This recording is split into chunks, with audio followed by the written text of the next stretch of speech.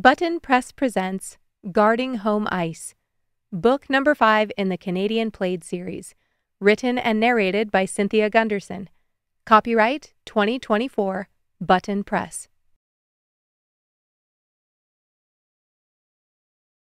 Chapter 1. 6 a.m. The numbers on the clock didn't make sense. Ryan blinked and pushed himself up, trying to clear the fog from his brain. 6 a.m.? Shit. He was supposed to be up at 5:30. No workout for him. Ryan swung his legs out of bed and his feet hit the cold floor. He rubbed a hand over his face, then reached for the elastic on his nightstand and tied his hair into a messy bun. He'd grown it out for Amaya. She loved to braid it, and he loved the way her eyes lit up every time he let her. And he looked like a hostel crawler if he did nothing with it in the morning. Scrambling to his feet, Ryan grabbed his toothbrush and slathered on some toothpaste. He brushed frantically, then rinsed and splashed water on his face. He pulled on a t-shirt and black pants that looked like work slacks but felt like loungewear from his drawer, then shoved his phone into his pocket. Why did schools have to torture everyone? It was the end of the year. Couldn't they recognize that parents were barely limping over the finish line and take a break from early morning rehearsals? Ryan padded down the hall to Amaya's room. He cracked the door and peeked in. Amaya, it's time to get up, babe. She mumbled something and rolled over, clutching her favorite stuffy. 5 more minutes? Ryan chuckled. How about 5 more seconds? We have to be at the school early for your choir practice, remember? Amaya sat up, her eyes still half closed. I'll get to sing my solo. Yep. Ryan stepped into her room and pulled out a pair of leggings and a shirt from her dresser. Here, put these on. I'll make you some breakfast. Amaya nodded, then yawned and stretched. Thanks, Dad. Ryan headed to the kitchen and grabbed the bread from the pantry. He slotted 2 pieces into the toaster, then opened the fridge and pulled out some orange juice. As the bread toasted, he checked his phone. There were a couple of texts on the Snowballs chat he'd have to read later, and an agenda from his boss, Mark, for the meeting that morning. Ryan slipped the phone back in his pocket. They needed to be on time. It was a 20-minute drive from the school to his office, and he couldn't be late. His job as an engineer was demanding on a good day, but ever since he'd started playing with the Snowballs, it had become a juggling act. He was grateful Mark had let him take so much time off for the playoffs, but it was coming back to bite him in the ass. The toast popped up, and Ryan spread butter and strawberry jam on each slice. He set the plate on the table just as Amaya walked into the kitchen, her hair still a mess. Here you go, sweetheart. Eat up. Amaya sat down and took a bite of toast. Are you coming to the concert? Ryan nodded. Of course. Wouldn't miss it for the world. Amaya grinned and took another bite. Good. I want you to hear my solo. She'd mentioned it approximately 5,000 times, and he still wasn't sick of hearing it. He loved that she had something she was passionate about, something she was good at. I can't wait. Amaya finished her toast, and Ryan handed her a glass of juice. She took a long drink, then wiped her mouth with the back of her hand. I'm ready. Ryan grabbed his keys from the counter and Amaya's backpack from the hook by the door. He grabbed the brush he kept on the counter and ran it through her hair. Let's do this. They stepped out into the cool morning air, and Ryan locked the door behind them. He and Amaya walked down the front steps and climbed into the car. I hope my voice doesn't sound tired. Amaya cleared her throat as she buckled her seatbelt. It'll be fine. Your teacher will do warm-ups, right? He knew nothing about choir, but he swore he'd heard her mention that before. Yeah, but my solo goes to a high F, and even with warm-ups it's hard. It's kind of in my break. Uh-huh. Zero clue what that meant. His mind already raced with the day's to-do list. It was never ending. He would never complain about having Amaya full-time, but after 2 years, he still hadn't gotten into a good organized schedule. He was constantly missing the little things. Grocery shopping, playdate planning, homework checking, let alone the books they were supposed to be reading and games they should be playing. It was all him all the time, and unlike hockey, the rules were always shifting. Ryan pulled out of the driveway, and they set off down the street. The morning light filtered through the windshield, and he reached for his sunglasses. He glanced at Amaya in the rearview mirror. She tapped her fingers on her knee while humming one of her songs. She was nervous. You excited for French toast sticks for lunch? He asked. Amaya's eyes lit up. I forgot. Ryan grinned as he turned onto the main road. Brake lights glared ahead in a never-ending string. "You've got to be kidding me," he muttered under his breath. Amaya looked up. "Good thing we left on time." Ryan forced a smile. "Good thing." He tightened his grip on the steering wheel. It was fine. They had a few extra minutes to spare, and it wasn't the end of the world if he didn't get to grab coffee before heading to the conference room. He was already well versed on the project they'd be discussing, an energy-efficient design for a new office building downtown. It was innovative, cutting-edge, and exactly the kind of thing that could put their firm on the map. But it was also a logistical nightmare. Hopefully they'd be able to knock out some revisions that morning. His eyes flicked to the clock on the dashboard. 6:35. Shit. He glanced at Amaya, who was still blissfully unaware in the back seat. "That's a bad word. Don't say that." Amaya giggled. "People at school say that all the time. And the F word." Fantastic. "Don't you say that?" Amaya looked up. He pursed his lips. "Sometimes." "At hockey?" He nodded as he finally made it to the turning lane. "But you said those words make you sound unintelligent." "Yeah, I should find a different word." "What does it mean, anyway?" "The F word?" Amaya nodded. "Toby says it's about sex." Ryan frowned. "Who the hell is Toby?" "That's another swear." "Sorry." Amaya pulled a pen from her backpack and started doodling on her arm. "Don't draw on yourself." "Why?" "Because the ink seeps into your skin." Amaya kept sketching. "Like your tattoo?" Ryan glanced in the rear view and drew a deep breath. "So, who's Toby?" "He's in my class. He always wins tetherball." "And talked about sex with his 10-year-old daughter, apparently." "We can talk about the F word later, okay?" "We still have to talk about lingerie? You forgot to tell me what that meant." Ryan stifled a laugh. She pronounced it linger-y, and he didn't want to correct her. He also didn't want to talk to her about lingerie. "Yep, we'll add it to the list." Ryan's jaw clenched as the cars in front of him continued to crawl. He tapped his fingers on the steering wheel. They were less than a kilometer from school, but at this rate, it might as well have been 100. Amaya put the cap on her pen just as they pulled into the parking lot. At least there were no cars blocking the drop-off lane this early. He checked the clock. 6:55. Amaya's choir practice was supposed to start at 7. He shifted into park and turned to Amaya. "It looks pretty dead around here. You sure you're supposed to be here this early?" Amaya nodded. "Eli said his mom was dropping him off at 6:45. "Good for Eli's mom," Ryan muttered. He parked along the curb. "Can you run in? Make sure it's all good?" "It's all good, Dad." Amaya grabbed her bag. "Yeah, but I want to make sure. Just come back out and wave or something." Amaya nodded, then got out of the car and started up the sidewalk. Moseying. Ryan rolled down the window. "Love you, Amaya. Also, if you could move faster than a turtle." "I love turtles." She spun around, her eyes wide. Then she stuck out her tongue and broke into a jog toward the school. He couldn't be late for this meeting. Going to Denver to watch Jack in the NHL playoffs had burned most of his available vacation days, and possibly a bridge with his new boss. Amaya disappeared into the brick alcove covering the choir and drama entrance. He expected to wait a minute before seeing her again, but she popped back out almost instantly. Not just her, another girl as well. Amaya cupped her hands around her mouth. "It's locked!" Ryan frowned. He was about to get out of the car when a teacher passed from the parking lot. "Are you girls here for the rehearsal?" the woman asked. Amaya nodded. "Mr. Owen canceled that last night." She turned to Ryan. "I'm so sorry. Didn't you get the email?" Ryan's stomach sank as he pulled out his phone and swiped to his inbox. Nothing from the school. Though, he checked his other folders and sure enough, a message from Mr. Owen in updates instead of his general inbox. Ryan forced a smile and nodded to the teacher, then swore under his breath. What the hell was he supposed to do now? He needed to get to work, but school didn't start for another 45 minutes. He wasn't going to make Amaya wait outside the school. "Dad, is it really canceled?" Amaya was close enough not to shout. Ryan nodded. "Looks like it." He turned to the girl standing behind Amaya on the sidewalk. She looked to be Amaya's age. Her blonde hair was pulled back in a neat ponytail and her backpack hung off one shoulder. Amaya moved out of the way. "This is Bailey. She's in choir with me." Bailey gave a small wave. "Are you okay?"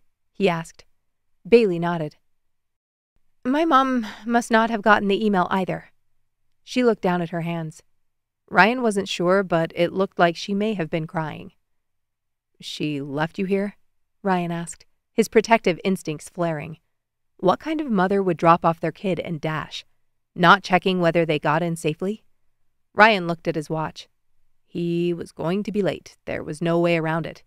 He ran a hand over his face. I don't live far. 10 blocks that way. Bailey pointed down the street. Was that little girl speak for, can you please take me home? He doubted any mother would be thrilled with their daughter getting in the car with a stranger, but which was worse? Him giving her a ride or her sitting alone outside the school for 45 minutes? She already looked chilled. Ryan sighed. All right, hop in, girls. Let's get you home. Amaya, grab your backpack. Amaya rolled her eyes and grabbed her bag off the grass. I didn't know you lived so close to the school. Bailey nodded as she waited for Amaya to get in the car, then slid onto the seat next to her. My parents wanted to be close, so I could ride my bike, but now my dad won't let me. Ironic. Overprotective dad and a mom who couldn't wait 2 seconds to make sure her daughter wasn't locked out. He blew out a breath. He shouldn't judge, but his current late-to-work status was coloring his compassion meter. Amaya and Bailey started talking over each other. So lame we have different classes this year. Yeah, I'm in 4A. Amaya sighed. 4B. I know. At least we had 2nd grade together. Bailey's eyes lit up. Remember when Miss Ellen brought in those baby chicks? They were so cute. Amaya giggled. And then one escaped and you tried to catch it and fell into the bin of construction paper? Ryan pulled out of the hug-and-go lane. At least the traffic was better going this direction. There wasn't any point in doing the mental math. By the time he dropped off Amaya, he'd have 10 minutes to get downtown. That wasn't going to happen. Had he known the practice was canceled, he could have asked Emma or Tyler to pull him a solid and take Amaya to school. But since it showed up in the effing updates folder... Dad! Ryan slammed on the brakes. What? Amaya pointed.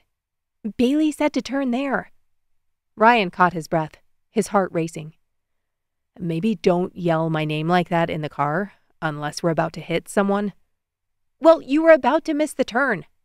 Amaya leaned back in her seat, her arms crossed. It's that house. Bailey pointed to a modern bungalow. There were potted plants on the steps leading up to the porch. Ryan thought about letting her walk up to the door, but given the situation, he figured some explanation was required. No, I didn't kidnap your child from the school, but while we're on the topic of kidnapping, you did leave her there alone. He parked and got out, walking Bailey up to the door. He stayed to the side on the porch, not wanting to get too close. Bailey knocked. They waited. There weren't any sounds inside the house. After a few seconds, she reached up and rang the doorbell. It had a camera, and Ryan tried to look not like a pedophile. It was difficult, with the scruff on his jaw and the man bun.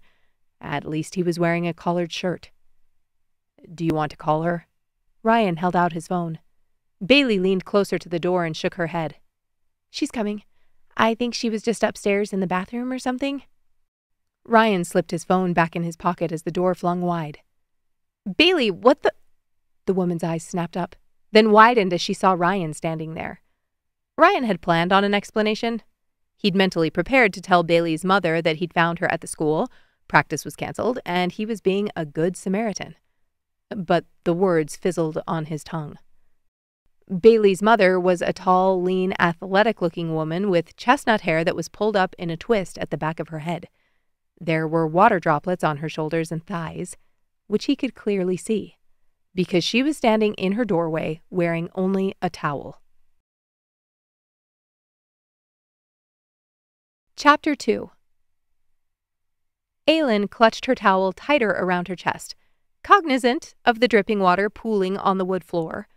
A tendril of hair had broken free from her claw clip and now stuck to her shoulder, and her skin still prickled from the hot shower. Sorry, I was... Her words caught in her throat, her brain short-circuiting. Why was a man standing on her porch with her 10-year-old daughter? She set her phone on the edge of the pillar next to her so she could grip the towel with 2 hands. I can see that. The stranger shuffled on his feet, then awkwardly put out a hand. Ryan. Aylin didn't take it since her hands were currently the only thing keeping her from starring in a neighborhood soft porn. Ryan glanced down, then pulled his hand back. He leaned on the railing, but his elbow slipped and he nearly smashed into the porch column. Aylin jumped and barely kept her feet from slipping off the threshold.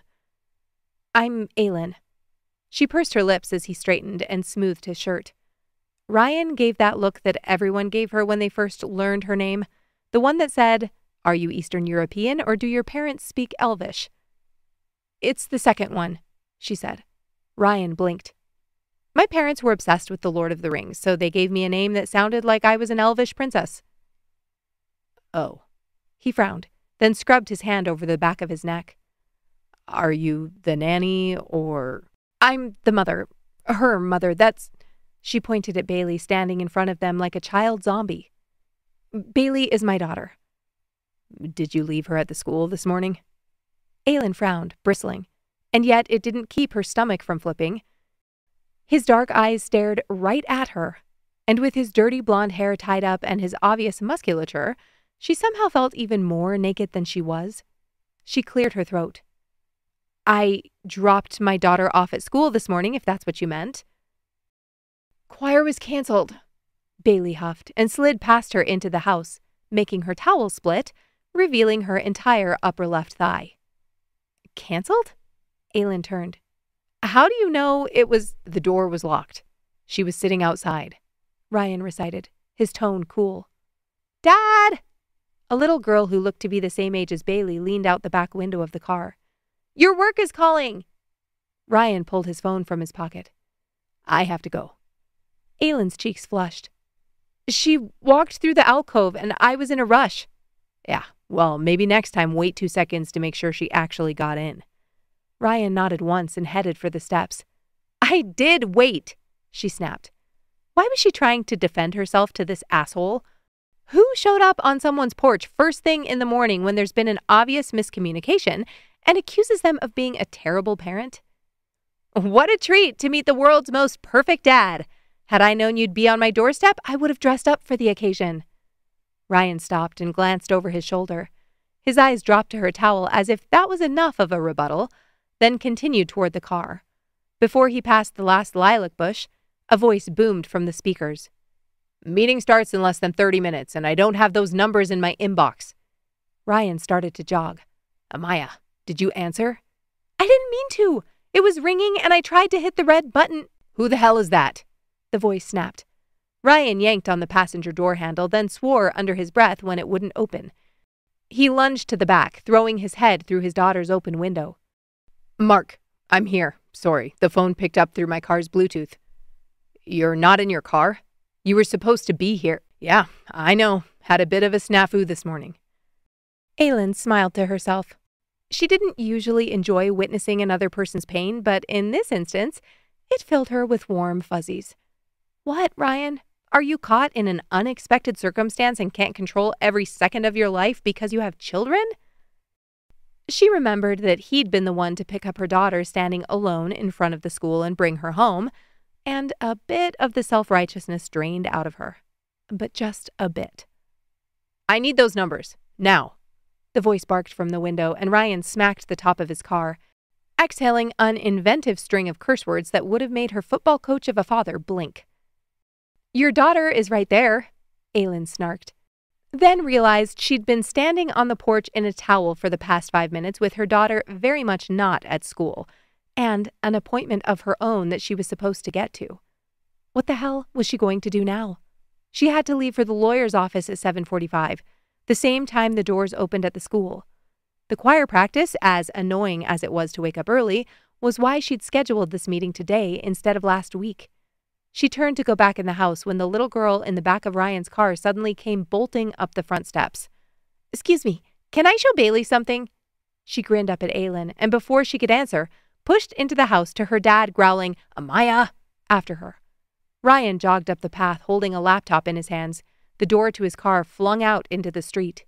"Sorry, can I?" "Be my guest."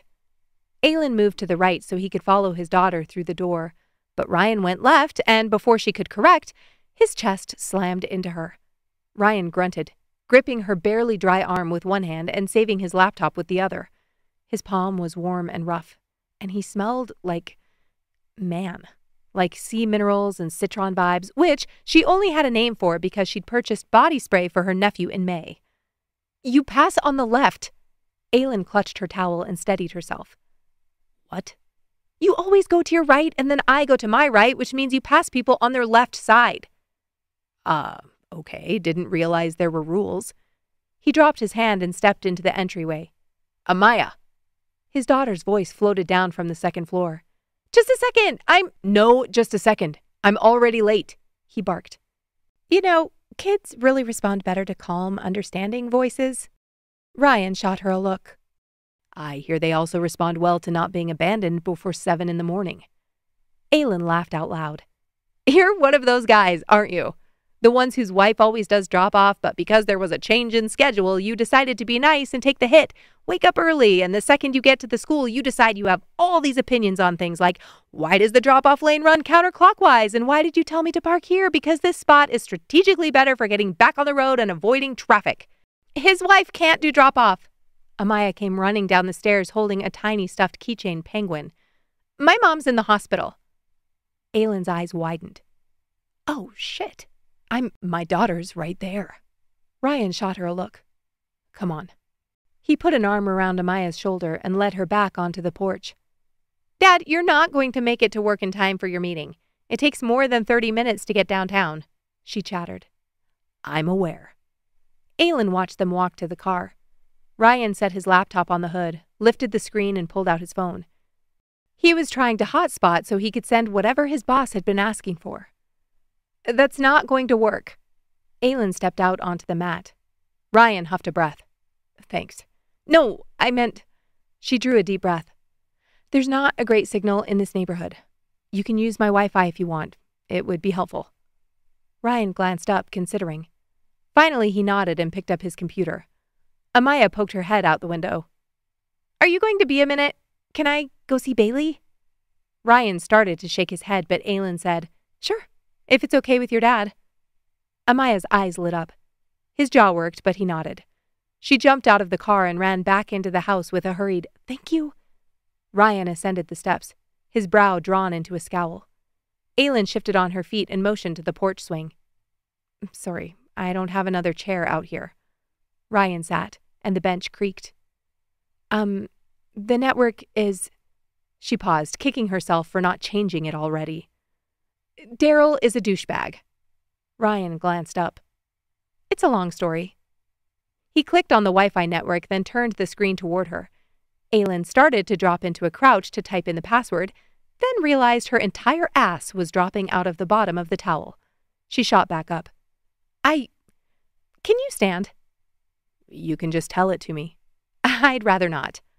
His lip twitched. It can't possibly be better than the network name. Aylin pursed her lips. If he stood, she'd still have to either henpeck out the password with one hand or hope her armpit could hold up her towel while she typed. She debated for a moment, then accepted her fate. The password is BJ's in my PJs 72. Ryan's eyes widened. Wow. Yep. Her face felt like the surface of the sun. Another long story? Pretty short, actually, she quipped, then clamped her mouth shut. She shuffled back toward the door. No apostrophes. The I is an exclamation point, the J's and the B and the P are capitalized. He nodded. So the BJ. And the PJ. 72. Aylin escaped inside and closed the door behind her. Sweat dripped down the inside of her arm. Could that have been any more embarrassing? Maybe if she'd had a penis drawn in Sharpie across her cheek like she had when she originally came up with that password when she was a junior in college. There was something very wrong with her, and now, because of her sick sense of humor and her abject refusal to bring new passwords into her rotation, the angry hot dad on her porch knew far too much about her nightmare brain, and was definitely judging her for it. At least her 20-year-old self hadn't gone with 69.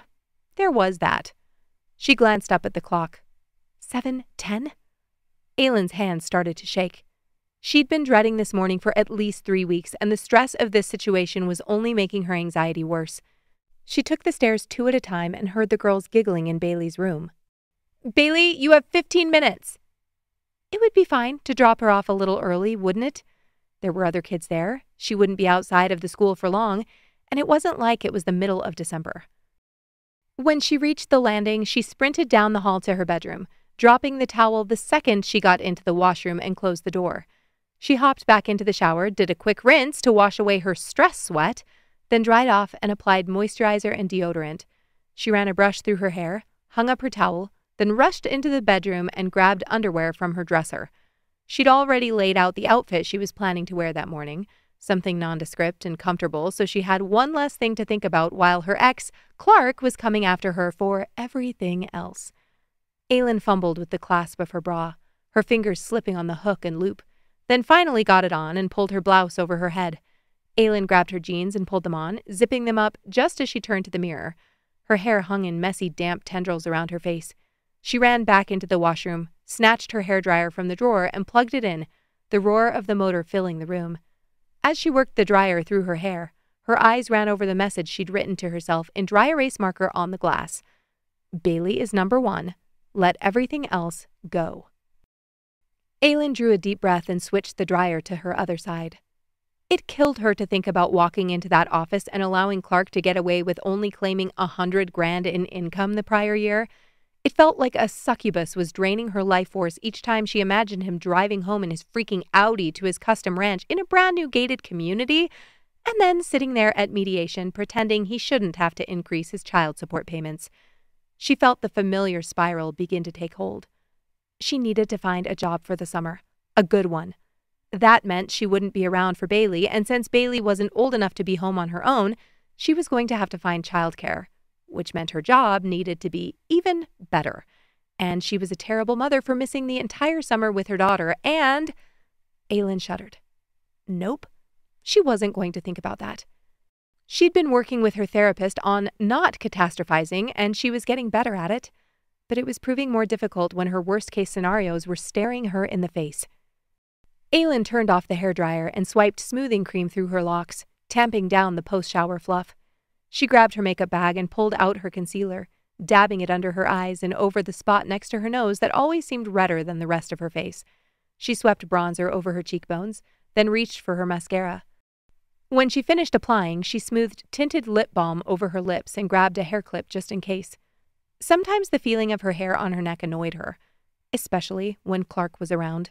He hated when she wore her hair up. Aylin took a deep breath, then exhaled slowly.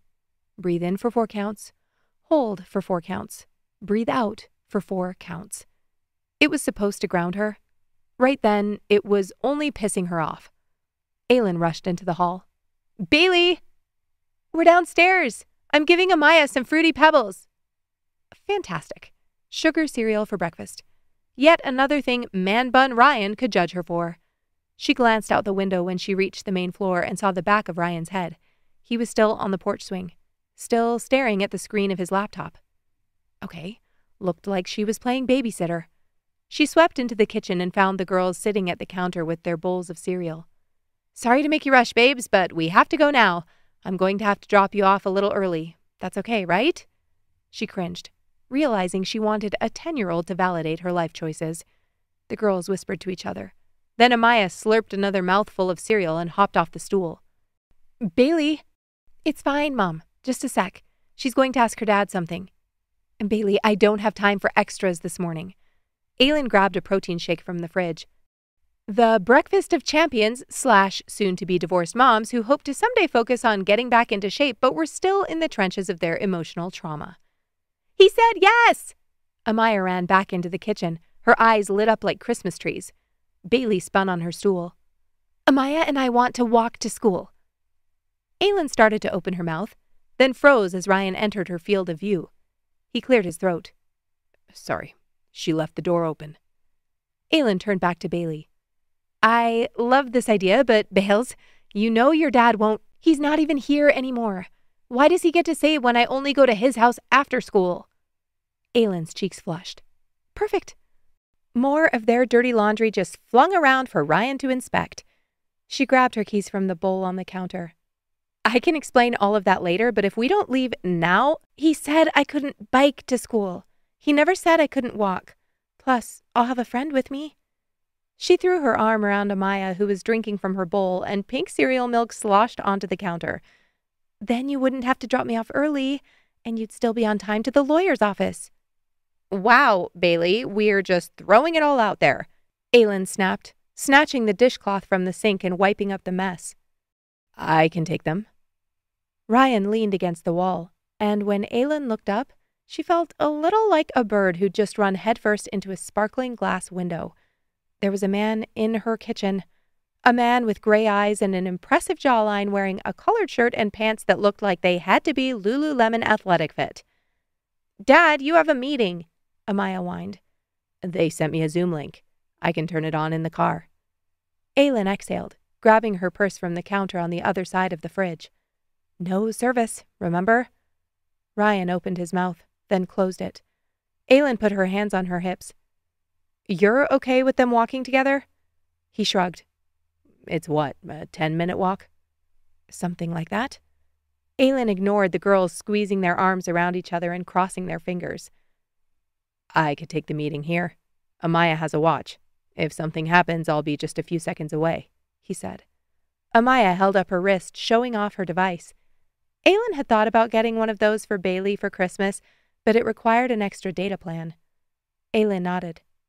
Fine, but stick together and look both ways across the street. She couldn't even hear herself over the sound of their elated cheers. They cleared their bowls and ran to the front entryway to slip on their shoes and grab their backpacks. Aylin followed, then stopped when she noticed Ryan hadn't moved. You left this on the porch. He held up her phone and Aylin exhaled. She hadn't realized she didn't have it. Thank you.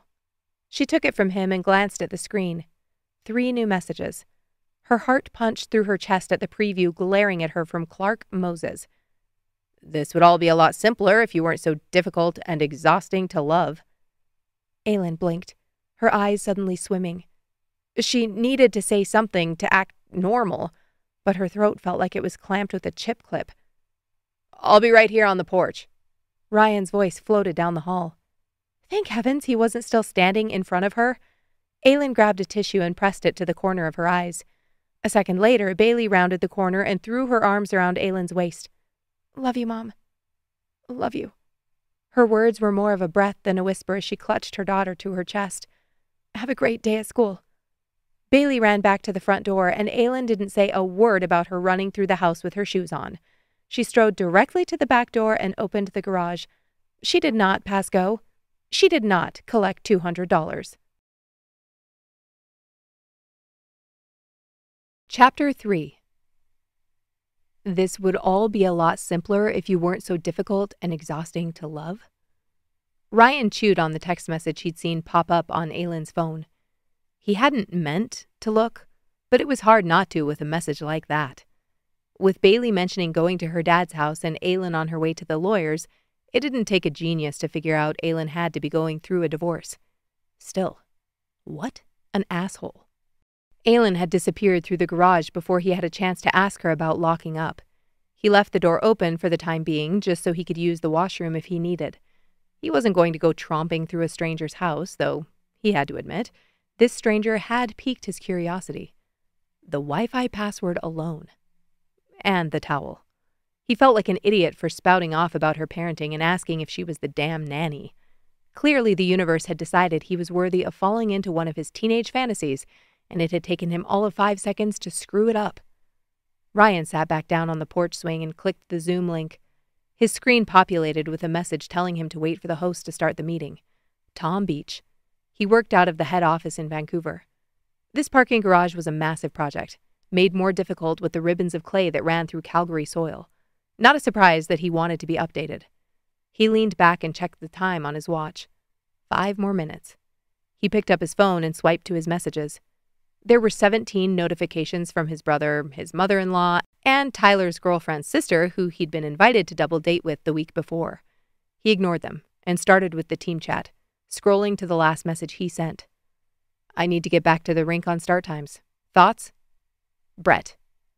I'm not dragging my ass out of bed at 5 in the morning to make it to the rink at 6. Sean. School's out in a week and a half, dumbass. We don't need to start that early. Ryan laughed. He typed out a message. Just let me know what you want for the younger group.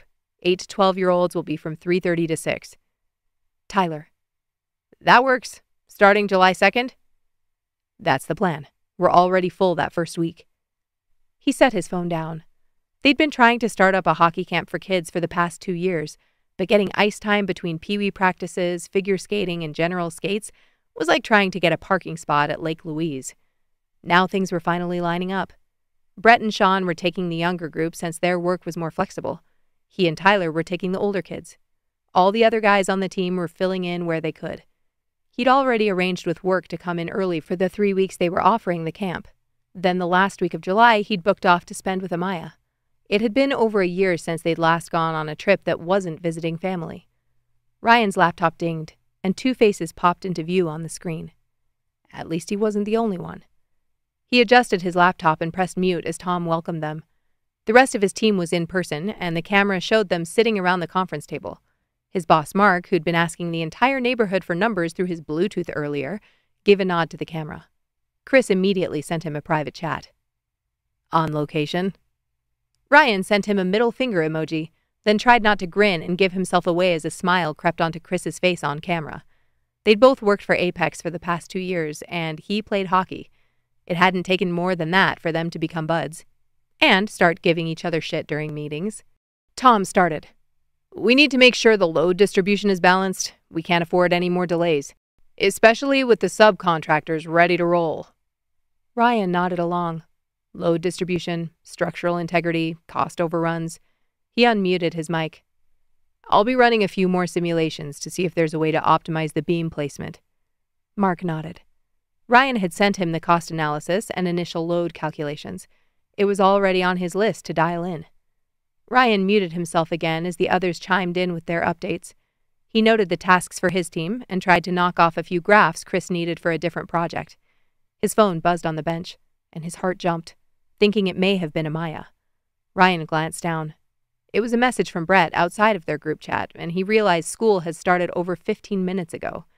He didn't make a habit of checking messages during meetings, but his curiosity got the better of him. Brett. Have you gotten a final invoice from Carpenter's? Ryan frowned. Had he gotten an invoice? He opened up his inbox on his laptop, only to realize the call had gone quiet. Mark stared into the camera expectantly.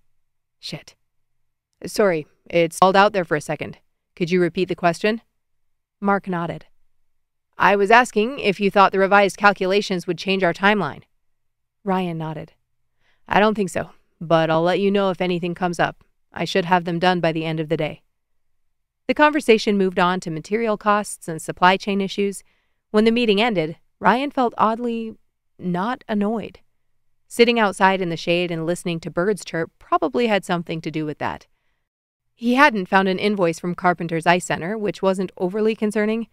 He did have written confirmation that they were booked, and the camps weren't starting for another couple of weeks. He could give them a call and make sure the bill hadn't gotten lost in the ether of the internet. He closed his laptop and opened the message from his mother-in-law. It's a good day. Could you bring Amaya by for a visit? Ryan read the message 3 times, his thumbs hovering over the keyboard. He should say yes. It had been 2 weeks since they'd gone over after school, but he knew what that would mean for Amaya, and he wasn't sure if he was ready to deal with the fallout. He slipped the phone back in his pocket. It felt wrong walking back into Aylin's house, but she had technically given him permission to be there. Ryan set his laptop on the bench in the entryway, took off his shoes, and found his way to the washroom. He relieved himself and washed his hands, then padded across the hardwood floor to the kitchen and slowly opened the cupboard next to the sink. The doors were a sleek, polished wood with a hint of rustic charm, fitting perfectly with the rest of the house's clean lines and natural materials. He paid attention to things like that. He tried not to snoop, but liked that her dishes were neatly arranged. Nothing fancy, just simple white bowls and plates. He pulled out a glass and filled it at the fridge dispenser. He took a long drink and noticed a pad of sticky notes on the counter on his left. He could leave a note. Thank her for the water and the Wi-Fi. Ryan set his glass in the sink, then found a pen in a jar next to the paper. He took off the lid and paused, his heart suddenly picking up speed. It was a thank you note. It didn't need to be impressive. But then he remembered what he'd said to her on the porch, and a flush crept up his neck. He'd been an ass. She'd been a bit of a brat too, but he'd definitely started it. His mouth went dry as he wondered whether that scene could have gone differently had he not been stuck in his head about that meeting. A pang of guilt hit his stomach. He was still married. He shouldn't be having thoughts like that, and yet they seemed to be entering his head with increased frequency. Ryan ignored the pressure in his chest and started to write. Thanks for the Wi-Fi. I hear Ryan's a douchebag is a contender for the current network settings. R. Ryan walked to the front door, slipped on his shoes, retrieved his laptop, then opened the door. He paused with his hand on the handle. Aylin had been flustered when she left. He assumed she wouldn't want to leave her house unsecured, but he had no way to contact her and find out which lock she preferred.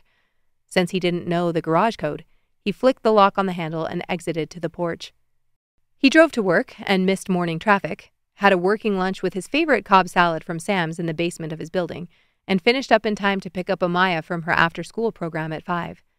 Considering how the day started, he'd ended with a significant upgrade. Ryan waited in the pickup line as Amaya finished chatting with her friends and ran to the car. She jumped into the passenger seat, her face flushed. Playing soccer again? Amaya nodded, buckling her seatbelt.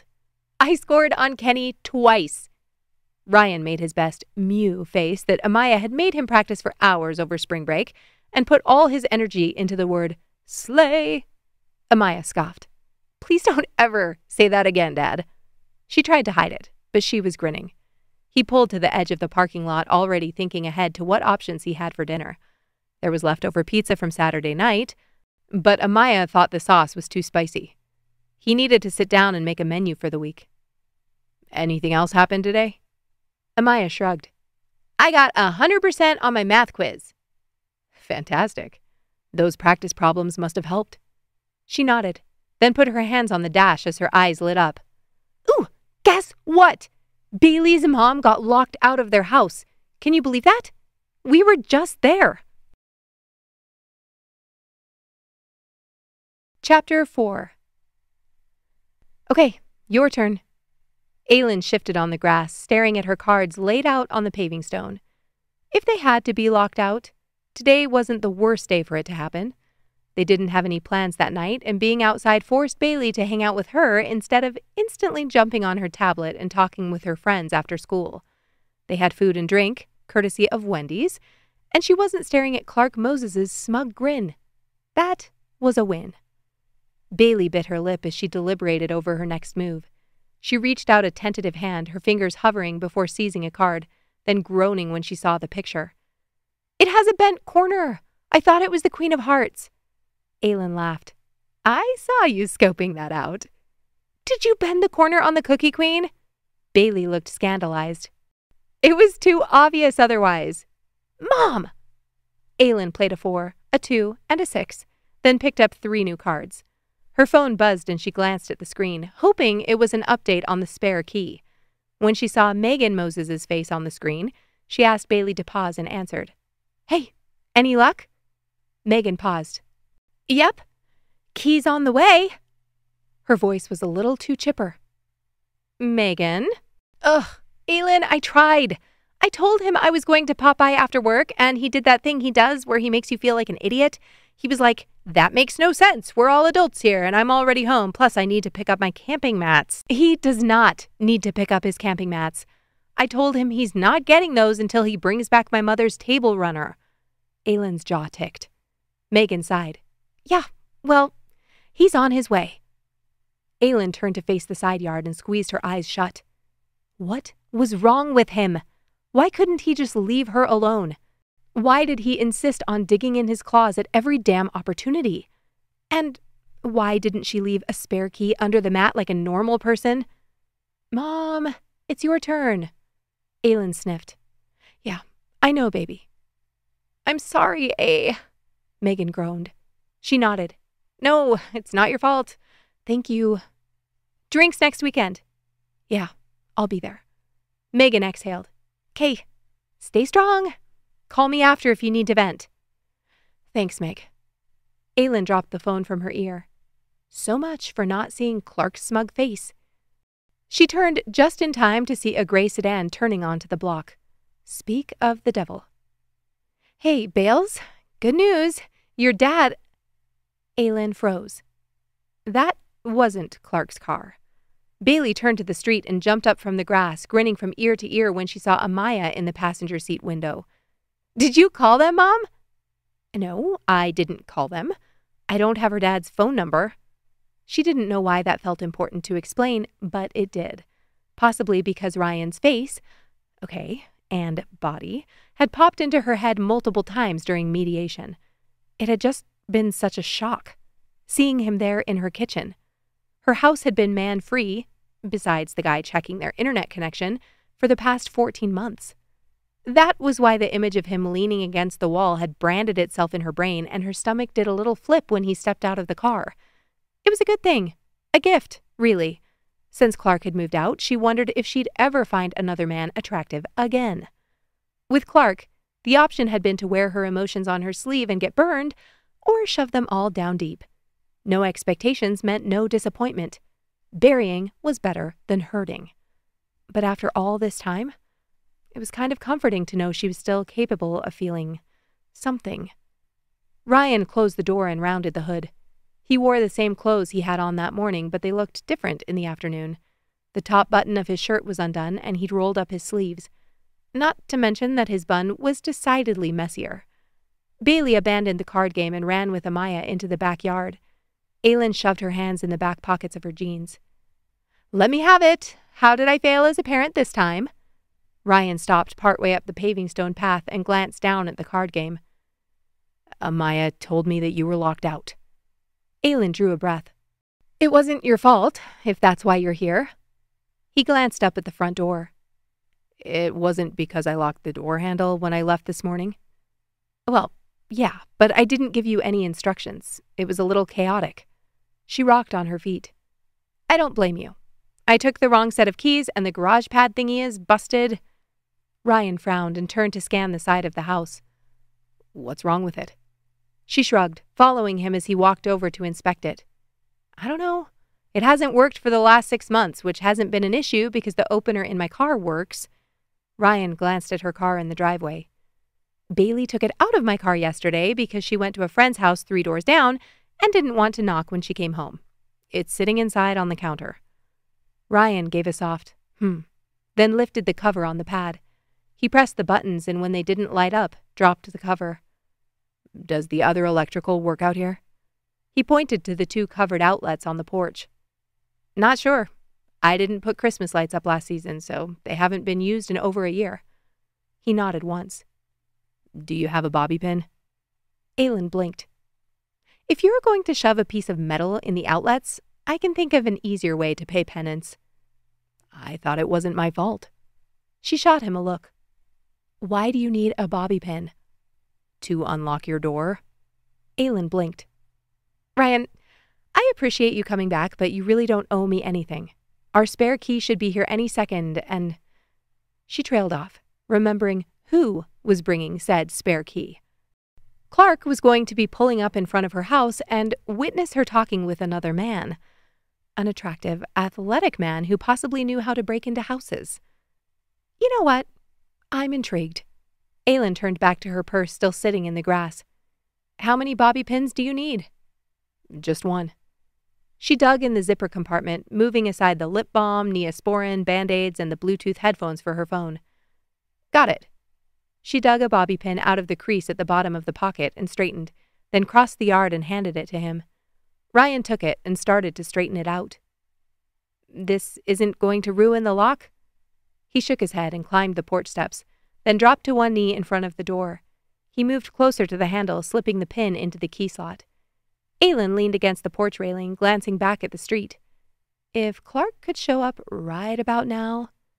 She turned back, noticing how Ryan's shirt stretched against his shoulders as he manipulated the pin in the lock. "Should I be concerned that you know how to do this?" "Depends."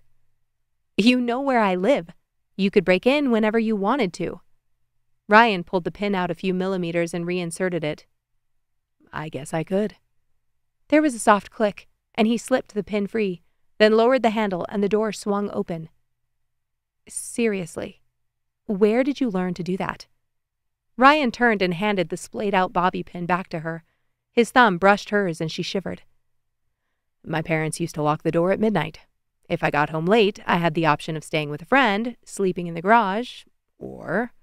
He pointed at the lock. What was the ratio? What? He frowned. Like a third staying with friends, a third sleeping in the garage, and a third breaking and entering? Ryan's lip twitched. 2/3 with friends. 1/3 breaking and entering. No garage sleeping? Correct. Ryan didn't drop his eyes, and Aylin's cheeks started to heat. She was fumbling for something to say when she heard a car coming up the street. She turned, and her heart jumped into her throat. Holy hell, this was happening. Clark was going to get out of his perfectly detailed car to find her standing on the porch with another man.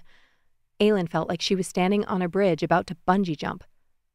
Okay, listen, I'm a bit of a dick for not telling you to leave right away. She flashed an apologetic smile, then walked to the stairs. Clark got out of the car. He looked at Aylin crossing the lawn, then flicked his eyes to the porch. Meg said you needed the spare key. Yeah, I called her earlier. I thought she'd probably get off work before Ryan did. She nodded casually over her shoulder. That was nice of you to bring it over. Clark's jaw tensed, and Aylin forced herself to keep a straight face. Man on the porch, door already open. She wanted to point a finger in his face and announce, See, you're useless to me. Earlier that morning, Clark had sat across the table from her and calmly described how her refusal to budge on his parenting time was causing him emotional trauma. After he'd missed 2 of his last daddy-daughter dates, circumstances outside of his control, and canceled the trip he'd planned with Amaya for spring break. Like an asshole. Hey, you must be Clark. Ryan stepped up next to her, and her pulse fluttered at her throat. What was he doing? And how did he know her ex's name? Clark's eyes locked onto Ryan like a pit bull hearing a dog whistle. He flashed a smile and rounded the hood. And you must be the handyman? Ryan chuckled, but Aylin could have sworn his stance widened. He put out a hand. Not exactly. Clark shook it, his expression cagey. Is Bailey here? He dropped Ryan's hand and turned his attention to Aylin. She's with a friend. Aylin crossed her arms over her chest and took a step back on the grass. Clark nodded. You know, Aylin, I wondered if I could get those camping mats. I think I left them in your garage. Aylin's nostrils flared. He'd flipped her off last week when she'd told him he couldn't have them, and now he was pretending like this was the first time she'd heard of it. I have them ready for you, actually. As soon as you're able to bring by my mom's table runner, I'd be happy to exchange. He chuckled, his smile never faltering. Do you see this, Ryan? A guy can ask nicely. He shook his head. I haven't had any luck finding it, but I'll look again. Sounds great. Aylin's nails bit into the skin on the backs of her arms. Clark glanced at the open gate to the backyard. Let Bailey know I stopped by. Sure. And can I have my key, please? Aylin swallowed hard. The last person in the world she wanted to have the key to her house was Clark Moses. He cocked his head. Your key? Last I checked, the title for this house was still in both our names. Aylin pursed her lips. They'd agreed in their last mediation that the house would stay with her and Bailey, and they'd divided all their other assets. The only thing they had left to figure out was custody and child support. Clark, have a good night, eh? Ryan? He waved and stalked back to the car, getting into the driver's seat and peeling away from the curb without a second glance. Aylin deflated like a balloon. Are you okay? Ryan's voice was low. How did you know his name? She rubbed her hands over her arms to stop them from shaking. Ryan's jaw worked. I saw a message on your phone when you left it on the porch. Ah. She turned and walked toward the backyard, her ribs tightening around her lungs, wringing her out. She knew exactly the message he was talking about. This would all be a lot simpler if you weren't so difficult and exhausting to love. Thanks for opening the door, Ryan. I'll get Amaya.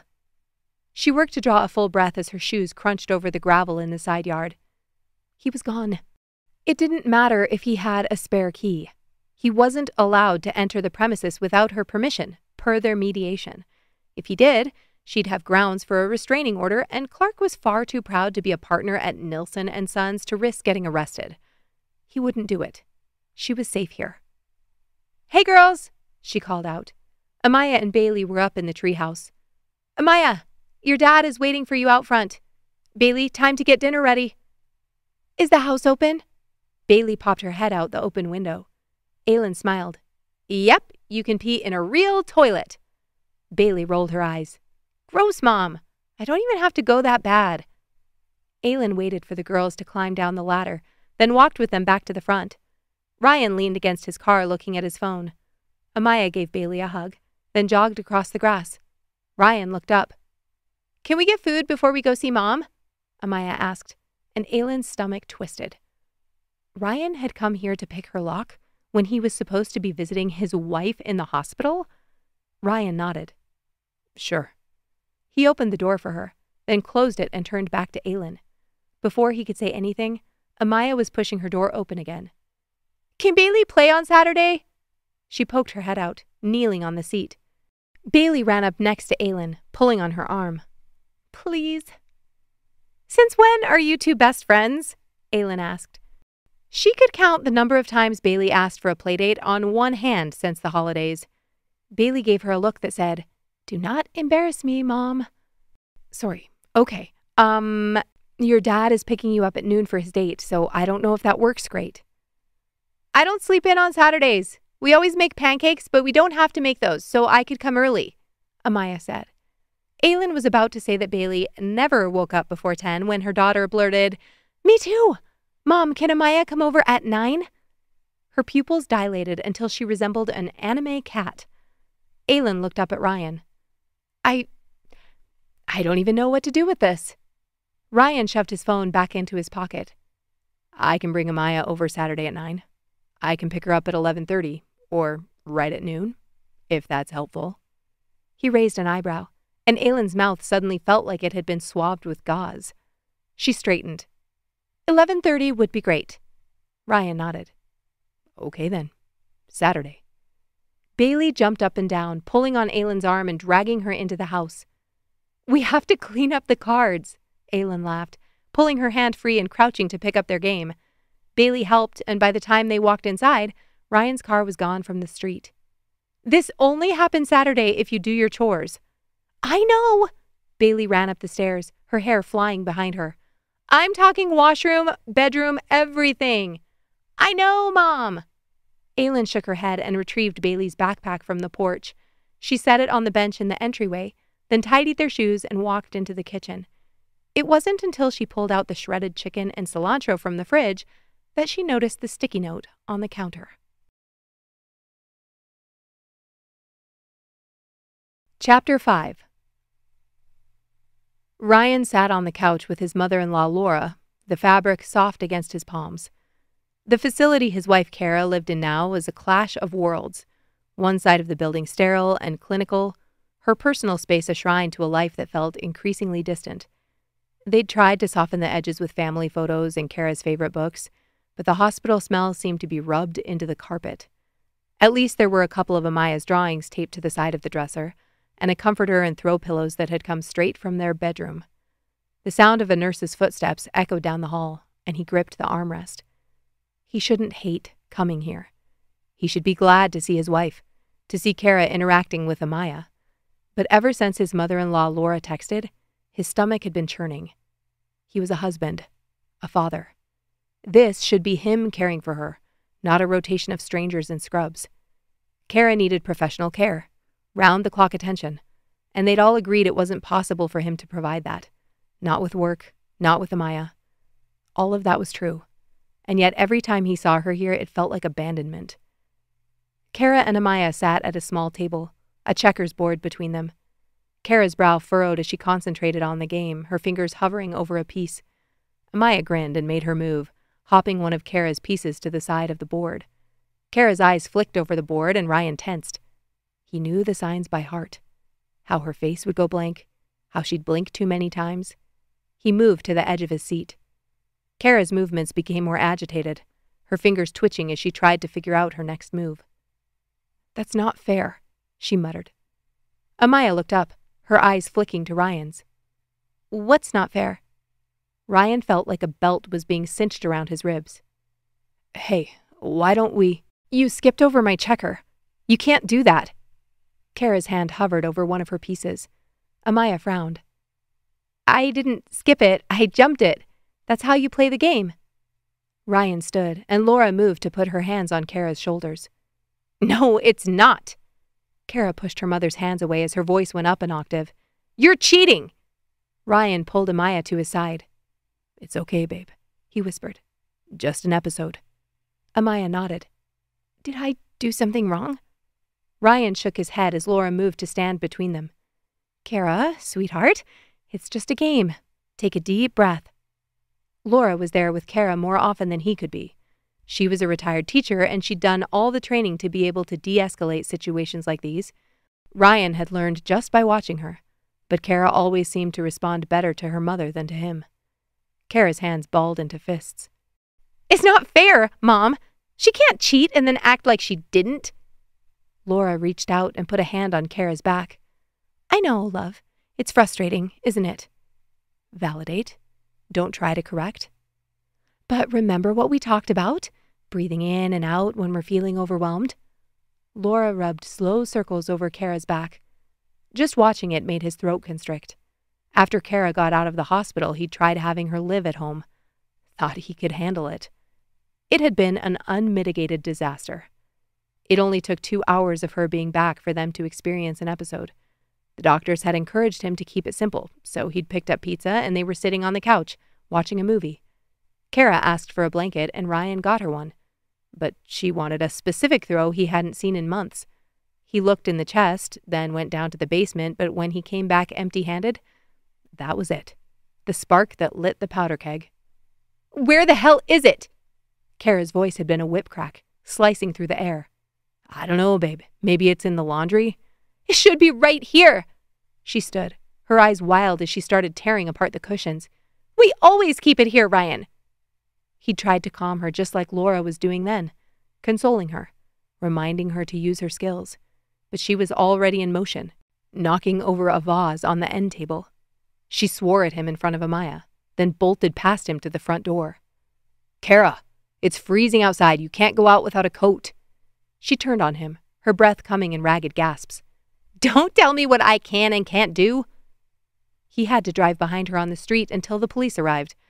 Amaya had cried herself to sleep when he'd arrived back home. That was just one night. There had been countless others. Nights where she couldn't find her book or where the remote wasn't where it was supposed to be. Little things that would set her off, and he never knew when it was coming. It wasn't safe. Not for her, and definitely not for Amaya. He couldn't risk her waking up to one of Kara's outbursts. He couldn't risk her being in the line of fire when Kara threw something or tried to storm out of the house. Ryan rubbed his hands over his face, the memory of that night playing on repeat. That was why he'd brought her here, why he'd made the hardest decision of his life. "There you go." Laura kept rubbing Kara's back, her voice a gentle murmur. "It's just a game, Kara. Just a game." Kara closed her eyes, her shoulders relaxing minutely. "I don't like it when people cheat." "I know, love." Laura's voice was barely a whisper. Kara's breathing started to steady. She opened her eyes and looked at the board, her expression a mix of frustration and resignation.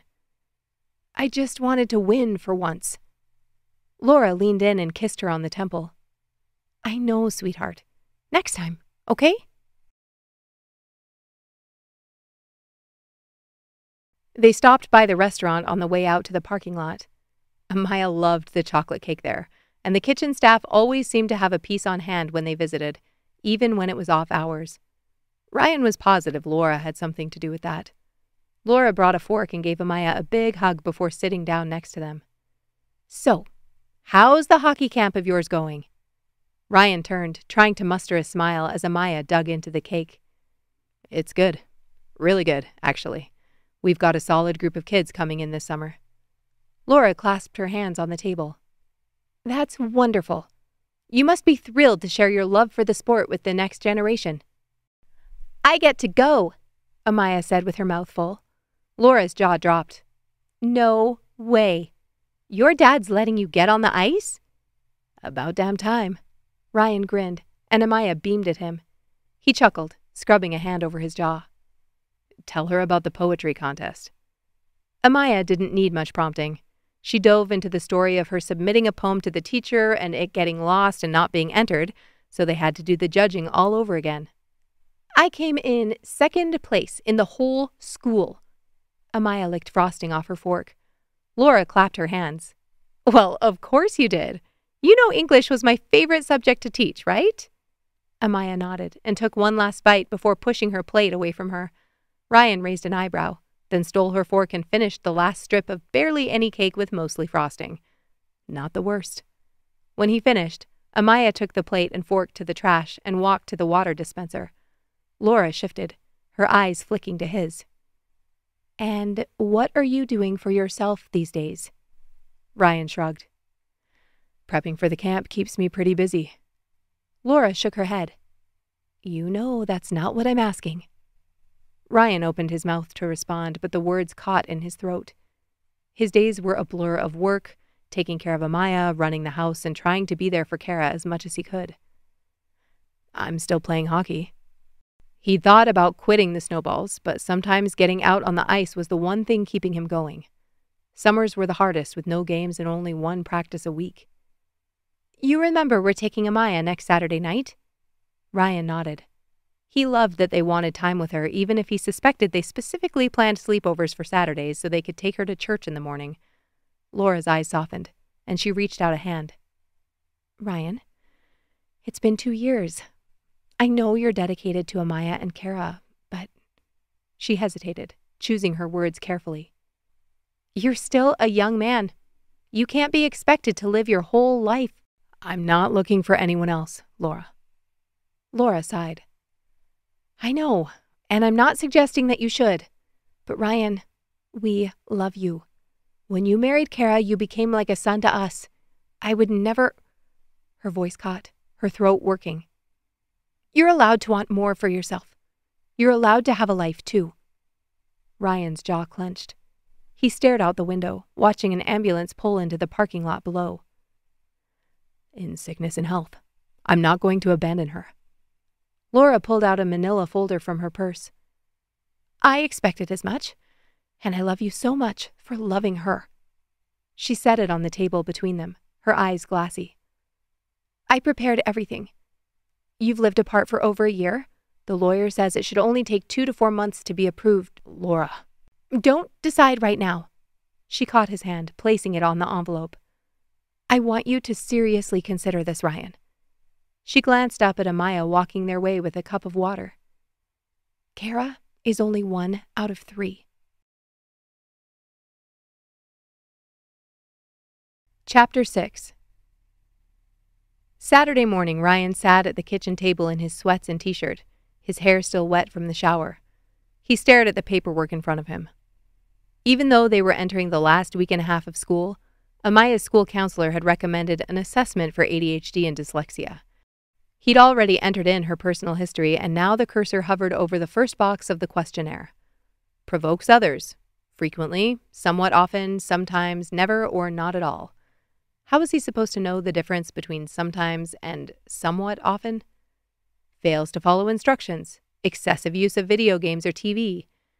He probably should have chosen a day to fill it out when he hadn't heard her making music videos in her room until 1 a.m. the night before. Dad, are you ready? Amaya bounded into the kitchen, her ponytail bouncing. She was already dressed in a pair of bright pink shorts and a tank top, her sandals set by the front door. If he wasn't with her 24/7, he could have been convinced that his 10-year-old daughter was doing cocaine. It's barely 7, babe. Bailey's not even awake yet. Amaya put a hand on her hip. You don't know that. I texted her last night and told her I'd be over first thing. Ryan raised an eyebrow. We agreed on 9. Amaya shrugged. Bailey said I should just come when I woke up. Ryan grinned. Well, if Bailey said it, then... Dad! Amaya rolled her eyes. Ryan pushed back from the table, setting the forms by his computer. You're awake, but you still have to eat breakfast and brush your teeth. I'm not even hungry. Uh-huh. He poked her ribs as she walked past. And what if I told you we still had time to make pancakes? Ryan led Amaya through the sliding doors of Canadian Tire, the oddly comforting scent of rubber hitting them like a wave. The store was a maze of aisles, each one lined with tools, equipment, and gadgets. He pulled out his phone and checked his list, then headed straight for the hardware section. Amaya trailed behind him, her eyes wide as she took in the shelves of shiny objects. You said we were going to Bailey's. We are. Ryan searched the signs for the aisle he was looking for. Then why are we at the store? Ryan didn't have a great answer for that. Nor could he explain why he'd spent an hour searching up common issues with garage code pads the night before while listening to Amaya cry out the lyrics to Down Bad. He opted to ignore the question and stalked toward the back of the store. When they got to the electrical section, Amaya loitered at the end of the aisle. Dad, look at this! She pointed to a display of LED flashlights. Can we get one? For camping? Like as a gift for a family that camps? Ryan reached for a keypad, then a spool of wiring and dropped them into the basket. Dad! She shot him a look. It was so much more fun being a parent when she was old enough to understand how witty he was. Ryan chuckled. Put it on your birthday list. Camping or the flashlight? His grin widened. Damn, girl. Don't do me like that. Amaya's eyes sparkled as she walked up next to him. What's that for? She pointed to the spool of wire in his hands. Ryan straightened. For fixing the garage keypad at Bailey's house. Remember? I told you it was broken. Amaya nodded. Why can't they just get a new one? Ryan smiled. Because sometimes it's more cost-effective to fix things than to buy new ones. Plus, it's satisfying to solve the problem yourself. Amaya pursed her lips. But they aren't solving the problem themselves. You're solving it. Okay, so it was possible he'd ruined her. They left the store and drove toward Brentwood. Ryan pulled up to the curb in front of Aylin's house and did everything he could to explain away the flutter of excitement in his chest. It was nerves. He shouldn't have bought the supplies without asking first. Amaya didn't make friends easily, and he didn't want this playdate to end in a flaming pile of dog crap. It definitely wasn't that he was still thinking about Aylin standing on the front porch in a towel, or replaying the way her cheeks had stained pink as she recited the Wi-Fi password. Amaya was already halfway to the door by the time Ryan retrieved his supplies from the back seat. He hurried up the path and was climbing the porch steps when Aylin opened the door.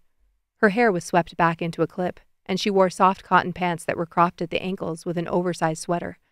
She looked like she'd just uncurled herself from the couch where she still had a good book and a cup of coffee waiting for her. Relaxed. Well rested. It was possibly hotter than the towel. Thanks for bringing her over. Aylin frowned and peered into the bag. You brought me electrical wire? She grinned at her joke, then glanced past him and saw his toolkit sitting on the edge of the porch. I thought I could take a look at the garage pad, if you don't already have someone coming to fix it. Aylin blinked, and she shifted her weight. You're more than absolved of your unintended crime, if that's what— No, I don't mind. He glanced down at the bag, suddenly feeling like an idiot. She worried her teeth over her lower lip. You don't have anything better to do on a Saturday morning? Definitely an idiot. He pointed to the car and turned to go, but Aylin rushed onto the porch. Her hand brushed his before she snapped it back to her side. I don't have anyone coming to look at it. She curled her toes on the deck boards. That's really nice of you to offer. I'm not used to people doing nice things without, you know. A slow heat crept up his neck. I wasn't trying to. No, I know. She put up a hand. This is a me problem. It turns out when you're married to a selfish prick for 12 years, you tend to wear narcissist-colored glasses. Ryan nodded, not sure what to say to that. Aylin continued in a rush. You aren't one. I don't think. I'm pretty good at spotting the signs. Good to know. Her cheeks flushed, and she pulled the sleeves of her sweater into her palms. So, do you need me to open the garage? Ryan drew a breath and turned to the side of the house. Not yet. I'll take a look. He took the bag and set it down on the steps next to his toolbox, then flipped the latches to open the lid. Aylin hovered for a moment. Do you need anything? Water? Coffee? Ryan looked up. I'm good, thanks. This shouldn't take too long. Right. I'll be inside if you need anything. Aylin walked back into the house. Ryan glanced back over his shoulder just in time to catch her through the side window. She leaned up against the inside of the door and planted her palm to her forehead. He snorted and dropped his eyes back to the toolbox. At least he wasn't the only one. At 10:45, Ryan snapped the casing open and turned while Aylin punched in her garage code. He wasn't sure if it would work or if she'd have to reset it, but as soon as she hit enter, the pulley ground to life. Her eyes lit up. It works. What was wrong with it? Ryan picked up one of the sections of wire he'd replaced. The wires were corroded. Did you have gutter issues on this side of the house? Aylin considered the question, then stepped back to look at the roof. You know what? We did. There was a leak in the garage on this side. Hail damage. But that all got replaced last year. Ryan threw the wire back in the bag with the rest of the trash. He'd already checked the other outlets and they all seemed to be working fine. I can take that. Aylin reached for the bag and he let her take it. She passed him on the porch and he caught the scent of her coconut shampoo. Aylin pulled the door open. The girls made lemonade and I promised I'd bring you in to try some. Ryan wiped the sweat from his forehead with the back of his arm. Sure, that sounds great. He followed her inside, set his shoes on the mat and walked to the kitchen. Dad! Amaya looked up from the table, her hands kneading something that looked like Jell-O. Bailey had all the stuff to make cloud slime. Her mom is making us grilled cheese for lunch. Aylin took the pitcher of lemonade from the fridge. I do make a mean grilled cheese. They're the best. She uses cheddar, not that gross cheese, Bailey said, launching the girls into chatter about their favorite lunch foods. Aylin poured him a glass and handed it to him. Thanks. Aylin smiled as she retreated to the business side of the kitchen. Thank you. The counter extended past the cabinets to make a desk, and she had a computer sitting there with an organizer and office supplies. Ryan immediately noticed the note he'd left her. It was stuck to the counter next to the notepads. She hadn't thrown it away. Ryan's thumb slipped on the glass as he took a drink. Is it good? Amaya watched him for a reaction. He nodded as the sweet and sour liquid flooded over his tongue. Excellent. It was too sweet for his taste. He preferred his lemonade to be puckering, but he wasn't going to tell Amaya that. Mom, can you get us some activator? Bailey asked. Aylin looked over her shoulder, her hands pausing on the keyboard. I thought it was on the table. It is, but my hands are sticky. Ryan strode to the table. I can get it. Bailey pointed at a clear squeeze bottle and he passed it to her. Sorry, I'm almost done. Aylin's fingers tapped over the keys. Bailey poured liquid over her and Amaya's individual balls of slime. She's applying for jobs. Oh, yeah? Ryan took another drink of lemonade. What kind of jobs? Aylin straightened and turned toward the table. I'm looking at night jobs. With summer coming, I figured I could find something that allowed me to stay home. See? Amaya slapped her hand down on the ball of goo. You could do that, Dad. Then I wouldn't have to be with a stupid nanny. Amaya? Ryan gave her a warning look that said, just because you're trying to impress your friend doesn't mean you can be a sass. She shot one back that said, I'm only telling the truth, and his lip twitched. You have a nanny lined up for the summer? Aylin asked. Ryan nodded. Not a nanny, childcare. We've been using her for the past couple of years. Aylin cataloged this. Do they have openings? Not sure. He motioned for her to pass him a notepad and pen, then wrote the name down for her. Bailey set down her slime and went to the kitchen sink to wash her hands. Aylin watched her as she slid the notepad to the edge of the counter. I'm looking for jobs, Bales. Bailey nodded. I know. Aylin pursed her lips, then set the pen back in the jar on her desk. Okay, how about some grilled cheese? Ryan suddenly felt like he was intruding. He set his glass in the sink, then glanced at the clock on the stove. 11:05. I'll go get things back in the car. Aylin nodded. I'll make you a sandwich. You don't have to. She shooed him out of the kitchen and opened the fridge door. He walked back down the hallway to the entryway. He liked the open floor plan of the house. Light poured in through the windows in the sitting room, filling the space up to the second floor. He took his toolbox to the car, then got in the driver's seat and pulled out his phone. He hadn't missed much, just a couple of messages on the team chat. Andre. Dusty Rose tonight. Country.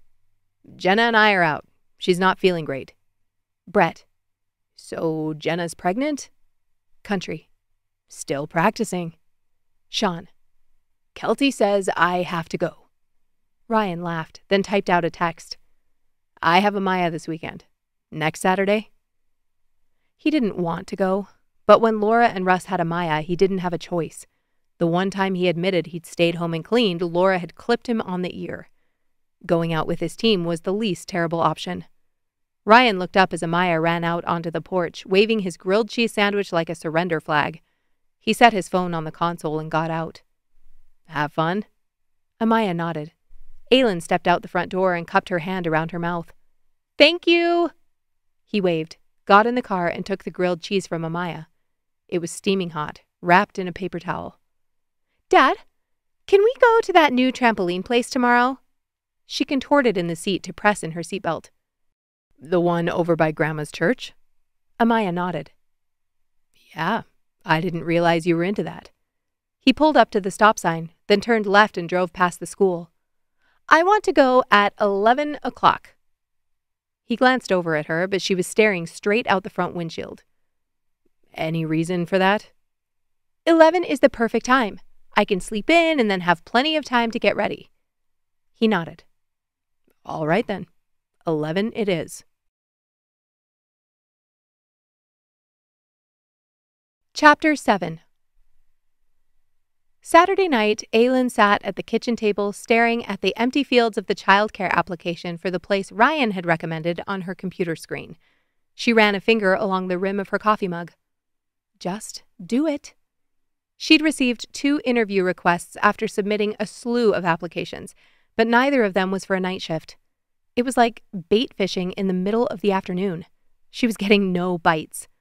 Her gaze flicked to the photo on the fridge. Bailey, beaming in her bright red swimsuit at the lake last summer. She was so small, her hair soaking wet, her eyes filled with the kind of unabashed joy that only kids seem to know how to access.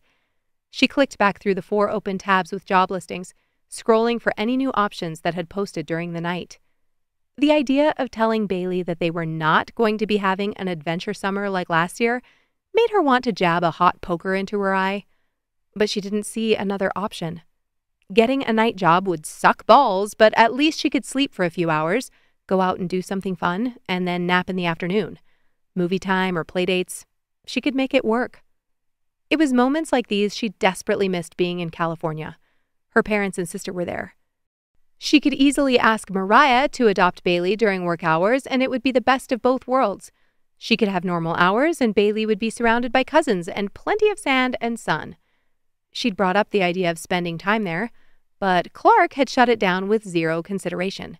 He didn't even give a shit about his time with her, but he sure as hell wouldn't give up a daddy-daughter night on paper so his daughter could have a good summer break. I hope you can find a good work situation. That might not look great in court. Aylin wanted to light his house on fire, which also wouldn't look great in court. Laughter echoed from upstairs, and Aylin straightened. It wasn't often that Bailey was in a good mood after coming home from Clark's. He always talked a big game, but when it came down to it, he often chose to sit at his computer and work while Bailey played with some new game or device he'd purchased to make up for it. Aylin pushed her chair back and walked upstairs, pausing in the doorway of Bailey's room. She was on her bed, her head propped up on her hands as she stared at her tablet. Amaya's face filled the screen. The camera so close, Aylin could only see 2 eyes and 2 nostrils.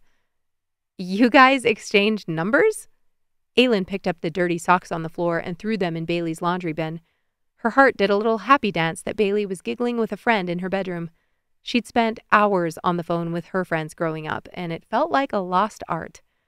Aylin walked over and sat on the edge of the bed, and Bailey looked up, barely able to speak through her giddy laughter.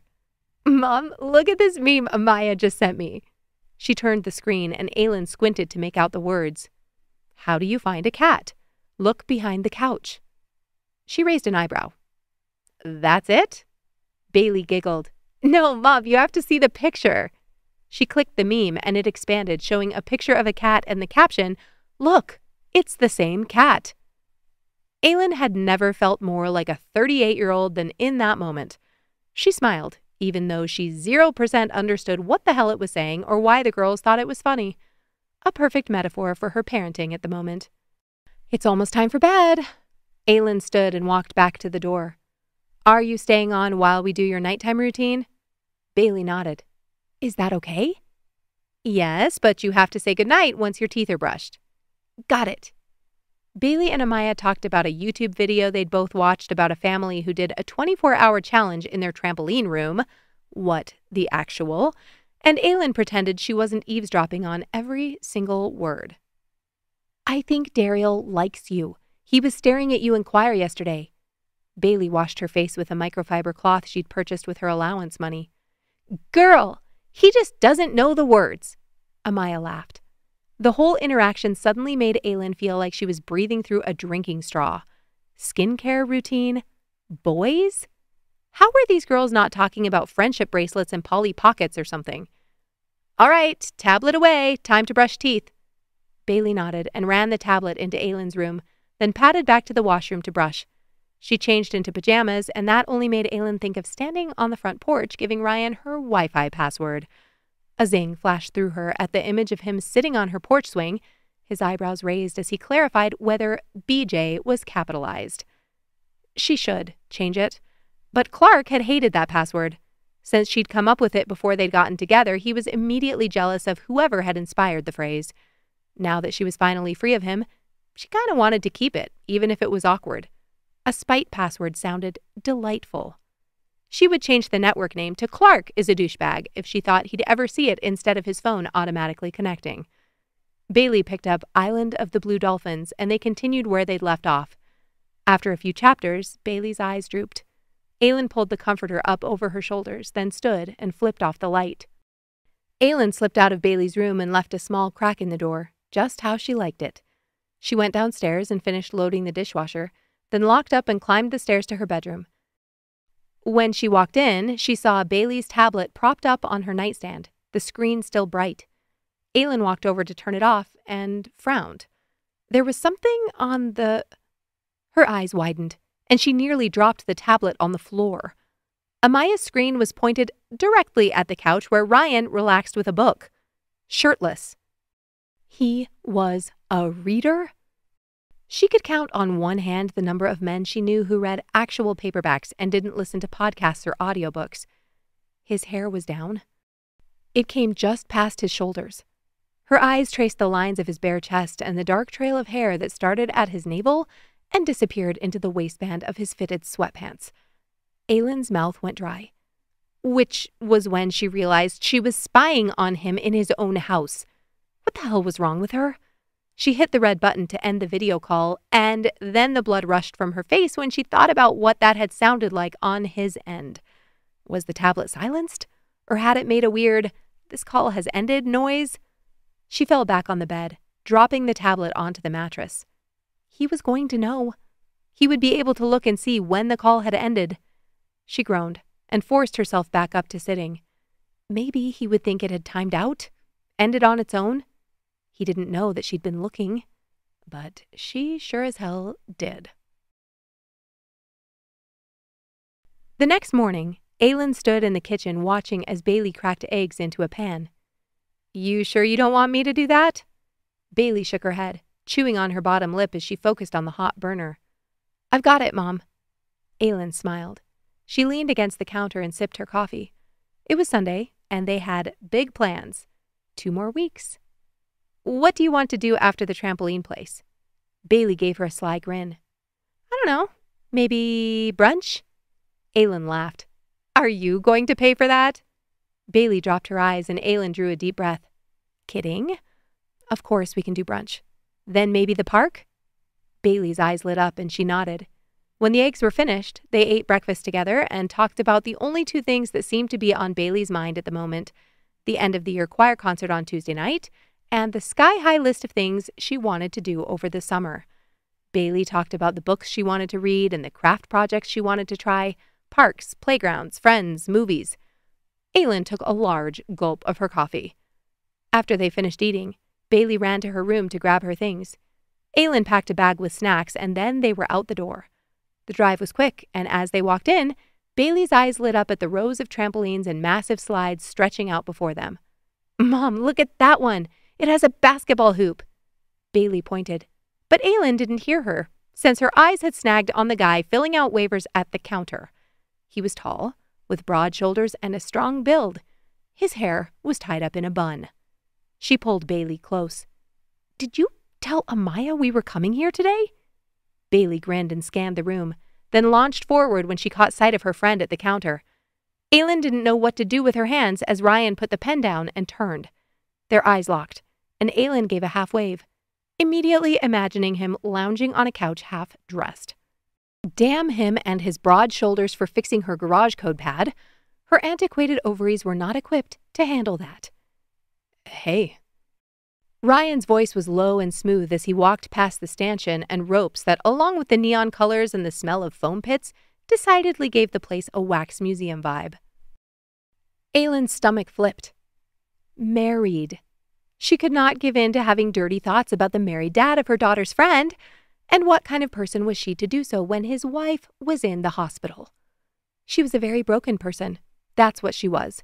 Which meant she should not be spending one-on-one time with a very not single man who knew how to fix things at her house. Hey! She tried to keep her tone casual, but when her hands turned into finger guns and pointed at him, she knew she'd swung too far in the other direction. She shoved her hands in her pockets. Ryan glanced at Amaya. "So, 11 o'clock. Amaya shot him a cheesy grin as she twisted her wristband. Bailey stood at the counter waving Aylin over. "I'm going to go pay." She walked past them and pulled out her wallet. Was he going to expect her to sit and talk the whole time the girls played? She'd worn athletic clothes and brought her grip socks so she could jump with Bailey, but with Amaya there, she doubted she'd make the cut for #1 friend.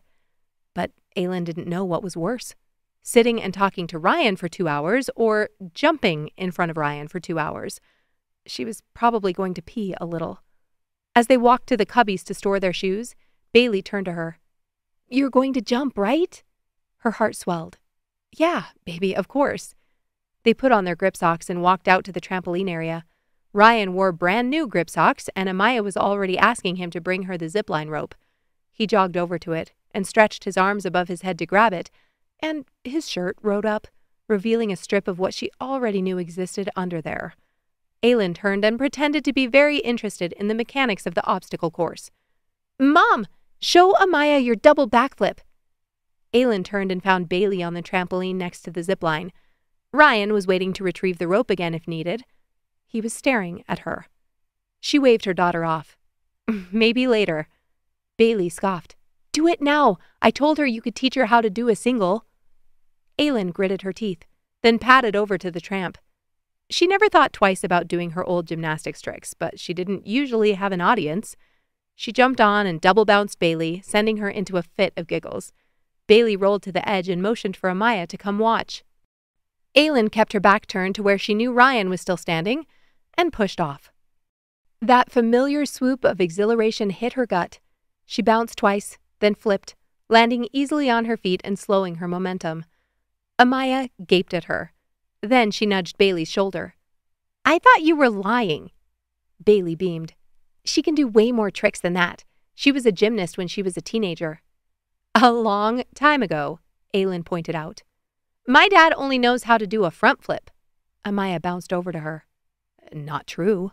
Ryan's voice sounded behind her, and she shivered. Amaya gave him a look. "You never land your backflips. That doesn't count." "You don't have to land them in a pool." He walked up to make a triangle between Aylin and the girls. Amaya reached out and grabbed his hand. "Maybe you should learn too." Aylin's cheeks heated. "I'm not sure I'm the best teacher." Amaya pulled Ryan onto the tramp, and Aylin didn't bother with any more protestations. She started with backdrops, over-the-shoulder rolls, and tuck jumps. After a few minutes of practice, she turned to Ryan. "Is it okay if I spot her?" He nodded, and Aylin motioned for Amaya to come closer. "Okay, You're going to jump and tuck like we practiced. When you throw your legs up, I'm going to help you get around, okay?" Amaya nodded. The first attempt, she ended up nearly kicking Aylin in the face. The second wasn't much better, but by the third and fourth, she made a full rotation. Bailey gave her a high five. "Okay, your turn." Amaya moved to the mats, watching her dad. Aylin turned to follow, but Amaya shook her head. "He needs a spotter." Aylin pursed her lips. She slowly turned to face Ryan. "I'm sure you'll be fine, right?" Ryan opened his mouth, but Amaya looked indignant. He drew a deep breath. "I weigh a lot more than her, eh?" "Which means you could hurt your neck if you land on it." Amaya crossed her arms over her chest. Aylin gave in and walked back onto the trampoline. "She should be a lawyer when she grows up." He exhaled a puff of air. "You have no idea." Aylin stood next to him, her arms ready to catch his legs and give a little push. He jumped and tucked, throwing his momentum up and back. Aylin caught his calves and gave a bump. Ryan landed on his feet, first try. Amaya's jaw fell open. "Not fair!" He nodded, then gave Aylin a tight smile. "Thanks for the help." He might as well have been thanking her for picking up a quarter she'd found in the parking lot with his lack of enthusiasm. "No problem." They spent the next hour jumping, playing dodgeball, and trying out the various obstacle courses. Aylin escaped to the couch along the side, checking her phone and avoiding all eye contact with Ryan or the girls. It worked for about 20 minutes before Bailey insisted she go down the mat slide. Finally, at around 1 o'clock, they collapsed on the sidelines, sweaty and out of breath. Aylin leaned back against the wall, her legs like jelly. She was not in gym shape. It was then that she noticed Ryan hadn't joined them. He was still over by the slide, pacing with his phone to his ear. "That doesn't look good," she murmured. "Probably work, or Grandma." Amaya peeled off a damp sock. Aylin watched him rub his temple. She couldn't help herself. She was curious about him. Ryan was quiet. His expressions rarely gave a hint at what he was thinking, but without realizing it, she'd already started to catalog tidbits about him. There was a strained relationship at work. He'd do anything if Amaya asked him to. He didn't talk about his wife. Aylin cleared her throat. "He's close with his mom?" Amaya shrugged. "Not really, but he talks with my mom's mom all the time." Aylin's heart tugged. Adorable. She took the girls to the cafe and got them water cups, then pulled out the snacks she and Bailey had packed that morning. "Now I see why you wanted to bring 2 fruit by the foots." She raised an eyebrow, and Bailey had the decency to look at least a bit chagrined. Ryan walked up a few moments later, his expression grim. "Everything okay?" Aylin asked, busying herself with cleaning up the trails of contact paper trash. He nodded once. "It'll be fine." Aylin dropped the wrappers into the bin next to their table. "If you haven't already, don't apply to the childcare place I gave you." She put her hand on her hip. "I was planning to do that tonight." "Yeah, well, they just decided to shut down." Amaya looked up, her eyes wide. "Miss Christie isn't doing it? Why?" He shook his head. "She didn't give details, just said she has some personal issues she needs to deal with." Aylin blinked. "A week and a half before school's out?" Ryan's jaw ticked. "Looks like it." He kind of looks like Tarzan, Aylin thought, with his hair pulled back and that brooding expression on his face. She cleared her throat. "I can send you some of the other places I was looking at, if that's helpful." "No!" Amaya shouted, and both of them jumped. "No, no, no!" She hopped up from the table and nearly tripped on the bench as she ran over to them. She put out her hands like 2 stop signs, grinning at them. "You need a job, right?" Aylin frowned, not sure whether she should play along. Amaya turned to her dad. "You need a place to ditch me for the summer." "Okay, ouch." Ryan's brows pulled closer together. Amaya looked between the two of them, miming first to Aylin, then to Ryan. "Dad, why don't you hire her to be my nanny for the summer?" Chapter 8. Aylin threw the pile of old magazines into the recycling bin, then swept her hair up into a high ponytail. 2 days of dejunking was exactly what her cold, dead heart needed after mediation that weekend, and since she'd woken up feeling like a 70-year-old woman after her trampoline shenanigans, puttering around her home was the correct life choice. She couldn't get the idea of nannying Amaya for the summer out of her head. Except for the fact that she'd have to see Ryan every morning and night, the whole thing was perfect. She'd chew off her own arm to spend the summer with Bailey, so forcing her lady parts into compliance seemed like a small price to pay. But Ryan hadn't immediately jumped on the suggestion yesterday. He didn't have her number, and she didn't have his, and they hadn't crossed paths at drop-off that morning. When she finished cleaning the main floor toilet, a thought hit her like a brick. The choir concert. It was at 6 that evening, and Ryan would definitely be there. But what was she going to say to him? If he hadn't already asked, was there a reason? Every parenting moment she'd had over the past week replayed in her head, and she cringed. The first time he'd met her, she'd just left her daughter at the school unattended. Not a great first impression. But she had let the girls make slime and made grilled cheese. She'd shown she could be responsible, hadn't she? Ugh. She pulled open the junk drawer and started throwing everything into a box. When it was empty, she grabbed the nozzle to the vacuum cleaner and sucked out the dust and old pieces of plastic and pencil lead. She was a good mom. She wasn't perfect, but she went above and beyond to make things fun for Bailey. Clark hated that about her. He would have been thrilled if Bailey loved him and only him. His strategies had worked when she was smaller, but now she was smart enough to see through the smoke and mirrors. She hoped. Aylin dug through the items in the box and sorted out everything that was worth keeping. She put them back in the drawer, knowing full well it was going to be chaos again in a week or two, then emptied the remnants from the box into the trash. She washed her hands and put away the vacuum, then grabbed a water bottle and went downstairs to the workout room in the basement. They had a walkout, so it didn't feel dark and sad down there. That had been important to her when she'd bought the house. She put on her runners and stepped onto the treadmill. Once her water bottle and earbuds were in place, she started the 4th episode of Better Call Saul and pressed the start button. The belt started moving. She walked for a bit, then adjusted the speed until she found her rhythm. As she ran, Aylin's mind began to blur. The world outside of her workout room faded, and her focus narrowed to the hum in her legs and Saul scamming some sociopath in an alley. After 20 minutes, she slowed the treadmill to a walk, then stepped off and moved to the free weights.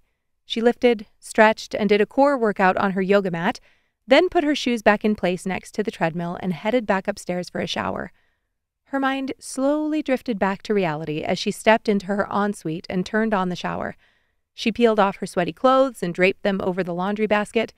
The washroom filled with steam as she twisted her hair into a bun and secured it with a clip. Then she stepped under the hot stream.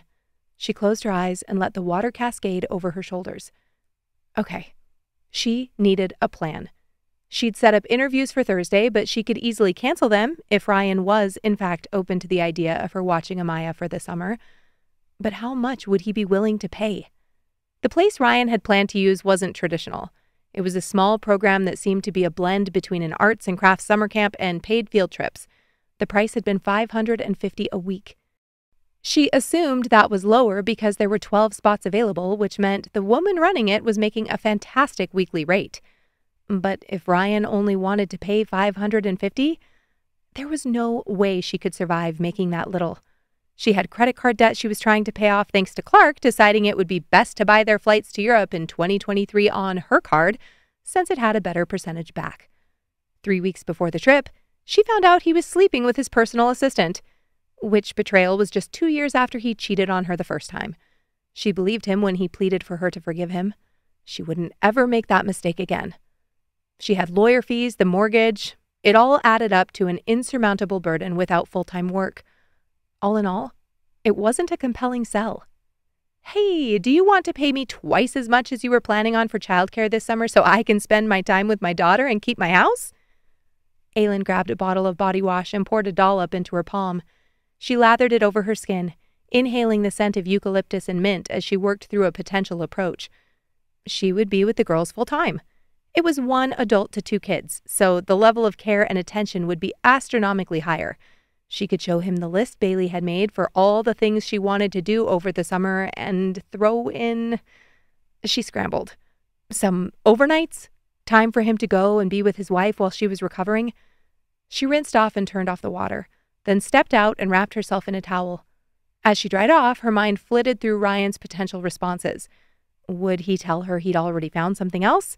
Or that he couldn't commit to a higher rate? Or there was a chance he could say yes, wasn't there? Her phone dinged and she picked it up from the washroom counter. Megan. Any thoughts on that double date? Aylin exhaled. She'd looked at Megan's original text but hadn't thought twice about it. The 27th, right? The 27th or 28th, whichever is best. I think the 27th works best for me. So, is that a yes? Aylin chewed her lip. Was it a yes? It was just dinner. Megan had a guy, Colin, she knew through a mutual friend who she swore would be a perfect fit for her. I don't want him to think this is more than it is. I promise, he knows it's just dinner. Aylin's heart pounded so fast she thought she was going to pass out. She was still married. It didn't mean anything to Clark. Hell, it hadn't meant anything to them even when he swore he wanted to make things work. But it meant something to her. He could be a cheater, but she would never be. As if reading her mind, Megan sent another text. This marriage is over, Aylin. You would have been done with this by now if Clark didn't keep trying to stab you in the back to get custody of Bailey. This is on him, not you. You deserve to have some fun and to feel like a woman again. I'm Clark's sister, so if anyone should be biased in this matter, it's me. And I'm on your side, babe. You deserve so much better. Tears pricked her eyes. That's a hell of a speech. Did it work? Tell Colin it's just dinner. Megan sent a gif of a cat doing a happy dance, and Aylin laughed as she threw the phone on the bed and walked into her closet, scanning the rows of hanging clothes. She pulled out a stretchy pale blue shirt and a pair of dark jeans, then slipped them on. The fabric was soft against her skin, and the blouse's color somehow made her eyes look deeper brown. She put a pin in the dinner she'd just agreed to, since it was making her slightly nauseous, and returned to her more pressing conundrum. How could she convince Ryan that she was the best fit for summer childcare? Aylin pondered this as she towel-dried her hair and brushed it until it fell in sleek waves over her shoulders, suddenly wishing she had time to blow-dry and curl it. It took her 2 minutes to apply a touch of makeup, mascara, a hint of blush, and a swipe of lip gloss, then grabbed her phone and swept out of the bedroom.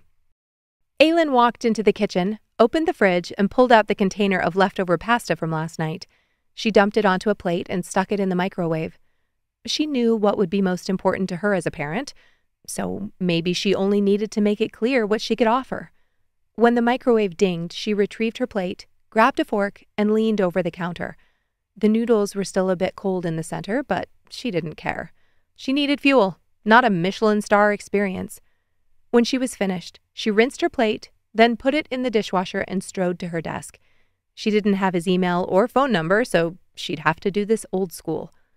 Aylin thought of the old babysitter flyers she'd made in middle school and snorted. This would have to be better than that. Aylin arrived at the school and took the bouquets of flowers she'd picked up on the way, past the main office and into the main hallway. She was only going to get one, but then wondered if Ryan had thought to get something for Amaya and opted for 2. It couldn't hurt to do something nice, even if he didn't consider her summer proposition. Reminders of school rules and kids' artwork hung from the brick walls. She passed the Artist of the Month display and smiled to herself. Bailey had been over the moon when she was chosen back in April. She joined the stream of parents and children making their way to the auditorium and found a seat in the 4th row of the raised seats, close to the aisle. The kids were still in rehearsal, and she tried not to look too desperate as she scanned the rows of other parents. Aylin spotted Ryan immediately.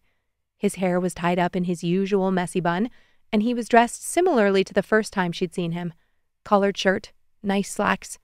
She thought about standing up and walking to him then, but paused when a smile split his face.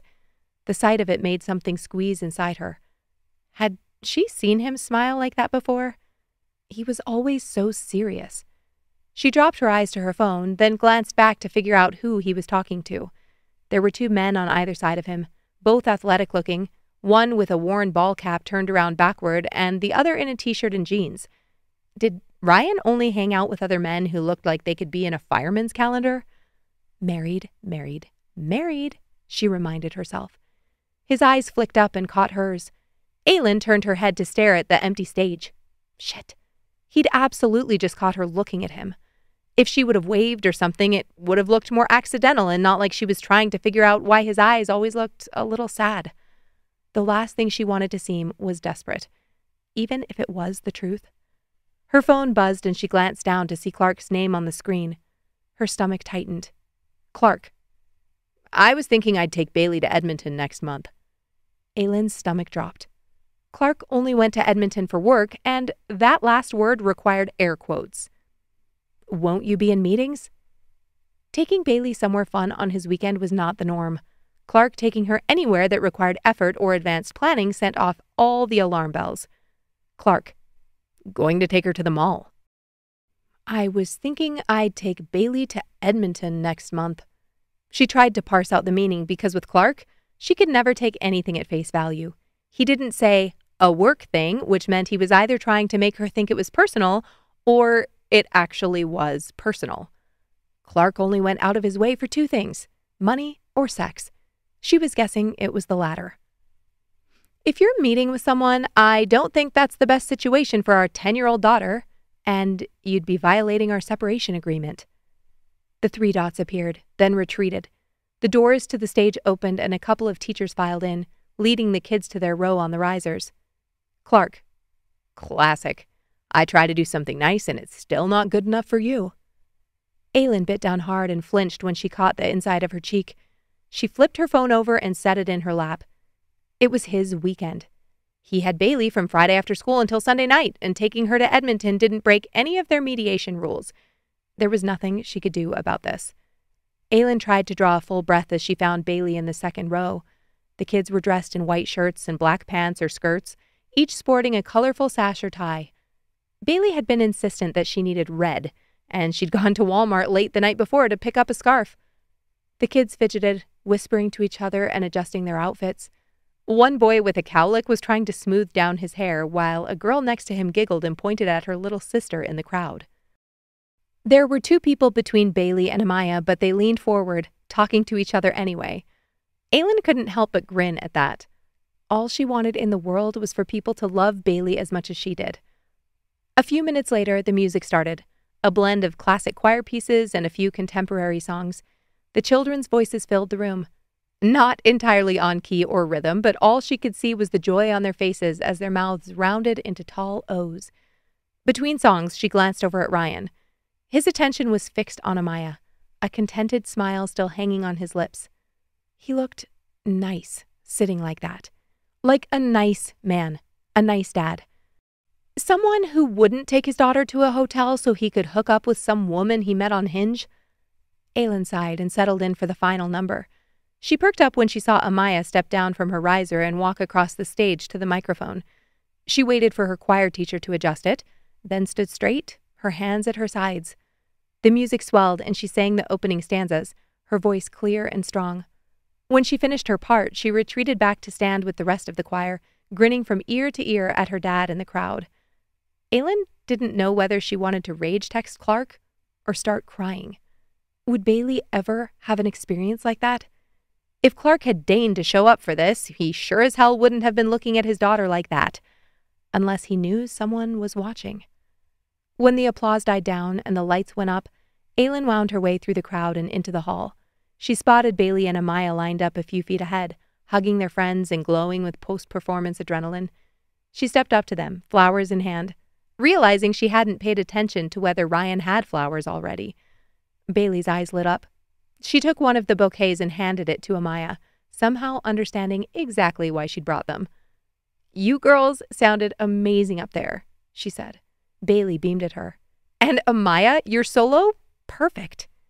Amaya's cheeks turned pink, and she clutched the bouquet to her chest. "Thanks." The girls turned to chat and take pictures with their friends. Aylin glanced around at the other parents. It was always moments like this where she felt the most alone. When Bailey was little, she'd met other moms at park groups and found a couple friends in the neighborhood. Once she and Clark split, all those poker night and wine tasting invitations dried up. She spent more time with her married sister-in-law than she did her friends of the past 6 years. Ironic. "Thanks for the flowers." Ryan's voice sounded next to her and she turned, her pulse kicking into second gear. "Oh, no problem. I was stopping anyway, and I knew Bailey would love that I got Amaya some too. Aylin straightened and tucked a strand of hair behind her ear. Ryan's friends were still back in the auditorium. She spotted the baseball cap. Uncles? Aylin nodded to them. Ryan shook his head. Friends from my hockey team. Aylin's eyes widened. They came to your daughter's grade 4 concert? He shrugged. We're a family. A large group passed through the middle of the hallway, and Ryan moved in closer to avoid getting caught in the tide. His hand pressed against the wall next to her, and suddenly all she could feel was the heat of his body, the scent of that sea breeze body wash. He moved back when the coast was clear, and Aylin prayed her face wasn't beet red, because her thighs were. Her body didn't care, apparently, that this man had a very nice, very practical wedding band on his left hand. She straightened her shirt. Hey, so I wondered if we could talk about that thing. That thing? The sentence she'd just blurted was nowhere close to the verbiage she'd rehearsed in the shower earlier. His brow pinched. About the summer childcare. What Amaya said at the trampoline place? Ryan exhaled. Right. Sorry about that. She has no filter between her head and her mouth. Aylin stilled, her mind scrambling. So he hadn't considered it? Or wasn't considering it? Or thought it was a mistake Amaya had said it in the first place? He'd seemed a little embarrassed, but she'd thought that was only because his daughter had practically made the suggestion over a loudspeaker in a public space. Oh, right, no, I understand. She turned her head, searching for Bailey, but before she could make her escape, Ryan stopped her with a hand on her elbow. Her arm lit up like she'd been sitting with her cord dangling, and he'd suddenly plugged her into an outlet. Were you interested? Aylin turned back and nearly sighed as his hand dropped from her skin. Something about his sad gray eyes broke down the wall of professionalism she'd intended to keep up during this conversation. He'd already been witness to her worst moments that didn't involve Clark Moses over the past 10 years. So, she was going to cut the bullshit. Yes, I was interested. I've been searching for jobs that would allow me to stay home with Bailey this summer and haven't found anything. I was so sure I'd be able to find something that worked that I didn't hedge my bets. Now, every available camp or au pair or nanny is going to cost me an internal organ, and since my ex-husband is currently committing tax fraud so he doesn't have to pay more child support, I'm debating between a kidney or a lung. So, yes, I was definitely interested. Aylin glanced at the people still milling through the hall, hoping they hadn't heard a syllable of that depressing monologue. Oh. Ryan crossed his arms in front of him. What would you charge? Aylin opened her mouth, then closed it. Then tried again. $800 a week. She'd done the mental math on the way over.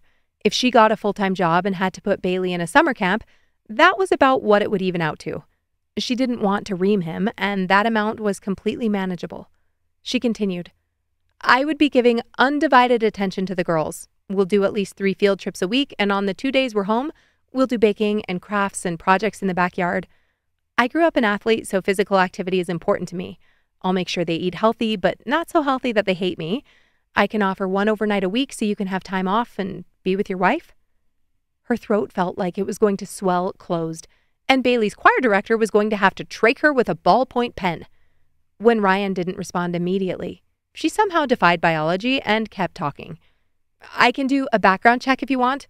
I'll work as an independent contractor so you don't have to worry about taxes, and you don't need to do a background check. Ryan watched her, his eyes steady. Why could she never figure out what was going on in his head? Okay. He dropped his arms, putting his hands in his pockets. Okay. So, did you want to think about it? And I don't need to think about it. That sounds great. The voices in the hallway faded into an amorphous buzz. She nodded, then clenched her fists to try and get feeling back into her fingers. So, it's a yes? He nodded. Send me a contract. Right, yeah. I'll ask ChatGPT to make me one tonight. The corner of Ryan's mouth lifted. Do you need my email address? Mm-hmm. She pulled her phone from her purse and opened a new contact, quickly realizing the only thing she knew about him was his first name. Here. She handed it to him. Let him fill out whatever information he felt comfortable giving her. She waited for him to finish tapping his fingers on her phone screen, pretending to be interested in anything other than the fact that his hand was wrapped around her cell.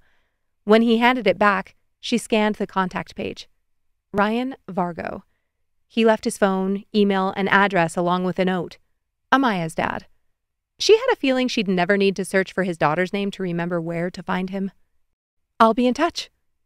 Ryan nodded once, then walked back toward his friends. Aylin pressed her palms against the cool, painted cinderblock wall. She got a job. She got a job that wasn't a night shift and didn't require her to leave Bailey. She pulled out her phone and hesitated a second too long on Ryan's contact before pulling up her texts and typing a message out to her lawyer.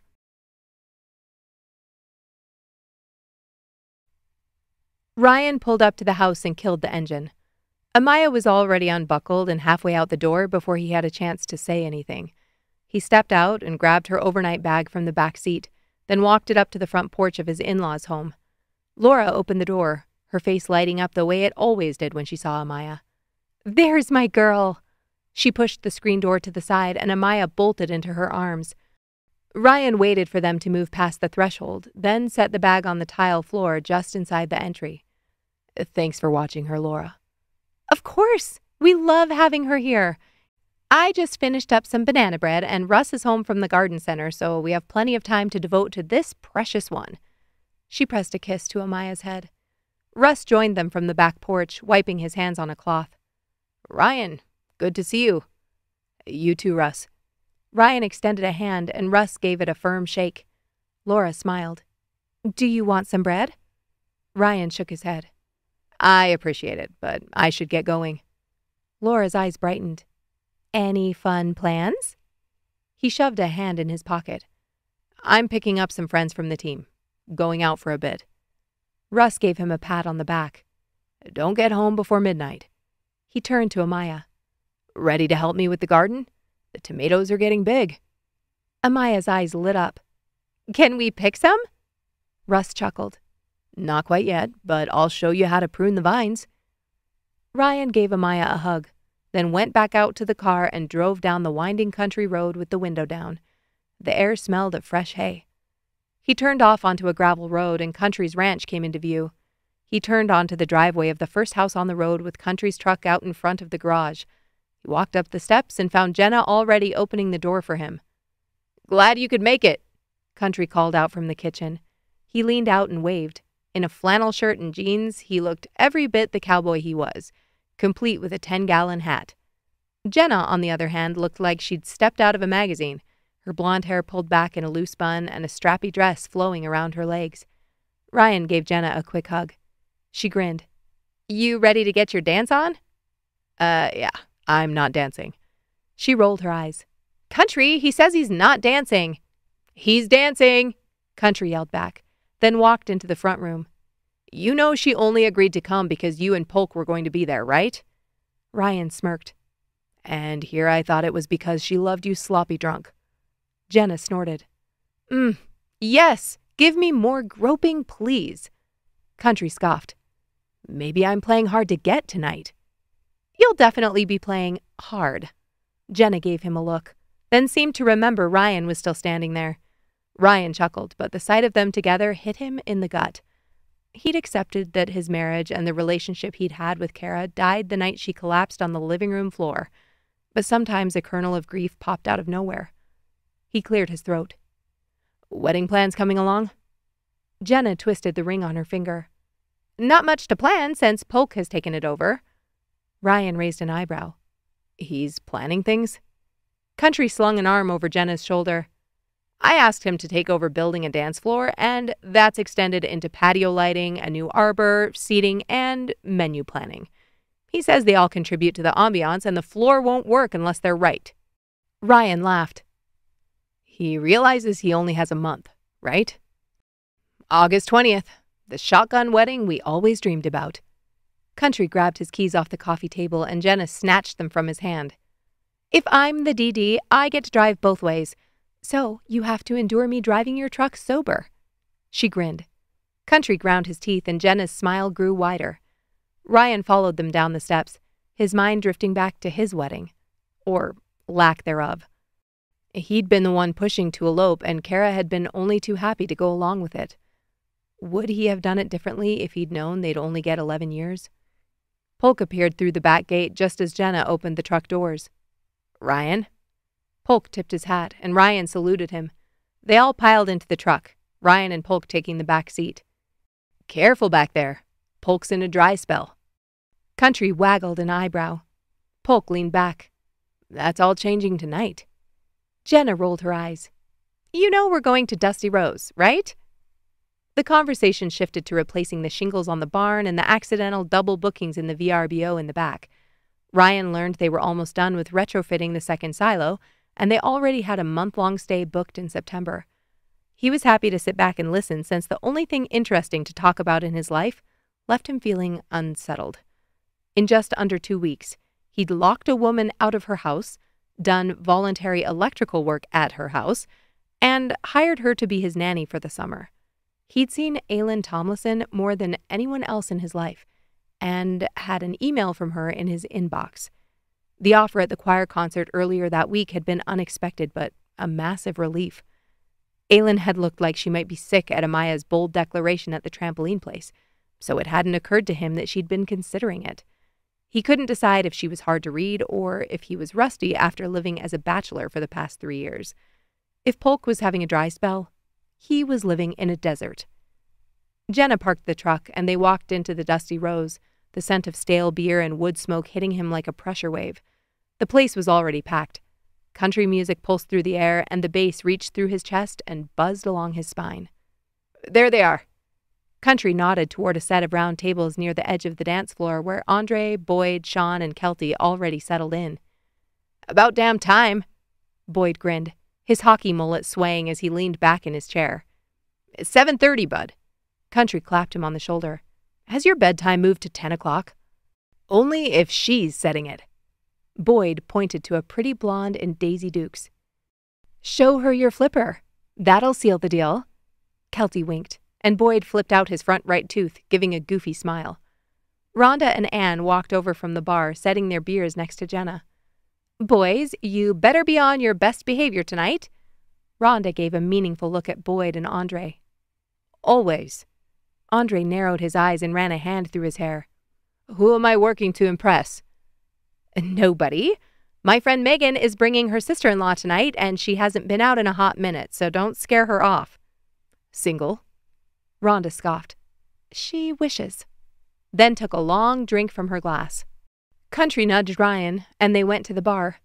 Dusty Rose wasn't high class by any stretch of the imagination, but they had a hell of a selection of craft brews.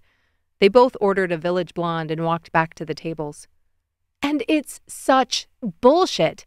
She's trying to do the right thing, and he's using women like napkins." Rhonda adjusted the strap of her tank top. "I saw him at this random charity event, and he had his hand literally up his date's dress under the table while he was flirting with the girl across from him. That was while they were still together." Anne looked disgusted. Jenna shook her head. "Good for her for staying friends with her. Does her brother know?" Rhonda shrugged. "I don't think she talks with him much." Ryan turned toward Country, Polk, and Sean, pretending he wasn't eavesdropping and wishing he could punch whatever guy they were talking about in the balls. "Catch the news about Brody's suspension?" Andre leaned over the table. "A third one this year. He's got a loyalty card for the penalty box." Ryan shook his head. "That cross-check was filthy." He tilted his head as another piece of the women's conversation hit his ears. "I told her Colin's a good guy," Rhonda was saying. "She says she wants to wait until the divorce is final, but Megan's wearing her down." He didn't know why he was so distracted. Possibly because dating again sounded like his own personal hell. Sean tapped his glass on the table. "Hastings is what, 220? Shouldn't have chirped him." "Still, he dialed the Goonie up to 11. Polk added. "Did you see the CCHL got Richards?" Country asked. Boyd nursed his beer. "That kid is one to watch. Speaking of, how's the camp looking? Starts in July?" Ryan nodded. "We're all set over at Carpenter's. He paused when Sean's face went stony and turned to the door of the bar. Jordan, the captain of Puck's Deep, strolled into the Dusty Rose. Sean muttered something under his breath just as Kelty sidled up next to him. "We're not going to have a problem tonight, are we?" She fluttered her eyelids. Sean's jaw worked. "As long as he doesn't start something." Rhonda's voice raised in pitch behind them. "We should dance, right? Why are we still standing here?" "Let me get you another beer." Ryan took Sean's empty glass and wound his way to the bar. "Get in line, bud." Tyler moved in front of him and Ryan put his hand up, threatening to mess up his perfectly styled hair. "Ooh, he'll chop off your hand for that." Emma slid in next to him. Ryan laughed and set Sean's glass on the bar. "I didn't see you two come in." "We've been waiting for a bit." Tyler nodded to the slammed bartender, then noticed Jordan leaning in to talk to someone across the bar. "Where's Sean?" "Being corralled by Kelty." Emma grinned. "I call next." She leaned in and patted his messy bun. "How long is your hair these days? That bun is looking thick." Ryan pulled out the elastic. "Amaya won't let me cut it. She says I have to be her hair model." Emma's eyes lit up. "Please tell me she tries TikTok trends on you." "YouTube shorts." She laughed, and he tied his hair back up just as the bartender set Tyler and Emma's drinks in front of them. Ryan ordered another beer for Sean. "You two go ahead. I'll wait." Tyler and Emma made their way to the table, and Ryan surveyed the room, mentally calculating how late they were likely to be there. He liked driving with Country and Polk because they usually had something at the ranch to wake up for the next morning. He was making a strategy for passing the time when the door to the bar swung open again, and Ryan's nervous system slammed on the emergency brake. It was so out of context. For a moment, he couldn't compute what he was seeing. Aylin walked in with another woman. She wore a black strapless shirt tucked into light jeans that sat perfectly at her waist, accentuating her curves. The image of her towel splitting over her thigh sent a jolt straight to his crotch, and he turned back to the bar only to see her walking toward their table in his peripheral vision. The two of them cut through the crowd like a hot knife through butter. Men turned their heads, their eyes dropping low as they passed. Ryan had the urge to throat punch every last one of them. His shoulders tensed as Rhonda's comments from earlier locked into place. Clark, Moses. Text message guy. Camping, Matt's guy. That was who she'd been talking about. The bartender set Sean's beer on the counter, and Ryan momentarily froze. He shouldn't care that Aylin was at the Dusty Rose. She was an acquaintance, a hired employee, a member of the community who happened to play a role in Amaya's life, like her teacher or librarian. Not the best analogy, since he was then imagining Aylin wearing that outfit with glasses and a pencil between her lips. Take the beer back to Sean, say hello. That was the normal thing to do. He felt like a robot following lines of code as he found his way back to the table. Aylin looked up from the girls' table behind him the second he set the beer down. Her lips parted, and she blinked 3 times before closing them. He gave a small nod, then became very invested in Andre's retelling of the World Juniors draft, even though the only thing he could hear was the ringing in his ears. Before he'd driven to Laura and Russ's house, he'd looked over the contract she sent to his email. It was exactly what he'd expected. He'd sent an email to his boss to switch his vacation week since Aylin listed the 3rd week in July as the only time she would be gone during the summer. It was an easy enough change. He'd signed it and spent an embarrassingly long time trying to decide what to say when he sent it back. In the end, he'd settled on, "Thanks, Ryan." He'd felt like an idiot the second he pressed send. Something about her made him second-guess everything. And right then, standing in the Dusty Rose, he knew what it was. He was attracted to her, and he wasn't supposed to be. He had a wife that he'd promised his life to, and he was imagining another woman's thighs. As much as he pretended it didn't exist, his body knew otherwise. He was like a forward trying so hard to fake out the defense that he overskated and bungled the play. He couldn't be himself around her. He was trying so damn hard not to look at that puck. The girls' table erupted in laughter, and Rhonda dragged Aylin and her friend, sister-in-law, to the dance floor. "Sounds like she's got more baggage than Patrick Waugh in '95. Boyd nudged his shoulder. "Don't blame me for wanting to try, though." Ryan dropped his eyes. He cleared his throat. "Just thinking." Boyd laughed. "But this isn't the Inquisition." His expression sobered when he saw Ryan wasn't laughing. He changed the subject to their summer practice schedule. It didn't last long. In less than 2 minutes, Rhonda, Aylin, and her friend were approaching their table.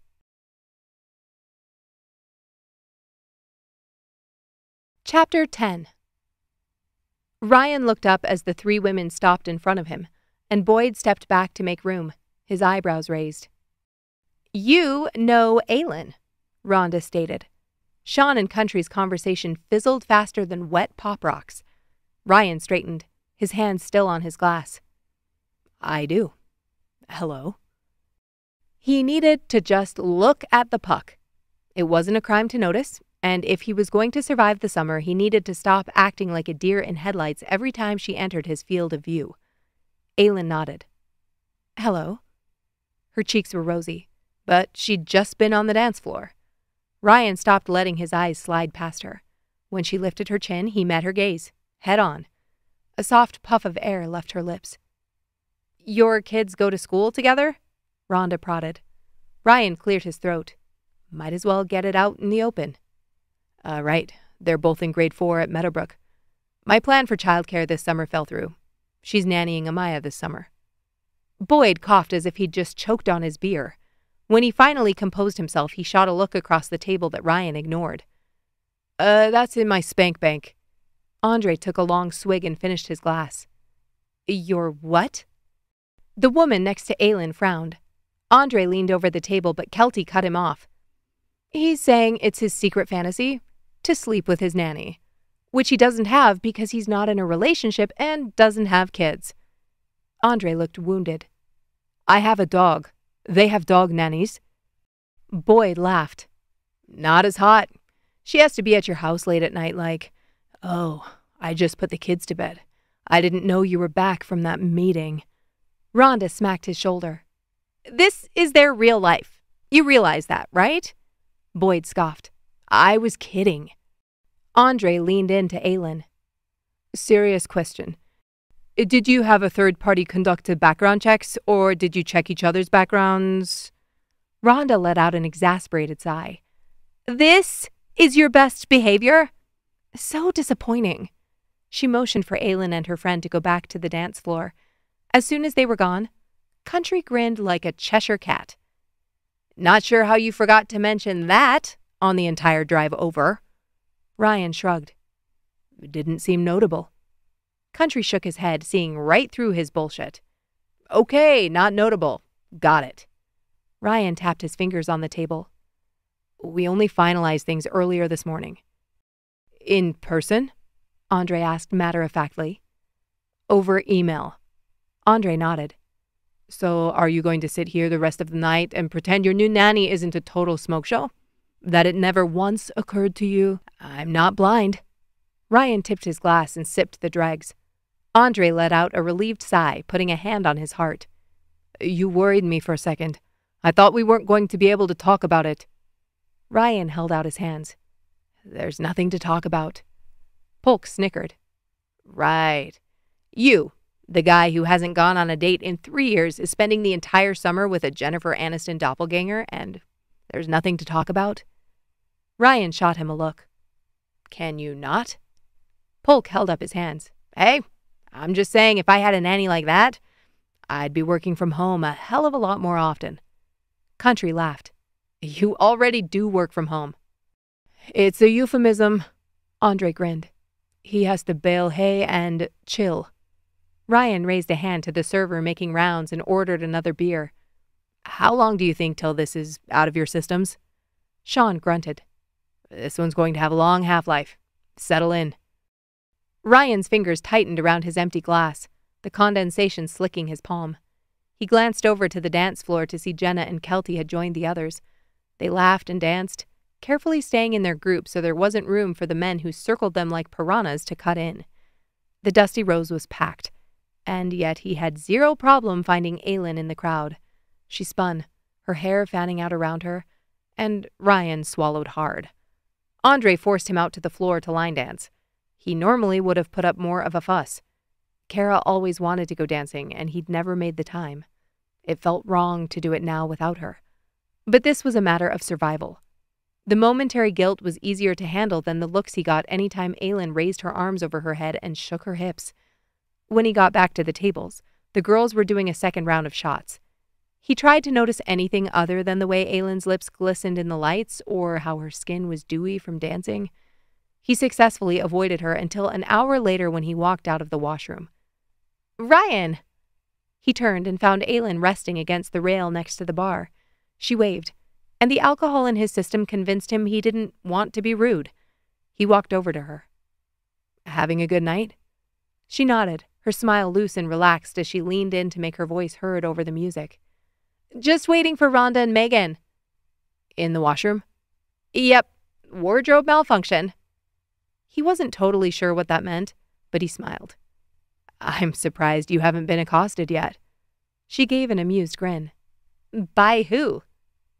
"Every guy in here. They've been staring at you all night." Aylin rolled her eyes. "Not true." Her shoulders curled, making shadows shift over her collarbone and a gap form along the top line of her shirt. Ryan tried to keep his eyes up and failed. Aylin sighed. "I don't care about guys anyway." "No?" He wet his lips. "This isn't really my scene." She swayed and put a hand on his chest to steady herself. Ryan was like a light that had just been clapped on. Aylin's eyes widened, and she snapped her hand back so fast she almost slapped the railing behind her. "I shouldn't have touched you." "It's fine." "No, it's not fine. Now I'm going to think about it." She scrunched up her face. Ryan's heart beat like a bass drum. She was going to think about it? His brain laser-focused like he'd just slammed a Red Bull. How was she going to think about it? What was she going to think about it? Aylin exhaled. "I already think about you at that toolbox and the time I saw you on the couch." Ryan's brow furrowed. The couch? He'd never been on the couch at her place. "When was that?" he asked, hoping it wouldn't stem the flow of deeply intriguing information. Aylin rolled her eyes. "I was spying on you. Not on purpose. I would never do that on purpose." "Right." "The tablet was still on after Bailey went to bed and you were sitting on the couch with your..." She motioned to his chest. "All of that out, and now I see it all the time, especially when I open my garage." She was a talkative drunk, and he was going to lose his damn mind. She'd been watching him over video chat. He was about to drag her off into a corner and ask her what she thought about the first time they met or when they talked at the choir concert. He was hanging on to his last thread of self-control when Rhonda and Megan appeared next to them. "Hey there." Rhonda's eyes narrowed. She put a hand on Aylin's shoulder. "You good?" Aylin beamed up at her. "So good. Ryan's here. He's still not smiling, though. Did you know he only smiles when he's watching Amaya?" She lifted a hand and pressed it against his cheek. "He's so serious all the time. Maybe sad." "Okay, I think it's time to go." Megan shot Ryan an apologetic look. "This is my fault. I wanted her to have a good time and forgot she's a lightweight." "It's fine." Ryan's cheek burned where she'd touched it. Megan and Rhonda led Aylin to the door, and his head was a rock tumbler, spinning her words until they shone. He's so serious all the time. Maybe sad? "Hey." Polk stalked toward him. "Jenna's ready to head out." Ryan nodded and walked back to the table to pay his tab. "Now I see it all the time, especially when I open my garage." Each sentence was like an oasis, a hit of pure euphoria. How long had it been since he'd heard a woman was thinking about him? Of course he noticed women looking in his direction, or the small flirtations at the pub after games or on nights out, but he'd perfected the art of looking not interested. Women didn't make advances when he refused to make eye contact or didn't smile when they made a bid. It was second nature for him to shut things down before they even started. He'd done all of that with Aylin, and somehow she'd still noticed him, thought about him. The sheer desperation it brought out in him sent adrenaline surging through him. The ride home was uneventful. Polk and Country were half asleep, and Jenna was listening to a sports commentator. By the time they got to the house, Ryan only needed another 20 minutes to fully sober up. He used the washroom and rested on the couch until his alarm went off, then got in the car and drove home. His head felt thick when he answered the door to Laura, Russ, and Amaya on the doorstep at 11. "Morning, Dad!" Amaya threw her arms around him. Was she always this loud? "Morning, babe."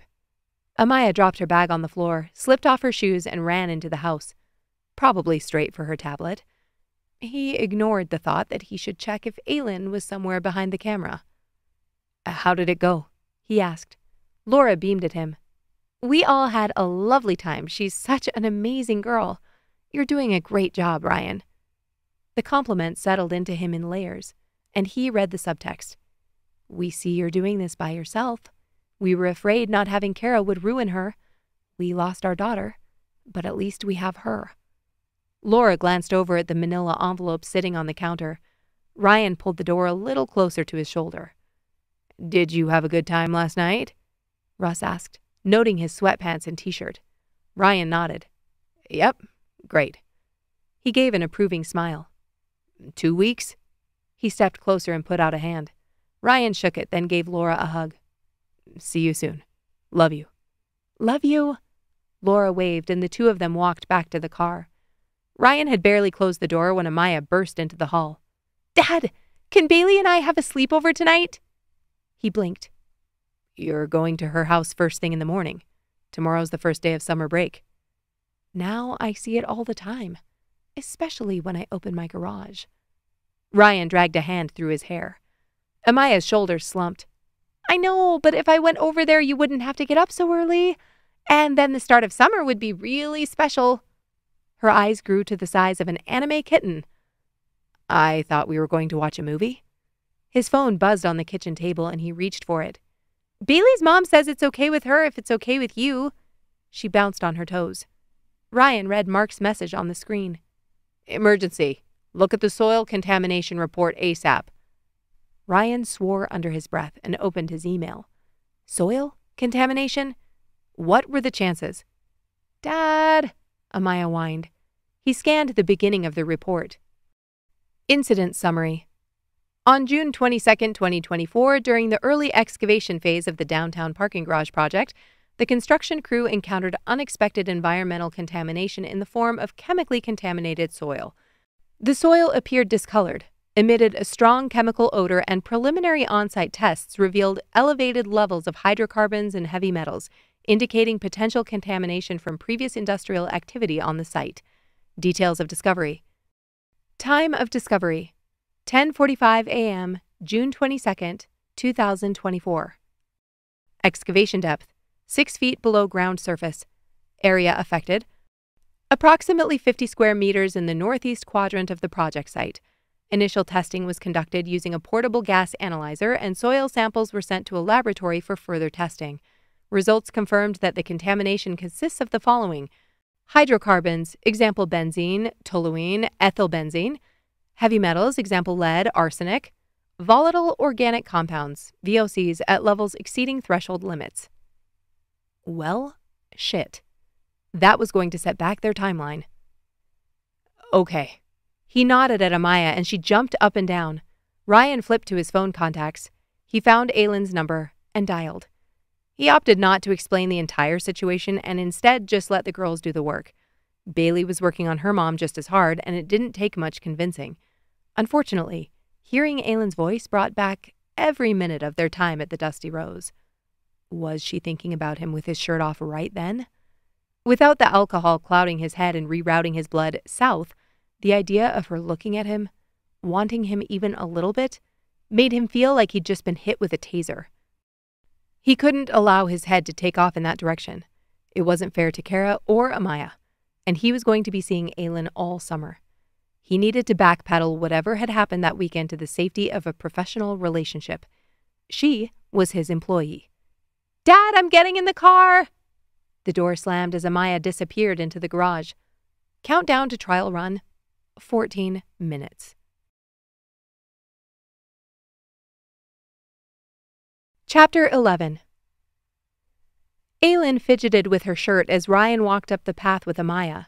She moved back from the window framing the door so she wouldn't look like she'd been watching for them. She was hoping to go for an, "Oh, you're already here," look instead of, "I changed my shirt and pulled my hair up 5 minutes ago."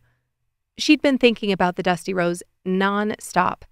What exactly had she said to him outside of the washroom? The whole interaction was fuzzy, but he'd smiled at her.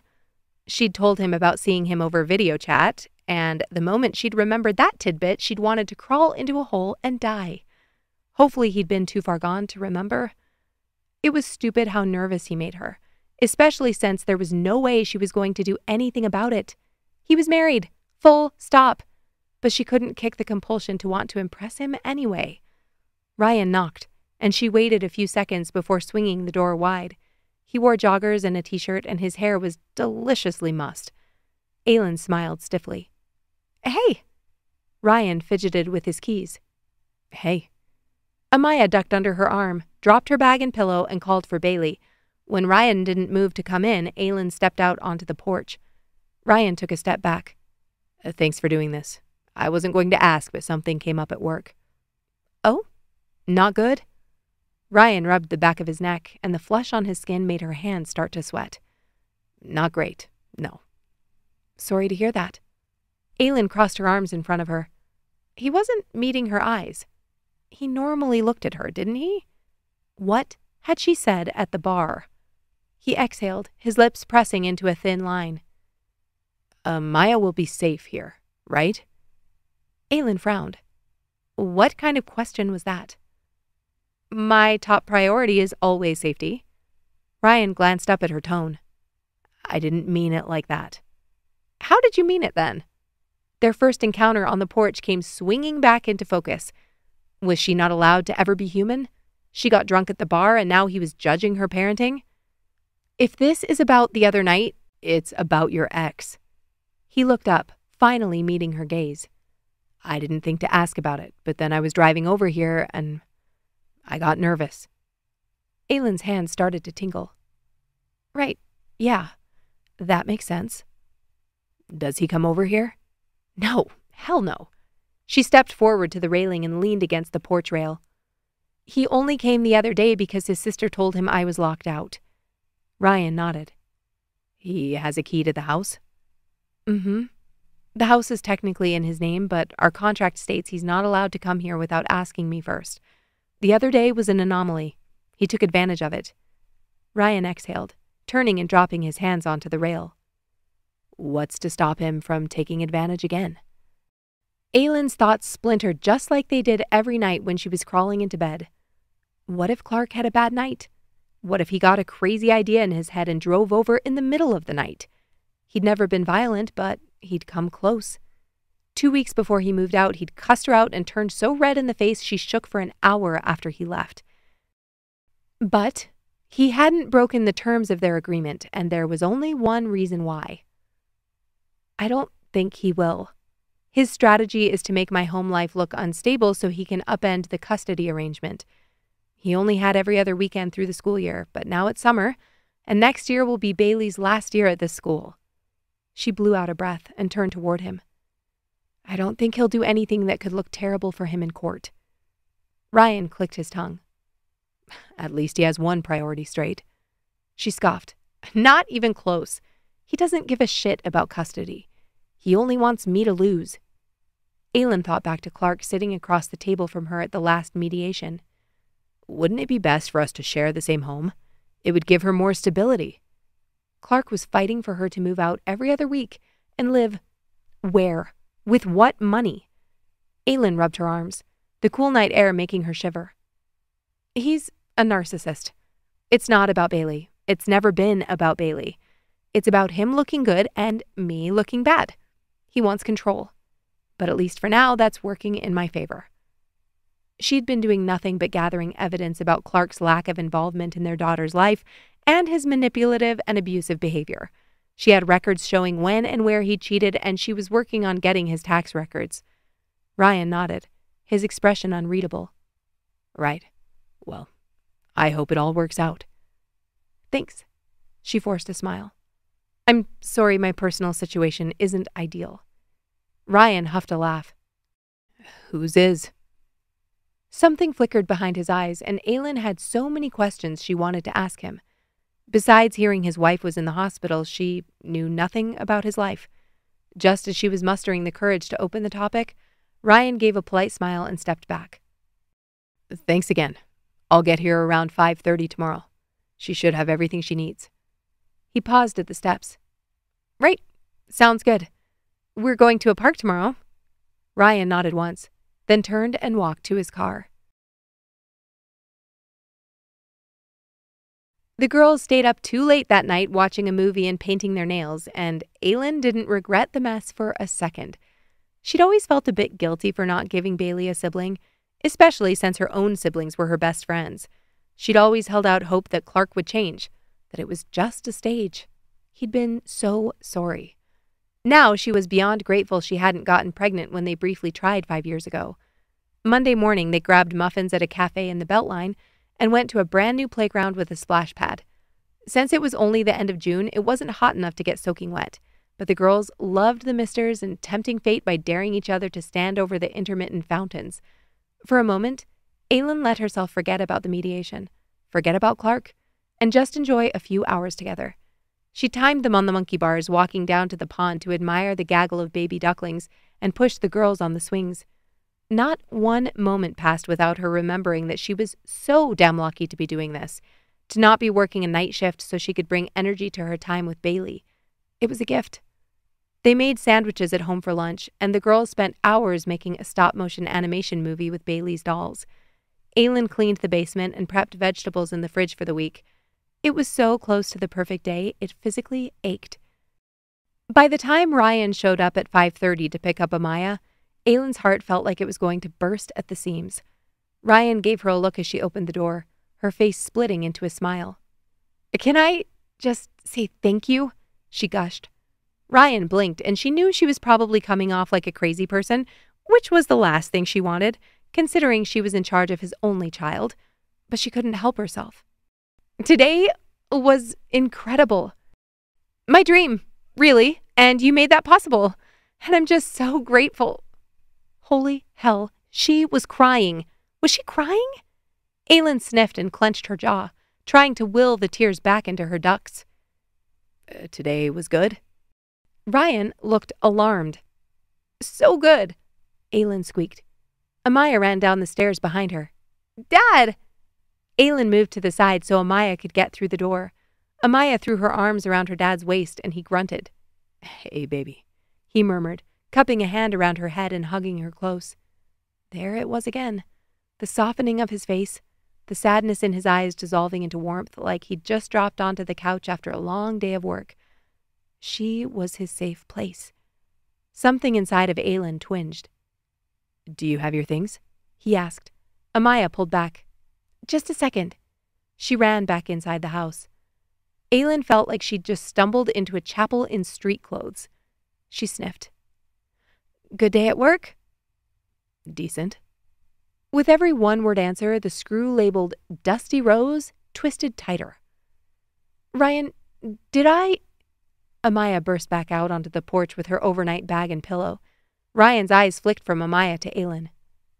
"Thank you again." She nodded, placing her hands on her hips, still propping the screen door open with her shoulder. "No problem." "See you tomorrow," Amaya called, and the two of them walked to the car. The next 2 days were much the same. Ryan barely said 2 words to her when he dropped Amaya off in the morning, and Aylin's worry about the weekend took a U-turn as she drove the girls to the pool.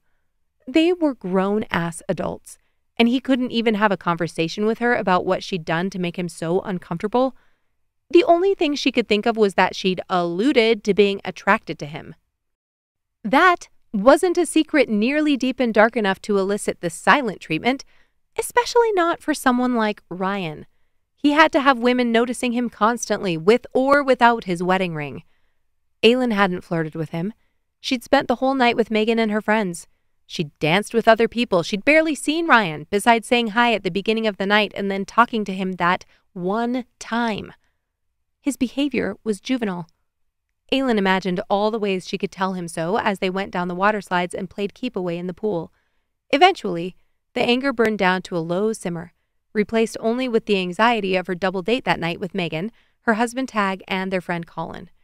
They were meeting at a restaurant 12 minutes from her house, and Amy, their 14-year-old neighbor, was going to hang out and play games with Bailey until she got home. 2 hours. That's all she was committing to, though Amy had given her permission to stay out longer and pay her more money. The girls showered when they got home from the pool, then settled down to keep working on their movie. Aylin put the towels and swimsuits in the wash, then retreated to her room to start getting ready. She took her shower, curled her hair, and put on light makeup, then tried on 3 different outfits, finally deciding on a black tank top, wide-leg khakis, and hoop earrings. Simple. Comfortable. It was the best she could do at the moment. She changed her bed sheets and switched the laundry, then paid a few bills and called to reschedule Bailey's well-child visit since she'd booked it 6 months prior, and it now landed on the week they were going to be at Flathead with her family. At 4 o'clock, she made the girls spaghetti and meatballs. She sat with them and listened to them relay the most hilarious thing that happened while they were filming a scene involving a cardboard piece of pizza and a Barbie toilet. At 5:30, the dishes were done, the floor was swept, and there was a stack of board games at the kitchen table for Amy and Bailey to play together. Aylin stood at the kitchen island, tapping her nails on the granite. She should have saved a chore or two. Amy was getting there in 10 minutes, and all she had to do was wait for Ryan to get there. She picked up her phone and started scrolling. During the middle of a stand-up comedy clip, a text from Megan came through. "Leaving now. Colin's meeting us there." She tapped out a quick response. "Just waiting on the babysitter. See you soon." It was nearly 5:40, and Ryan wasn't there yet. Aylin walked to the front door and peered out the windows. Nothing. He'd never been late before, but this was the first week. It wasn't like she had a long history to draw from. Inconsiderate. The coals that had been smoldering all day flared to life with new fuel. Was this how the whole summer was going to be? No communication, even when it was something she needed to know for her job? Amy walked up the sidewalk, and Aylin opened the front door. She was about to open the screen when another text message popped up on her phone. "Ryan. Emergency. I'm going to be late."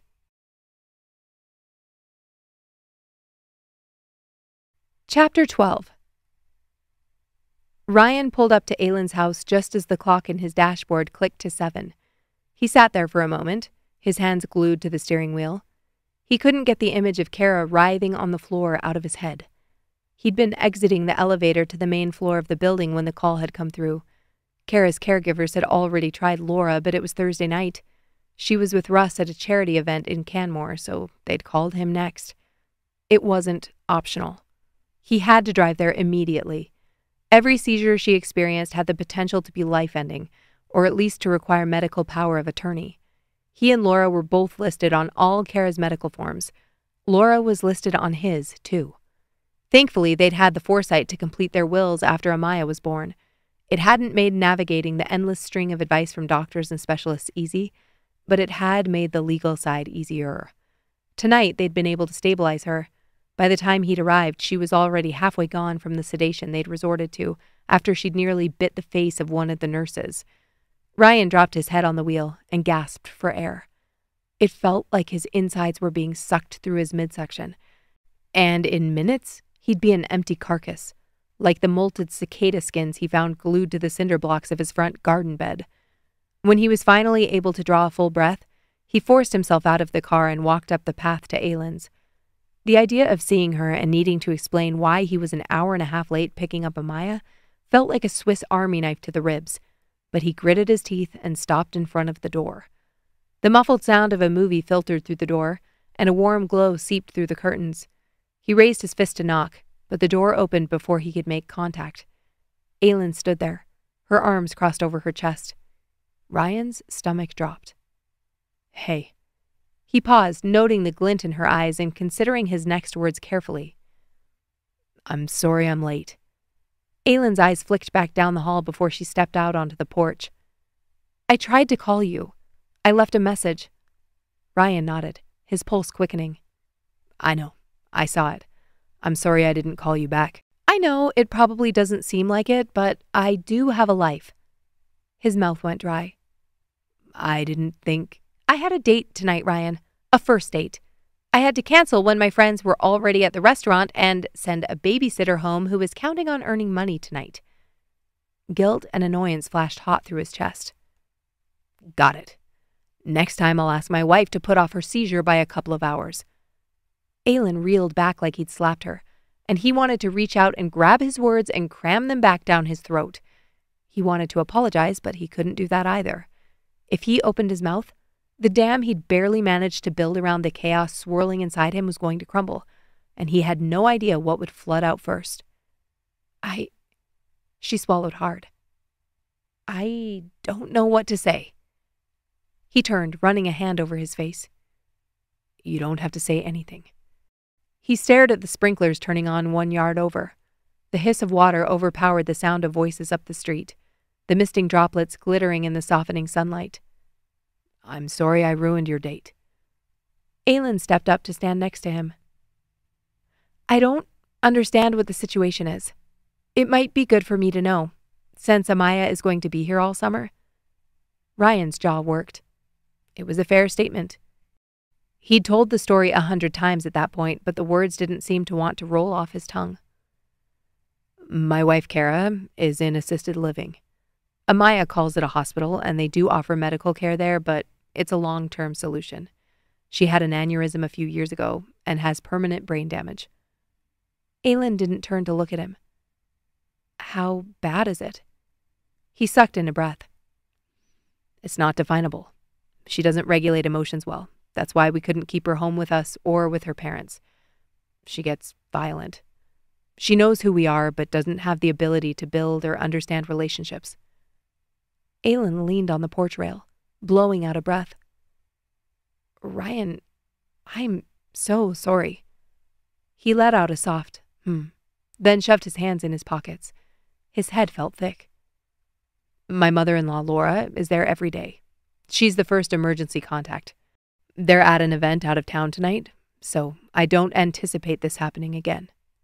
Ryan, I can't make up for missing tonight, but I'd like to take the girls tomorrow so you can go out then, and I'll pay your babysitter. Aylin shook her head. That's not... Let me do this. Please. His voice was low, teetering on the point of breaking. He'd spent the entire day sending information back and forth with his team and the contractors mitigating the soil contamination, and nothing had been solved or decided. Then he'd gone straight to Kara where there weren't any answers. Everything in his life was like a car engine that he'd torn apart, the pieces spread across his garage floor. But this part, he could do something about. Aylin worried her lower lip. I don't know if tomorrow will work, but I can ask. Relief washed over him, and he nodded, then pulled his wallet from his pocket. Where does your babysitter live? Aylin looked as if she was going to protest, then closed her mouth and pointed up the street. The blue house with the roses out front. But I'll drop this off on my way home. Chapter 13. Ryan pulled into Aylin's driveway at 6 o'clock on the dot. Compensating for something? She would have laughed at her own joke had his tortured expression from the night before not been branded into her retinas. His wife had permanent brain damage. The reality of it had kept her up the night before, her thoughts spinning behind her closed eyelids until she had to flick on the light and read to be able to fall asleep. She thought knowing her situation would satisfy her curiosity, but instead, it had only ramped it up. What was he going to do? Was he planning to stay married to her forever? Was she expected to live long? Did Amaya like seeing her, or did it only make everything worse? That was what did her in. The idea of a 10-year-old girl having to accept that her mom was gone but still alive, in some terrible reality where she couldn't think or act like an adult. He said it happened a few years ago, which meant Amaya had been young the last time her mother had been herself. All of it was heartbreaking. Add in the guilt she felt over snapping at him for being late for her stupid date, and the first time Aylin teared up was before 10 a.m. The girls scrambled away from the front window where they'd been watching on their knees so they wouldn't get their shoes on the carpet. Aylin hadn't even nagged them to get ready. The second she'd mentioned to Bailey that she got to go to Amaya's house that night, the two of them had become an impromptu mosh pit. Hurry! We only have until 8:30. Amaya leaped to her feet when she hit the hardwood, and Bailey ran to the door after her. Aylin felt a little bad taking Ryan up on his offer to watch Bailey after the missed date the night before. It wasn't like he'd been gallivanting. Colin, Megan, and Tag had been more than happy to reschedule. When she'd texted, she'd assumed the answer would have been a kind no thanks, but Megan instead responded with, "We don't have to prep dinner 2 nights in a row? Yes, please." She'd sent the address of a different restaurant, a Thai fusion place. Aylin opted for the same outfit since she'd already changed into loungewear by the time Ryan showed up to pick up Amaya. Aylin followed the girls to the front yard. Ryan stood in front of the car. "What, no hug?" Amaya was already sliding into the back seat with Bailey. "At home, Dad." Aylin stood on the steps, her hands in her back pockets. "Thanks for doing this." Ryan glanced up, and it felt as if she suddenly existed in a vacuum. Her skin pricked as his eyes traveled over her. He cleared his throat. "You look nice." "Thank you." She fought against the urge to adjust her shirt or hair or dodge behind the pillar on the porch. "I'll be back as soon as I can." "You have my address." She nodded, thinking about that moment in the elementary school hallway when he'd been so close she could hear his breath. He opened the car door. "Don't stress about timing. I don't have plans tonight. Just have a good time." Ryan paused as if he was going to say something else, then patted the door and dropped to his seat. Aylin pulled up to the restaurant Megan had sent her the address for. She parked in the back and walked around to the front entrance.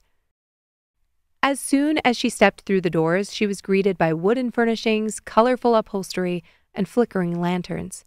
Soft live music floated from a small stage at the back of the room to her right. "Aylin!" Megan stood and waved from a table near the back. She grinned at the hostess and walked over, her heels clicking on the polished hardwood floors. If it hadn't been for the small cleft in her chin, Megan Moses would have looked nothing like her brother. Aylin wondered if that had anything to do with their ability to remain friends through everything. Her dirty blonde hair fell in waves just past her shoulders, and she wore a blouse that hung off her right shoulder, 80s style. Megan pulled her into a hug, then moved over for Aylin to sit next to her on the bench. She looked up to find Megan's husband Tag and her date for the night, Colin. Colin watched her with an easy smile that created smile lines at the corners of his eyes. He was clean-cut with a close-cropped beard, just a hint of gray in his sideburns. She quickly glanced at Tag, who was sporting a rugged professor look with Harry Potter-style spectacles. "Those are new." Aylin pointed at his glasses, and Tag chuckled. "Megan bought them for me." Aylin grinned. "I like them." "See?" Megan reached across the table and patted his hand, then turned back to Aylin. "Okay, Aylin, this is Colin. Colin, this is Aylin." Colin put out a hand, and Aylin shook it. "Nice to meet you." He had a nice handshake. Warm, firm, but not abrasive. "You too. I'm so sorry about last night." Colin waved her off as he pulled his hand back. "Please, I know how it goes." "You have kids?" Aylin picked up her glass of water and took a sip. No, not yet. But I have a niece and 2 nephews. My brother and I missed a Blizzard game at the Saddle Dome because of a lost blanket." Aylin laughed. "Sounds about right." "Yeah, and yours was a medical emergency, so please, don't apologize." Megan patted her hip. Aylin hadn't told her the details of what happened with Ryan's wife, but she was glad that it sounded more substantial than Colin's example. "So, you're a dentist?" Aylin searched her memory for anything Megan had told her when she'd been trying to convince her to say yes to a date. "Yep, I own a practice in the Northeast." Aylin pointed between Colin and Megan. "And how do you two know each other again?" Megan took a sip from a glass that looked like it held something fruity. "Colin and I go way back. We went to the same church growing up, and our moms were in the same book club." Colin nodded. "She was the annoying little sister I never had." Megan gasped. "Hey, I was not annoying." Colin raised an eyebrow. "You chased me around the church parking lot with a dead squirrel." Aylin's mouth dropped open. "You picked up a dead squirrel?" Megan rolled her eyes. "I was 9. It was a phase." Tag picked up his menu. "Was it, though? You hid in the basement until I came down to get a Dr. Pepper yesterday. I almost shit my pants." Megan's shoulders shook. "You're just so easy to scare." She turned to Aylin. He did this thing with his hands like he was going to karate chop me or something. Aylin laughed, then scanned the appetizers. Have you been here before? Megan shook her head. No, but we found out last night that Colin spent 3 weeks in Thailand on a humanitarian trip last November. Aylin raised an eyebrow. Impressive. Colin shrugged. A friend of mine found the opportunity. I just tagged along. You were doing dental care? She asked. As much as we could. They retrofitted rooms in an abandoned school so we could set up equipment. Aylin nodded. Wow. Was it totally free or discounted? Free. It was almost all extractions. Pretty humbling to see how many people live with the pain of teeth and gum tissue that are rotting out of their heads. Maybe not the best dinner conversation. He huffed a small laugh. She wasn't pretending to read the menu anymore. Must have been rewarding. Absolutely. Megan slapped her menu on the tabletop. Tell her about the cliff jumping. Colin launched into his story, his eyes sparkling, his hands gesticulating. He was funny, charming, but not in an in-your-face kind of way. He seemed practical, smart, and kind, put together. Aylin should have been interested, attracted for sure, but as she sat there listening to him talk about climbing a rope ladder up the side of a waterfall, she found herself more concerned with what he was thinking of her than anything else. Did he look at her and see a mom? She shuddered at the thought, but it was the same one she'd had at the Dusty Rose. She'd been existing in such a small microcosm of the world for so long, she didn't know where she fit outside the walls of her own house. Was she attractive? Was she fun? And that idea was laughable. She didn't know the first thing about being fun if it didn't include playgrounds or craft supplies. Here Colin was talking about his world travels and humanitarian service, and all she had to contribute was her work on a PTA fundraiser and the compost she'd worked into the front garden beds. Clark's words echoed in her head. Vanilla, boring, insecure. She thought of the countless times he'd tried to push her to come out and party or to have sex on the balcony of their hotel, or to sign up for a meditation retreat that sounded mostly like an acid trip.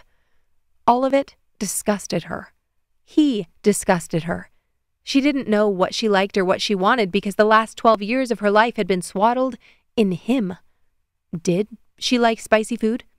Did she want to travel around the world? Would she have climbed up the waterfall and jumped? Who the hell knew? Colin helped them make choices from the menu, and Aylin went with his recommendation, kasoi, a Thai coconut curry noodle soup. She ordered it at the same spice level as he did, wondering if she was going to regret it. Probably. Most likely. But it felt like the right thing to do. Because she was on a date for the first time in over 14 months, damn it. On a date with someone that wasn't Clark for the first time in 12 years. And she wanted to know something about herself, for once. Megan paused in the middle of telling them about a doctor who, after a lunch meeting about a new drug to treat diabetes, asked her if she wanted to come back to his place for an edible and put a hand on her shoulder. You okay? Aylin nodded and forced a smile. Yeah. Yeah. She took another sip of her water. She wasn't drinking, not during dinner, and possibly not ever again after the other night at Dusty Rose. She hated that she couldn't remember exactly what she'd said to Ryan, and worse, that she had no witnesses to pump for information. Considering where her brain was at, she wasn't going to chance a lack of filter tonight. Once dinner arrived and she started eating her soup, crunching the noodles into it like she watched Colin do, she didn't have space in her head to worry about Ryan or Clark or anything else because her lips, tongue, and gum tissue were on fire. She tried to be a good sport, but Colin eventually noticed her nose turning red and her eyes watering so bad she had to wipe them with a napkin. He laughed and offered to order a new soup without spice, but she declined. Maybe it was some sick desire to self-destruct, but the plasma in her mouth felt oddly good. When she finished her soup, every part of her seemed to buzz, her insides humming with warmth and her brain less foggy. Is this what microdosing feels like? Aylin wiped her tingling lips with her napkin. Maybe she would have liked that retreat after all. Colin's grin widened. I can't believe you ate the whole thing. She's a masochist. Megan twirled her pad thai noodles on her fork. It wasn't too far from the truth. Why else would she have taken Clark back after he'd cheated the first time? Aylin laughed, her head feeling lighter than it had in months. Come on, you know I'm only into spanking. Megan nearly choked on her water, then eyed her bowl suspiciously. What the hell was in the soup? Comments like that usually only come out of you after 10 o'clock. Yeah, watch out. After 10 o'clock, Aylin is feisty. Tag nudged Colin. Colin leaned back in his chair. Well, we're definitely not ending the night here then.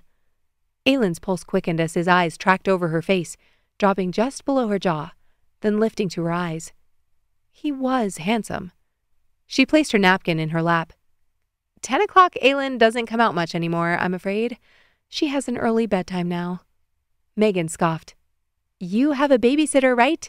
And it's not like you have to get up super early. Aylin opened her mouth to give a rebuttal, then stopped. She did have a babysitter. Ryan had even said she shouldn't worry about timing. The idea of showing up later than expected at Ryan's sent a wave rippling under her skin. She was having a good time, wasn't she? If she showed up late, Ryan would also know she'd been having a good time. Aylin exhaled. What are you suggesting? There's a folk music festival at Princess Island. Goes till 11, I think. Colin raised an eyebrow. Aylin pulled out her phone and typed a quick message to Ryan. Hey, dinner's over, but we're thinking about stopping by the music festival. Okay to be out a bit longer? She watched her screen and her heart flipped when she saw the "read at 7:59" notification appear beneath her message. The 3 dots appeared, then evaporated. They started again, and that time a message came through. Sounds good. Girls are doing great. The top on whatever had been building inside of her twisted off, and her shoulders dropped. I'm all set. Colin nodded approvingly. Mango and sticky rice first, though. The night air was crisp, a perfect beginning of summer evening. They walked the short distance to the park, following the sounds of live music and laughter. Strings of fairy lights hung from the trees, and for a split second, Aylin fell in love with the vision of a different version of herself. Someone who fit perfectly there, who knew about folk music and had festivals on her calendar, and who said things like, "There's nothing like hearing it live." She would have a nose ring and a tattoo of some deep quote by Aristotle scrawled on her ribs in cursive, and she'd hold hands with men she barely knew because human connection was that imperative for maintaining her feminine energy. The idea was so intoxicating. She didn't even flinch when Colin slipped his palm against hers and asked her to dance. They wove past people sitting on the grass and joined the couple swaying in the makeshift aisles. Colin slid his arms around her waist, and she looped hers around his neck. I'm glad we got a do-over. Aylin nodded, her voice breathy. Me too. He laughed low in her ear. Megan told me a lot about you, but I think she undersold you. Aylin's cheeks warmed, the sentiment so flattering she didn't quite know what to do with it. And then, for the first time all night, Bailey settled back at the forefront of her mind, and the fun-loving, fictional woman she'd been constructing disappeared in a poof of smoke. Colin sighed. I love this band. They're from Okotoks. I saw them at a bar downtown a few months ago and got hooked. Aylin smiled. Of course he did.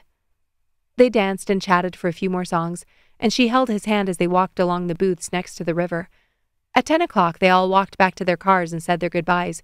Megan and Tag did their best to escape and give her privacy with Colin, but they passed Aylin's car first. She gave him a hug, and he pecked her cheek. He asked for her number, and she gave it to him, then hopped in her car and punched in Ryan's address. At every stoplight, the music festival vibe seemed to be digested a little more by the realization that she'd left Ryan watching her daughter until after 10 o'clock. What had she been thinking? He'd signed up for a couple of hours, not 4. Her stomach flipped as she parked and jogged to the front door of Ryan's place. She appreciated that his car was in the driveway, so she didn't have to obsessively check whether she had the right house. She knocked, and after a few long seconds, the door swung open. Ryan stood on the other side of the storm door, his hair tied back, wearing joggers and a t-shirt that made his gray eyes look more blue than usual. He pushed the door open and motioned for her to come in. Hey. Aylin kept her voice low, matching his volume. I'm so sorry, I didn't even realize how late it was. Ryan shrugged, but his stance was tense. I told you to take your time. Aylin nodded, scanning the living room. The girls are asleep in Amaya's room. They were reading in there. Didn't last long. Aylin's throat tightened. Oh, okay. Ryan turned and walked past the couch into the kitchen. His house had an open ranch floor plan. She loved the minimalist lighting and muted colors on the walls. It felt very him, though she couldn't put her finger on why. Do you want a cup of tea? He asked. I just heated up some water. Aylin nodded, not sure why she was accepting the offer when it was already so late, but Bailey was already sleeping. It wasn't going to make a difference whether she left right then or in 10 minutes. She took off her heels, set her purse next to them, then walked into the kitchen that was illuminated only by a glow from the under-counter lighting, and took a seat on one of the stools at the island. Ryan pulled another mug from the cupboard and filled it with boiling water from the kettle. I've got peppermint or apple spice. Peppermint. He nodded and opened a tea bag, then reached across the counter and set the mug in front of her. He repeated the same process with his own tea, then stood across from her, playing with the string as it steeped. So, good date? A flush crept up her neck. She nodded. Great. Ryan's jaw ticked. Great. Aylin blew on her tea. You say that like you're surprised. No. He kept his eyes trained on his mug. She tightened her grip on the ceramic handle. No, as in you're not surprised? Or no, as in you didn't say it that way? Does it matter? He looked up, his eyes stormy. Aylin's hackles rose. Yeah, it mattered. She just couldn't figure out why. Why should she care if he saw her as someone who could have a good time on a date? She took a sip of her tea, the mint cooling against her irritated lips. Probably not. They sat in silence for a moment. Ryan was the one to break the silence. I don't remember the last time I went on a date. She blew out a breath. Over a year for me. Last one with your ex? She nodded. Unfortunately. His lips curved at the corners. Were there any good moments? Aylin pulled on the tab for her tea bag. When I was growing up, my mom always used those plastic grocery bags in our washroom trash cans. She had a bag full of them under the sink. Then, when I was 16, my sister and I went and stayed with our uncle for a month over the summer to work at his vet clinic. A little summer job. My aunt bought these bags that fit the cans perfectly, and they had some kind of deodorizer in them. I stared at them every time I went in the washroom, amazed at how they didn't get pulled or wadded up on the edge of the can. She laid the string back along the side of the mug. I don't know if that makes sense, but my marriage was kind of like that. Ryan pressed his hands into the countertop. Nobody talks about it. Aylin nodded and took a sip. My parents divorced when I was little. I didn't have any idea what the options were. Maybe you should have looked in more trash cans, Ryan murmured, and Aylin snorted, nearly sloshing her tea over the side of her mug. Maybe she should get that scrawled on her ribs. What about you? She asked. Ryan drew a deep breath. Lots of good moments. I think we were happy. He tapped his finger. Sometimes I think it would have been easier if Kara would have died. Aylin dropped her eyes and Ryan hissed air through his teeth. Shit, sorry. I shouldn't have said that. She frowned. Why not? I wish my ex was dead all the time. Ryan dragged a hand over his hair, tugging at his bun. Yeah, well. Aylin understood what he was getting at. He was still married, and his wife hadn't chosen to blow their marriage apart. Her heart picked up speed. I took him back the first time because I'd done a shit ton of research on narcissism, how it's a disease, you know?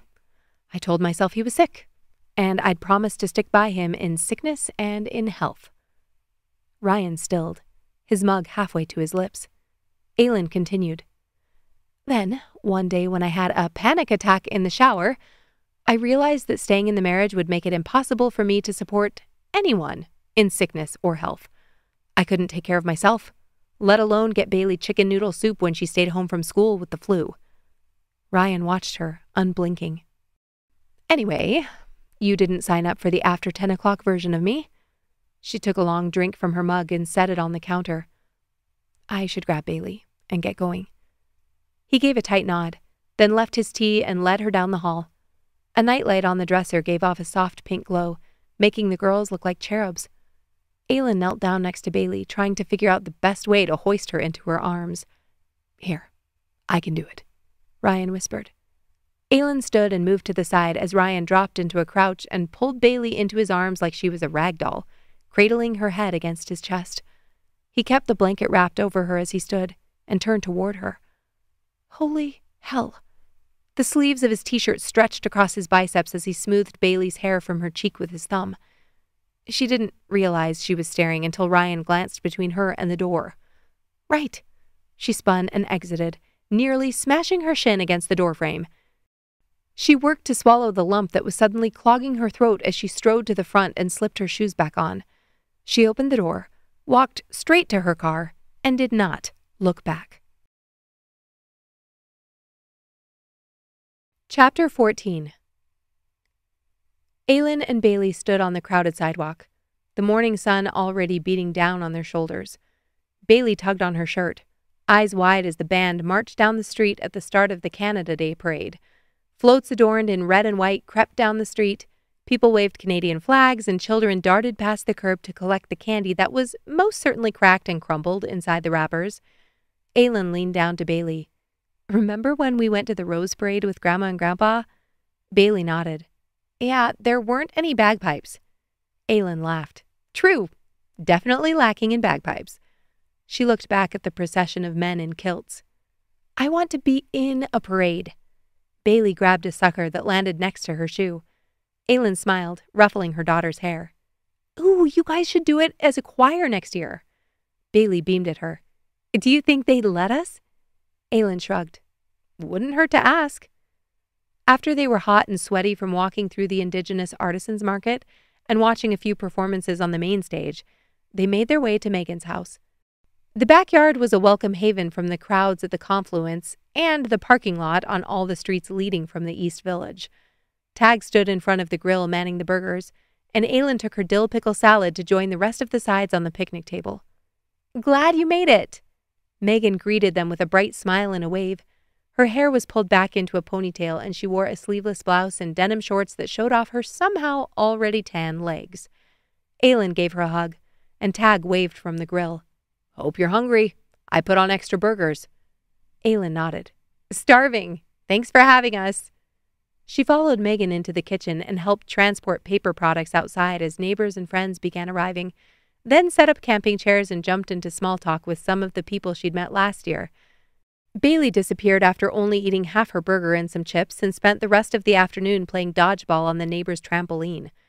After dinner was put away and a few wine coolers later, Aylin and Bailey walked with the others along the sidewalk toward the park. It was only 7:30. They still had 3+ hours to wait until fireworks, but there were horseshoe pits, a playground, and a disc golf course to keep them busy. They played and chatted until it started to get dark, then staked out their spot on the hill. Megan was talking with some women from her neighborhood, so Aylin pulled out her phone and scrolled to her sister's contact. After a couple of rings, Mariah's voice came through. Happy Canada Day! Aylin laughed. I know you don't think it's a real holiday. You don't have to pretend. They still have the Queen on their money, that's all I'm saying. Aylin stood and walked up the hill a ways. Ugh, I miss you. Why is it still 2 weeks until we get to hang out? Okay, speaking of which, I have some bad news. Aylin's stomach dropped. If you tell me you're not coming... No, we're coming for sure, but Blake dropped out. Aylin groaned. Seriously? He's known about this for over 6 months. Blake, their youngest brother, wasn't flaky, and he loved Flathead more than both of them combined. What happened? Mariah sighed. He got some opportunity to backpack in Switzerland? Aylin pursed her lips. Okay, so that was a pretty damn good excuse. Are his friends still coming? No, they decided it would be weird if he wasn't there. Not wrong, but that left her and Mariah footing the bill for 5 cabins between the two of them. Aylin's pulse thrummed in her ears. That was 300 a night times 5 times 7 nights? Holy shit. Her breath came in quick bursts. Stop it, Aylin. I can hear you starting to hyperventilate. She held her breath. We've passed the cancellation date. I know, but we can find someone else to come, Mariah said flippantly. Who else?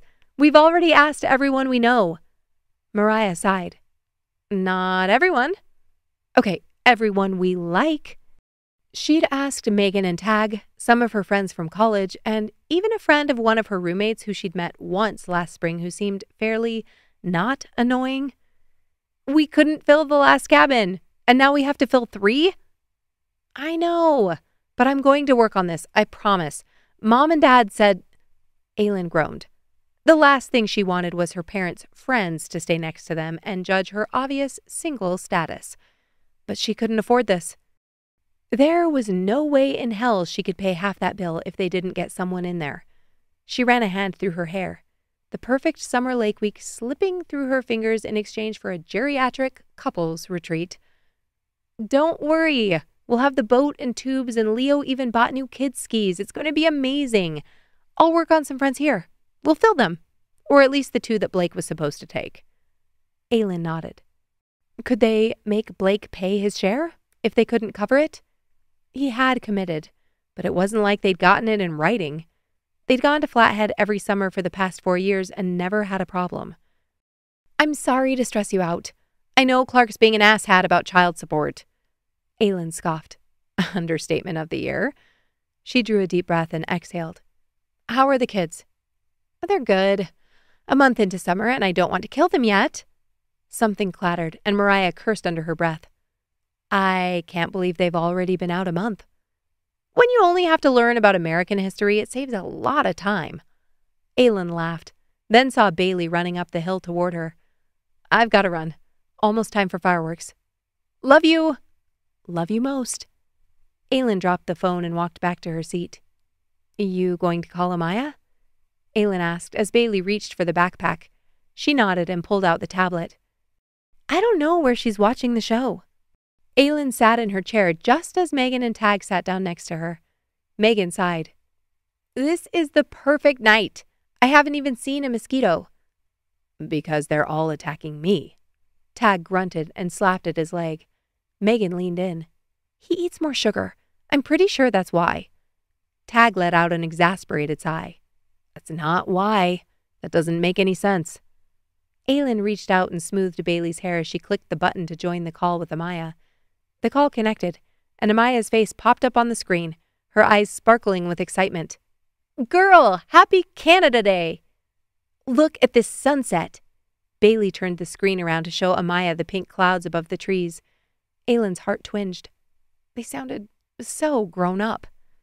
I know, look at this.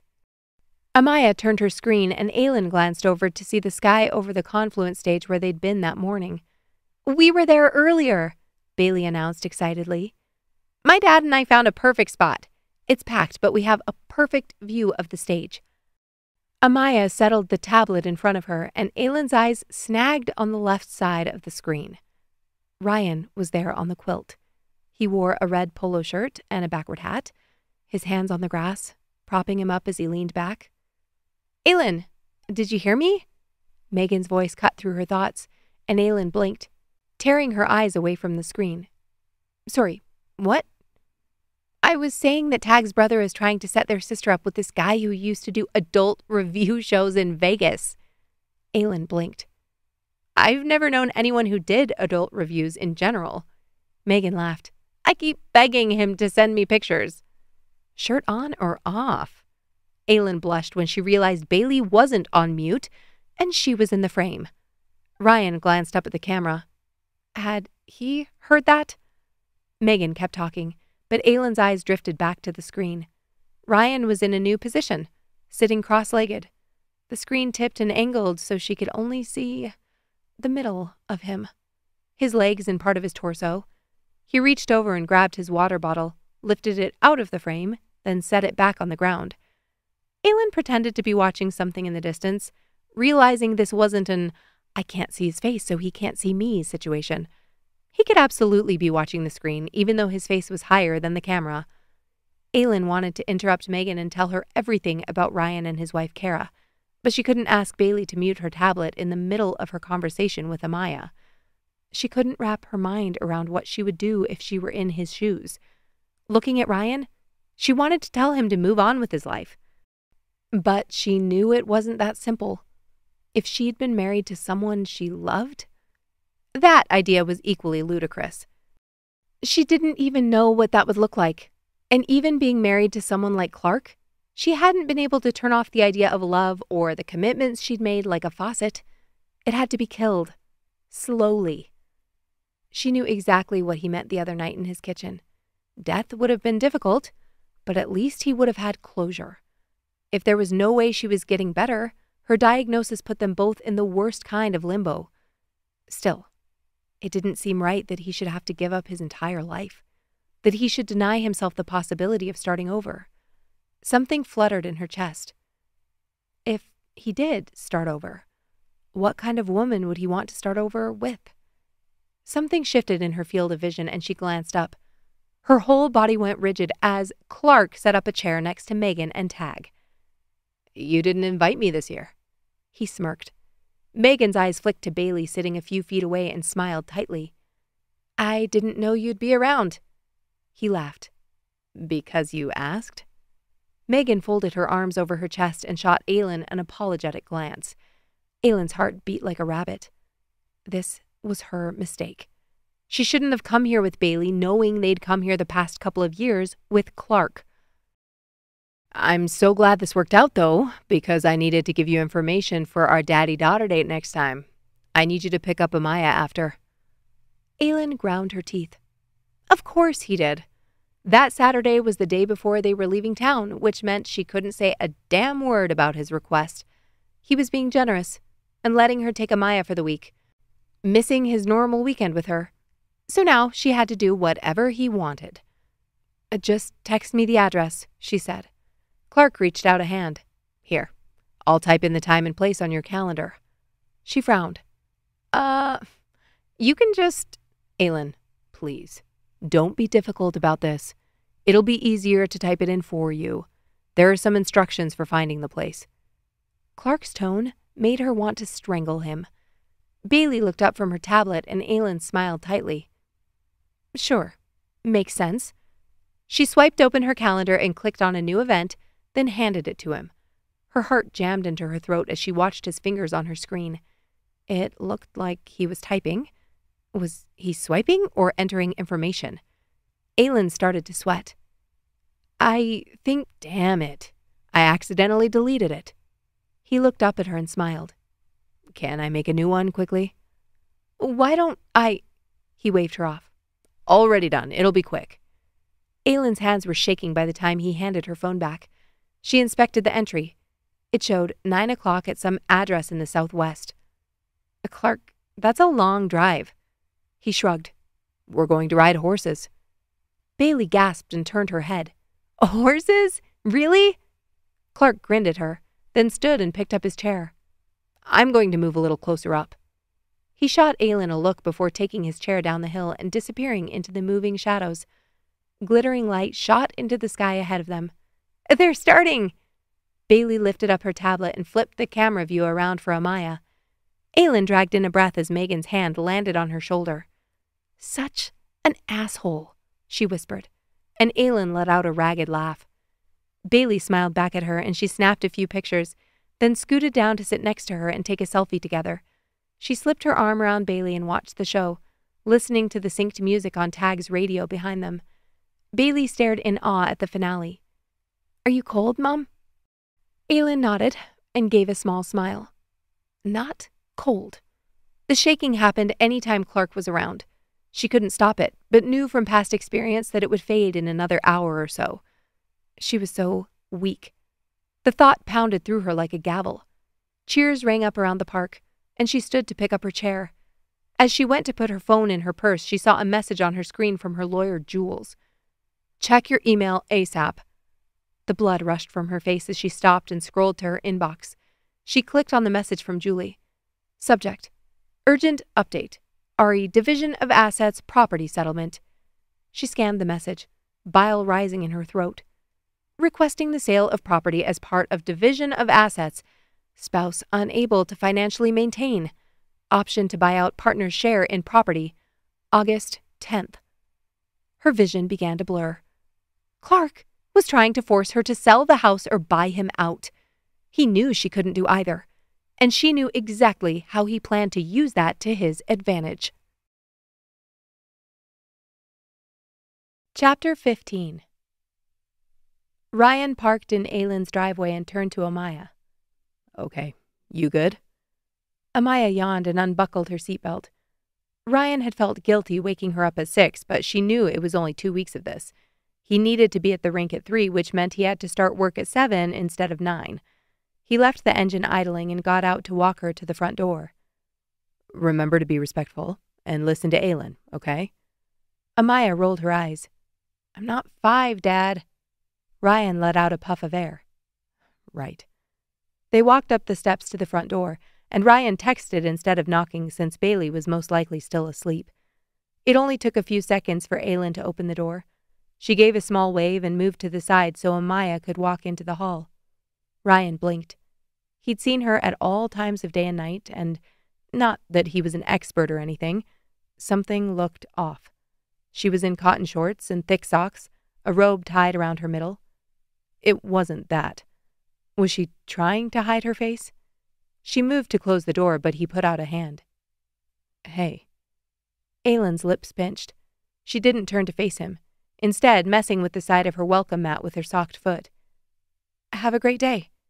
She pushed on the door again, and this time Ryan full-on palmed it. Aylin, what? Please don't, Ryan. Aylin turned her back on him. I'm fine. You don't seem fine. She waved a hand over her shoulder. It's nothing anyone else can help with, and I promise it won't affect our plans today. Ryan knew he shouldn't, but the urge to reach out and touch her was all-consuming. He gave in and put a hand on her shoulder. As soon as he made contact, Aylin spun toward him, burying her head in his chest and wrapping her arms around his waist. She felt exactly as he'd imagined. He didn't realize he'd imagined it until her hands pressed against his lower back, and the top of her head nestled beneath his chin. That was where she fit. Exactly right. He rubbed his hand over her back, parts of him noticing instantly that she wasn't wearing a bra. He reeled that thought back in, only to be slammed with the scent of coconut in her hair. He didn't say anything. He didn't think about the fact that he was supposed to be heading downtown. He didn't think about what Amaya would think if she rounded the corner and saw him holding another woman like that. No part of his rational brain fired. He only knew that it felt right to have her there. She was hurting. So many people in his life were hurting. The idea that he could alleviate it for even a few seconds made him feel invincible. Clark's trying to sell the house. Aylin sniffed, her breathing beginning to return to normal. Ryan swallowed. Can he do that? She nodded against his chest, then pushed back, her cheeks flushed. They stained an even deeper pink when she saw the dark spots on his lavender-collared shirt. Shit, I'm so sorry. Aylin hunted for a tissue, but Ryan stopped her. They'll dry. I still have to drive into work, it's fine. Aylin wrapped her arms around herself, her eyes red-rimmed and puffy. I'm sorry. I found out last night, and I didn't sleep much. He shoved his hands in his pockets. Take a nap today. She bit her lower lip and nodded. Yeah, I might have time this afternoon. She finally looked up and met his eyes. Thank you. No problem. I can't imagine. Aylin sighed. Yeah, I think you probably can. Her eyes flickered to the floor, then back to his. Anyway, Ryan nodded. Sorry. I'll have a good day. I mean, not a good day, but you know what I mean. Aylin's mouth quirked at the corner. I will. Ryan left, pulled out of the driveway, and drove straight to his office on 4th. He didn't stop for Tim's like he'd planned, which was fine. They had coffee in the office, and while it wasn't exactly good, it would deliver caffeine to his bloodstream. He parked in the garage under the building, then swiped his keycard and walked into the lobby. Somehow he managed to step out of the elevator on the 5th floor just a few minutes after 7. He waved to the security guard and headed to his desk, flipping on the light switch. The hum of the fluorescent lights filled the room, and Ryan sat down, pulling up his email. He had a list of things to do a mile long for the contamination mitigation, and he started going down the list. He'd spent the last few nights poring over their contract with the city, trying to find a loophole that would let them off the hook, but it was airtight. They were responsible for the cleanup, and that meant more work for him and more money lost for Apex. He knew which one Mark would be most concerned with. Ryan pulled up the latest report and started reading through it, his mind already spinning with ideas. He was so engrossed in his work that he didn't hear the door open. "You look like you just got neutered." Ryan looked up to see Chris standing in the doorway. "Couldn't finish it. Balls were too big for the incision." Chris snorted. "Hockey camp starts today, eh?" "If Mark doesn't rip me a new one by 3. Ryan took a drink of his tepid coffee. "Get in line on that one. Your asshole will probably stay intact until at least Wednesday." He set his mug down. "Perfect. You need anything?" Chris shook his head. "Heading to Pip's for lunch if you're feeling fancy." Ryan stuck out his foot and pulled up his pant leg to reveal pink socks. "I had a good feeling when I got dressed this morning." Chris laughed. "I'll get Morton and Sask to come along." Ryan scoffed. "If it's not a date, I'm out." He waved as Chris walked down the hall and returned to his spreadsheet, but his head had traveled far from remediation efforts. He picked up his phone and swiped to his messages, tapping on Aylin's contact. "Hey, dinner's over, but we're thinking about stopping by the music festival. Okay to be out a bit longer?" He looked at his response to her text, remembering what he'd wanted to type instead. Hell no. Offering to watch Bailey while she went out was the right thing to do, but he didn't like it. He'd paced around the house all night finding things to clean and fix, and it still hadn't eased the straight out of the dryer feeling in his chest. Getting that real-time update and then watching her sip her tea across the counter had been the reason he'd gone to the rink first thing on Canada Day. Amaya was with her grandparents at the Crossfield Parade, so Sean, Tyler, Andre, and Siraj had all met him for a line scraper practice. By the time he left, he'd felt a bit more in control of himself, only to have to sit and watch Aylin on his daughter's tablet for an hour and pretend he wasn't paying attention every time she reached up and tucked hair behind her ear or laughed at whoever the hell she was talking with. Guy from the music festival? Then there was that morning. The scent of her still lingered on his shirt, and each time he caught a whiff, he needed another minute before he could stand up and walk out from behind his desk. Okay. He leaned back in his chair, linking his hands behind his head. He'd known he was attracted to her from the start, which was why he'd implemented his plan to keep a distance. He'd mostly succeeded in that, and now that he was in camp, it would be easier, wouldn't it? She'd be dropping Amaya off at the rink, so he'd only see her one-on-one in the morning. He could stay on the street, wave from the car. Even as he said it, his body revolted. But what was the alternative? Keep getting closer to her? And then what? He couldn't do anything about it. He wouldn't cheat on Kara. Having friendships with women wasn't a big deal, but based on how tight his pants were, he didn't anticipate his body cooperating in this situation. Ryan reached for the photo of him, Kara, and Amaya that sat on his desk. He ran his finger over the ridges of the frame, then slid it back into place and turned back to his spreadsheet. The drive to the Carpenter's Ice Center was a blur, not because he was zoned out, but because he sped like a banshee. He pulled into the parking lot, grabbed his gear, and jogged to the entrance. Inside, the rink was already buzzing with activity. Parents and kids milled about, their voices echoing off the cinder block walls. The smell of ice and rubber mats sent him straight back to practices as a kid, no matter how many times he'd set foot there as an adult. He made his way to the gold rink and waved at Country, already in his gear standing at the benches behind the boards with a clipboard. "Hey, bud. Sorry I'm late." Ryan headed for the locker room. "You've got plenty of time to get suited." It was true, but since he'd been the one to spearhead this project, he didn't want to be the one dragging down the ship. Tyler and Boyd were in the locker room, lacing up their skates. Tyler looked up. "Ready to bust some asses?" "Busting all the asses. Let's make them puke." Boyd laughed and stood. "Is Amaya coming tonight?" Ryan nodded. "I can't tell if she's excited or not." "She's been on skates since she was 3. I'm sure she'll be fine," Tyler said. Ryan dropped his bag on the bench and started stripping down. "She's just, I don't know, turning more girly all of a sudden." Tyler grabbed his helmet off the bench. Hasn't she always been like that? A little, I guess. But now she just wants to spend time with friends. Tyler laughed. Ah, she's ditching you. That's the problem. He walked over and clapped a hand on his shoulder. Hate to tell you this, bud, but that's not being girly. That's just growing up. Boyd laughed. When you have kids, bud, then you can come chirp at him about what's growing up and what isn't.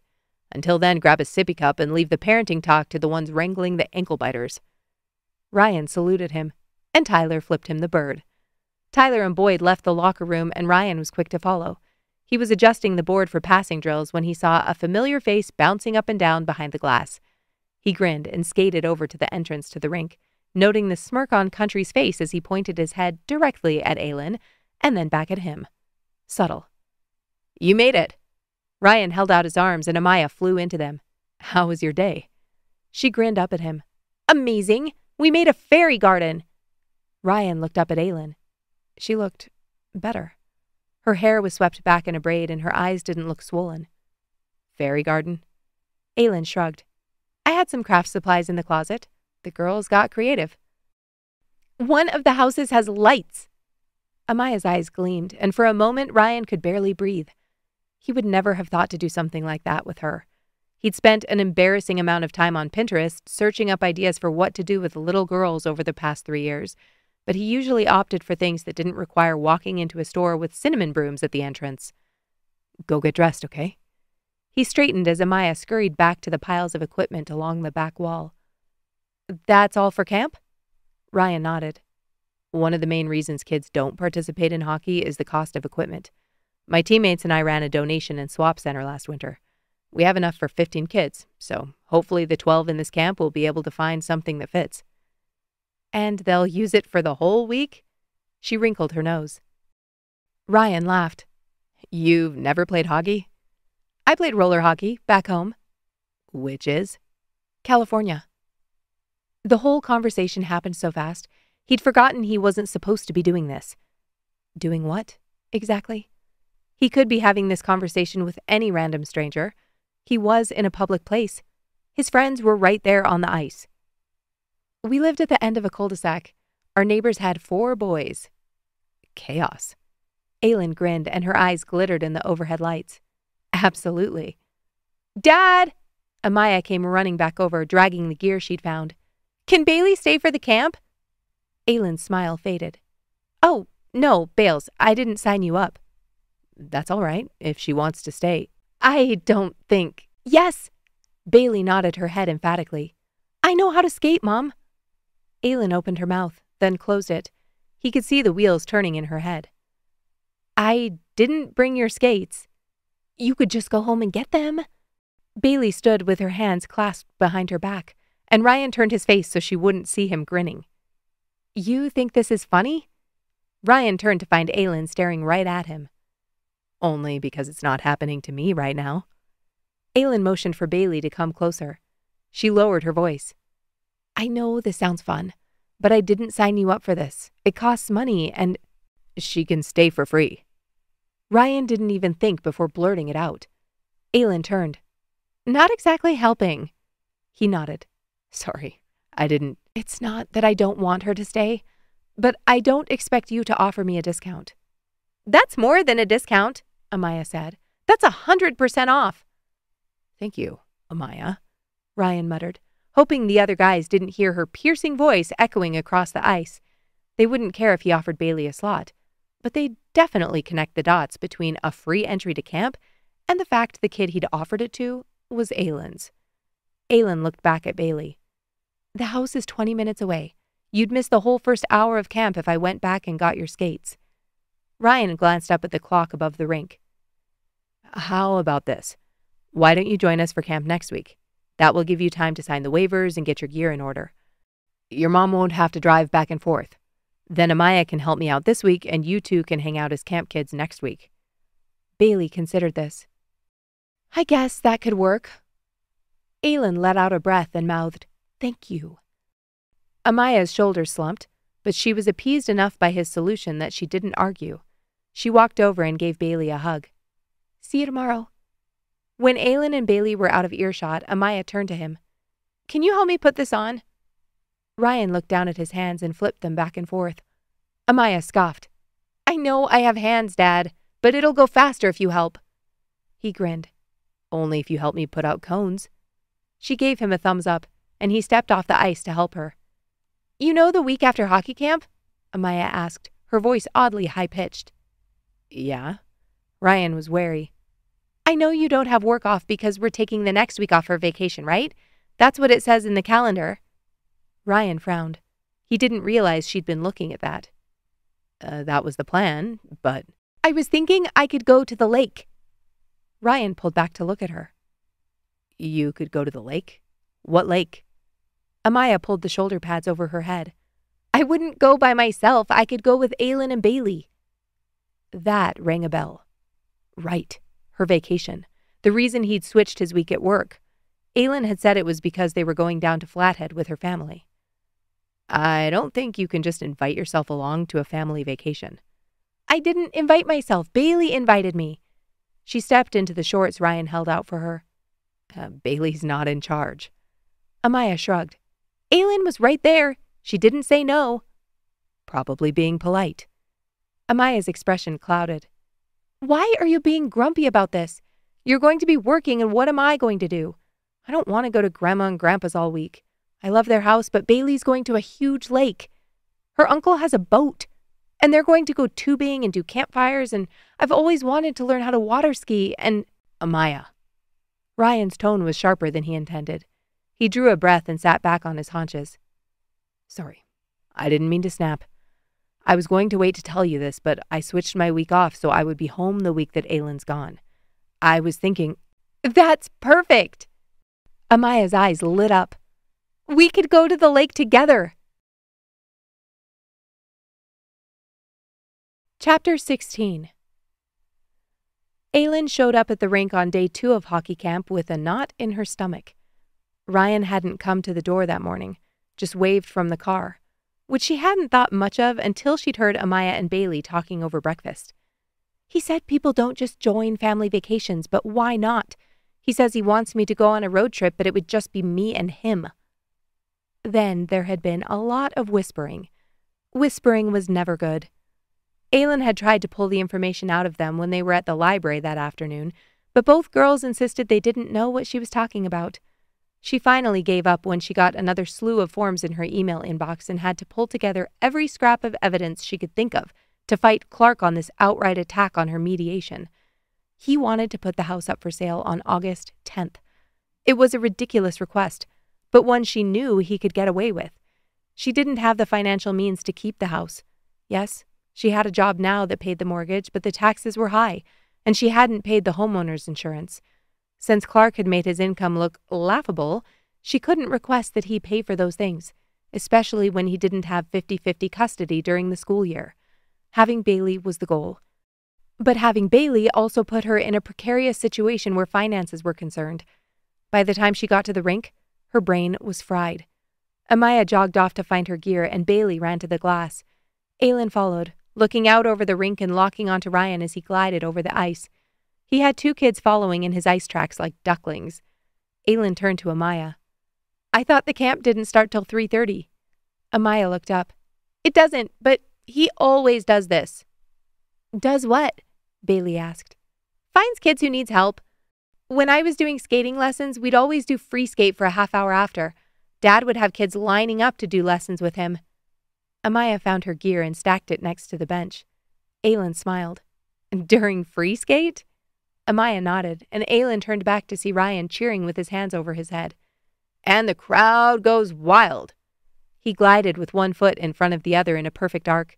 Let's try it again. This time, our turns are going to be tighter.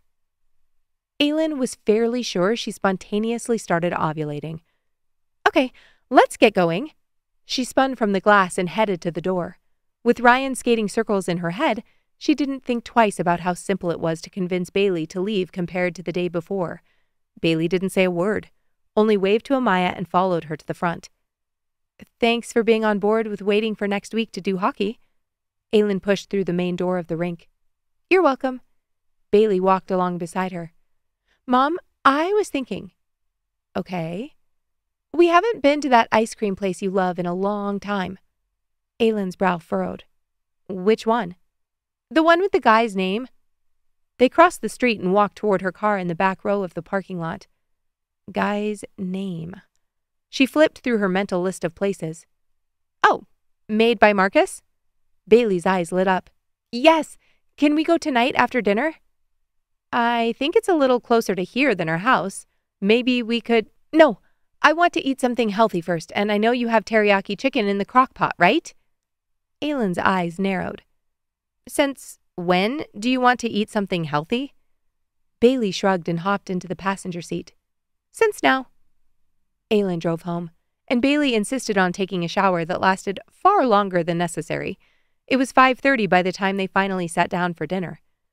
Bailey sighed as she took her first bite of chicken and rice. This is so good, Mom.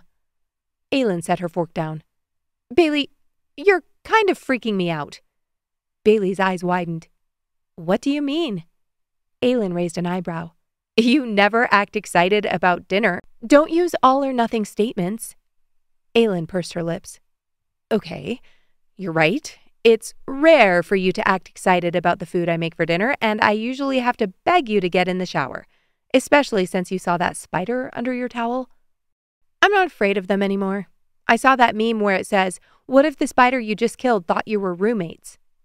Aylin blinked. Haven't seen that one. Do you want me to show it to you?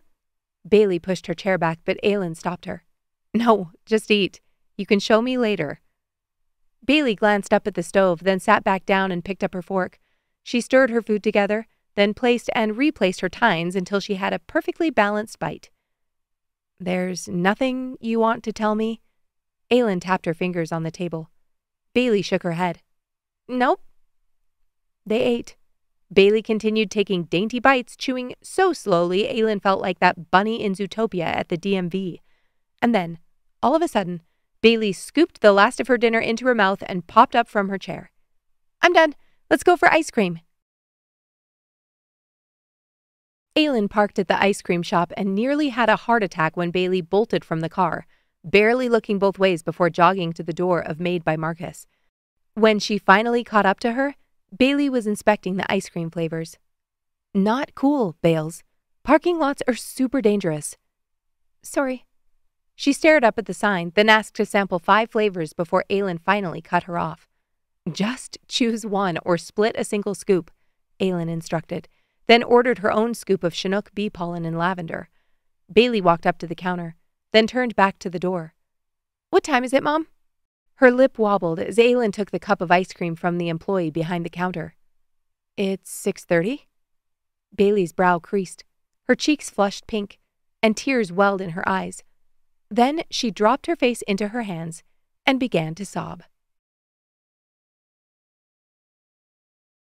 Aylin stood next to Bailey in front of the park bench where Amaya and Ryan sat.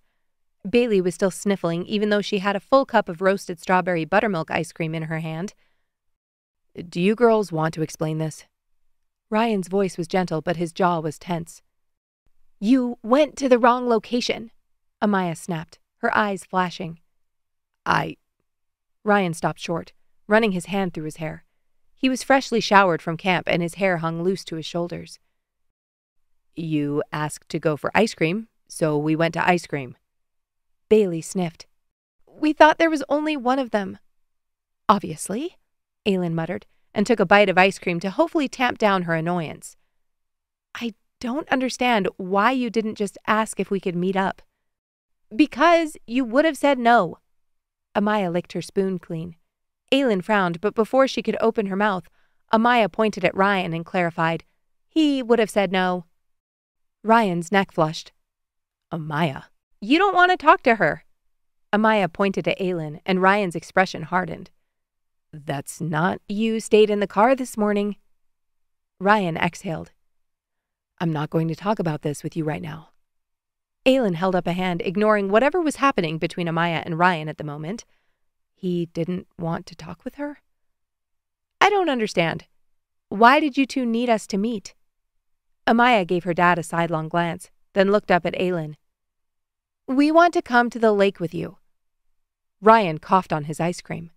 Amaya. He switched his week off so it's the same as yours, and I don't want to go on a road trip. I want to go to the lake. Okay. Car. Now. Ryan stood from the bench. Amaya's eyes grew glassy. I'm sorry, Dad. I just thought if you talked with her, you'd see that they want us to come, and then I could learn how to water ski. Her voice caught, and she nearly choked as she started crying over her ice cream cup. Ryan set his ice cream on the bench and pulled her against his chest. He exhaled, and it sounded a lot like, what the hell is happening right now? Bailey looked up at Aylin, her eyes refilling with tears. Mom? Hey, Ryan? Aylin took her last bite of ice cream and dropped it in the trash can.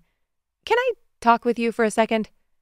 She pressed her hands into her hips and stalked toward a set of poles protruding from the ground that looked nothing like children's playground equipment. Ryan settled Amaya on the bench, then followed after her. They stopped next to a blue spruce and stared at each other. Our children are psychopaths. She swallowed, her pulse jumping under her skin. All of Bailey's behavior that day tumbled into place. The lack of resistance at dinner, the attention to time. She'd played her like a fiddle. Maybe goal-oriented is a better term. Ryan put a scoop of ice cream in his mouth, and a little zing shot down her spine as he licked his spoon. Miscreants. He nodded. No hope for either of them. He scraped his cup and walked to the bin next to them, dropping it in. He moseyed back to stand in front of her. I'm sorry about this. I think it was mostly Amaya's idea. Aylin sighed. No, I think Bailey might have been the instigator. She has cousins coming, but they're all older than her. The one closest to her in age is a boy, and while they always got along while she was younger, he's 12 now. I think she's nervous he'll be too cool to hang out with a little kid. Ryan nodded. Should we just stand here and pretend to talk for a bit? Then they'll have to accept the answer. Aylin wet her lips. What is the answer? Ryan put a hand in his pocket. No. I already told her it's your family vacation. Aylin's inside started playing musical chairs to the tune of Ryan at the lake? Ryan in a bathing suit? The idea of him sitting in an Adirondack chair looking out over the water with her next to him made her brain short-circuit. But it wasn't about that. They needed people to fill the cabins, didn't they? Well, Aylin kicked a piece of mulch off the concrete. All the calculations she'd done to figure out exactly how many people would need to come for her to be able to pay her share of the cabin rentals flashed through her head. If they filled one more cabin, she'd be able to pay Mariah in only 2 installments, one at the end of July and one in August. Well, what? Ryan studied her. It was supposed to be a family trip. It has been, the past 4 years, but this year my little brother bailed and my cousin who usually comes with his family couldn't commit. So, it's just my parents and my sister, but we booked 6 cabins. Okay. Aylin swallowed hard. So my sister Mariah and I have been scrounging for more people to fill the last 3 because we're on the hook for the full bill. My brother was supposed to bring some friends. Anyway, it's a whole thing. We've asked around and haven't had any luck. Ryan blinked, still watching her. She continued. It's $300 a night and we have them for the whole week. I know that's pricey, but they're private cabins right on the lake. My sister's husband has a boat. Stop for just a second. Ryan's throat worked. You're saying that you're okay with us coming to the lake? Aylin cocked her head to the side. Well, yeah. Why wouldn't I be? Ryan turned and stared out into the field, then swiveled back to face her. I don't think it's a good idea. Aylin frowned. Why not? Ryan ran a hand through his hair, and his shirt lifted, exposing a strip of his stomach over the waistband of his jeans. Aylin quickly glanced away as he lowered his arms. We barely know each other. Aylin scoffed. I know I like you better than some random person my sister might invite. Don't be so sure about that. Aylin took a step closer. What is there not to like? Our girls get along great. You're you, and I'm me. Aylin's throat went dry. Yeah, helpful, nice, not a murderer. He blew a breath through his nose. I'm not that kind of guy. What kind of guy, Ryan? He turned, and his expression was thunderous. A guy you want on a lake vacation. Aylin chewed on this, trying to read between the lines. What kind of guy would she want on a lake vacation? She had no idea. Probably someone like her brother-in-law, Leo. Definitely not someone like Clark. She exhaled. I'm not a girl you want on a lake vacation either, okay? Aylin paused, wondering how much she should share, but couldn't analyze fast enough to keep the words from spilling out. He'd already seen it anyway. I cried all morning because I don't know if I'm going to be able to keep my house. Last week, I cried because I imagined myself in 10 years living alone with at least 3 cats because my daughter had gone off to college. Or now I'm thinking possibly prison, and I had never figured out how to trust someone again. Next week, I'll probably unlock some new life fear that is close enough to reality to be terrifying. So maybe, she shook her head. I don't know, Ryan. Maybe we were meant to cross paths. 2 sad people with daughters who are begging for girl energy in their lives that we can't give on our own. Maybe we just need to be open to what the universe is throwing at us. Maybe, she pursed her lips. Maybe this isn't about us. She started back toward the girls, then paused and turned back to him. But if it was, maybe I'd want to figure out how to be that girl again. Ryan exhaled. Time might be up for me. She watched him a moment, then continued toward the bench. Aylin lay down on the bed after finally getting Bailey to sleep. It was 10:30 and she felt like she'd just run a marathon. She stretched out and pulled out her phone, tapping out a quick text to her sister. I have someone who's going to take a cabin. She couldn't believe Ryan had said yes. Both their girls had devolved into another round of tears, then chased each other like puppies, stopping only to hug their parents who were the best ever, and making promises that they couldn't possibly keep, like, I'll never complain about anything ever again. Aylin waited for her sister to text back, but when she didn't see anything, walked into the washroom to brush her teeth. I don't think it's a good idea, Ryan had said. Based on how her body responded, she knew it wasn't. It was like she was on a plane strapped to a skydiving instructor, and no matter how much she protested, there was no way she wasn't jumping out of that plane. She wasn't going to do anything about it. He was married, and until he decided not to be married, she wouldn't cross any lines. But it wasn't a crime to spend time together, and he obviously didn't have the same struggle with her. Just like Amaya had so aptly pointed out, Ryan didn't want to talk to her. She picked up her phone, but instead of a message appearing on her screen, her sister's face in full Halloween makeup from the time she dressed up as the corpse bride flashed in front of her. Hey, Aylin answered. Hey, so, slight problem. Aylin deflated. Please don't say that, Mariah. I don't think I can take any more bad news. No, sorry, it's great news. I found people for the cabins, too. Aylin blinked. Cabins? Plural? Well, originally I had planned to use all 3. Mar, you didn't tell me that. I just offered one to a friend. Aylin, let me freaking finish, please. I said originally. But then I talked with them after I saw your message, and their teenagers aren't coming since they have a football camp or something, so they only need the 2 cabins. Okay. Aylin exhaled. So I can still use that 3rd one? Yep, it's perfect. Mariah yelled something to one of her kids, then came back with a, sorry. Dishes clattered in the sink. Who did you get to come? Just a friend, Aylin said. The guy I'm nannying for over the summer. Mariah was silent for a beat. Friend, huh? Aylin groaned. Don't do that. If he's coming, you cannot do that. Mariah laughed out loud. Okay, so he's definitely hot. Mar! Okay, I promise I'll be on my best behavior. Aylin stared at her ceiling. I'm not sure that's comforting. Tucker, do not! Mariah yelled into the speaker. Sorry, I've got to run. Love you. Love you most. Chapter 17. Ryan was barely on the ice before the chirping started. Hey, Ryan. Boyd slapped his goalie stick against the ice. You gonna spend more time skating or kissing the boards today? Figure it out, bud. We've only got an hour.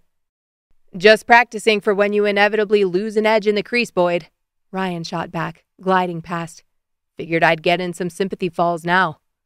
Always losing in the crease. Andre snorted, gliding by on the right. Tyler, already bent over his stick and stretching his hamstrings, shook his head. Ryan's going to make us all cookies when we're done, too. Ryan smirked. Only if Siraj here stops puck chasing long enough to learn what offsides means. Is the 15th season the charm? You'd think by now you wouldn't need Google Maps to stay on your wing. Siraj shoved Ryan as he skated past. Offsides? More like I'm giving the refs cardio, bud, keeping them fit. At least someone's fit. Sean skated past them backward. Siraj flipped him off with a grin. At least I'm not out here collecting penalty minutes like it's a hobby, Sean. PIMs look real cute on your stats sheet. Tyler chimed in. Oh, don't worry, Siraj. Sean's just waiting for you to throw one of those soft checks. You're basically a free pass for him to spend more time in the box. Ryan snorted. Sean loves time in the box. Sean motioned for them to line up on the blue. The only box I'm spending time in these days is Kelty's. Andre groaned. You set him up so hard for that. Ryan threw out his hands, laughing. I'm telling Kelty. Brett sent a spray of ice over Sean's skates.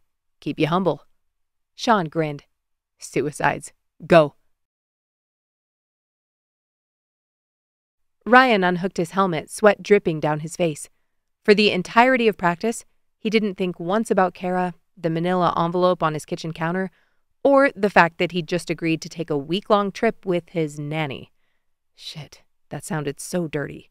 He prayed his team didn't get a hint of it, or he was going to be the brunt of every joke from now until playoffs. I think the left boards appreciated that Valentine you dropped during puck protection. Boyd peeled off his goalie pads. Yeah, Boyd, I'll make sure to include your save percentage in the love letter. Gonna need a few more O's to go between the X's. Ryan grinned and dropped his helmet on the bench. Of all people, you're the one who needs more O's. Brett smirked as he dropped his hockey bag next to him. Ryan shook his head. One practice a week wasn't enough. Cutting edges and jawing like they were back in high school made the weight on his chest shift for the first time in days. Across the room, Gary wrestled with his skate laces, muttering curses under his breath. Country sauntered over and slapped Gary on the back. Need some help there, bud? Are you just practicing retying your boots for the rodeo? Gary grunted. Just trying not to snap a lace, unlike last week. You'd think these damn things would hold up longer than your mother did last night. Andre laughed out loud. Ryan pulled off his sweat-soaked jersey, the post-practice endorphin still buzzing through his body. His muscles ached in that satisfying way that came from a hard skate. Boyd strode past wearing only a towel. Sean, you need to find meditation or something. You were laying people out like it was half-price handy day. Sean flipped him off. Ryan stepped out of his pants and headed for the showers, the steam already filling the room.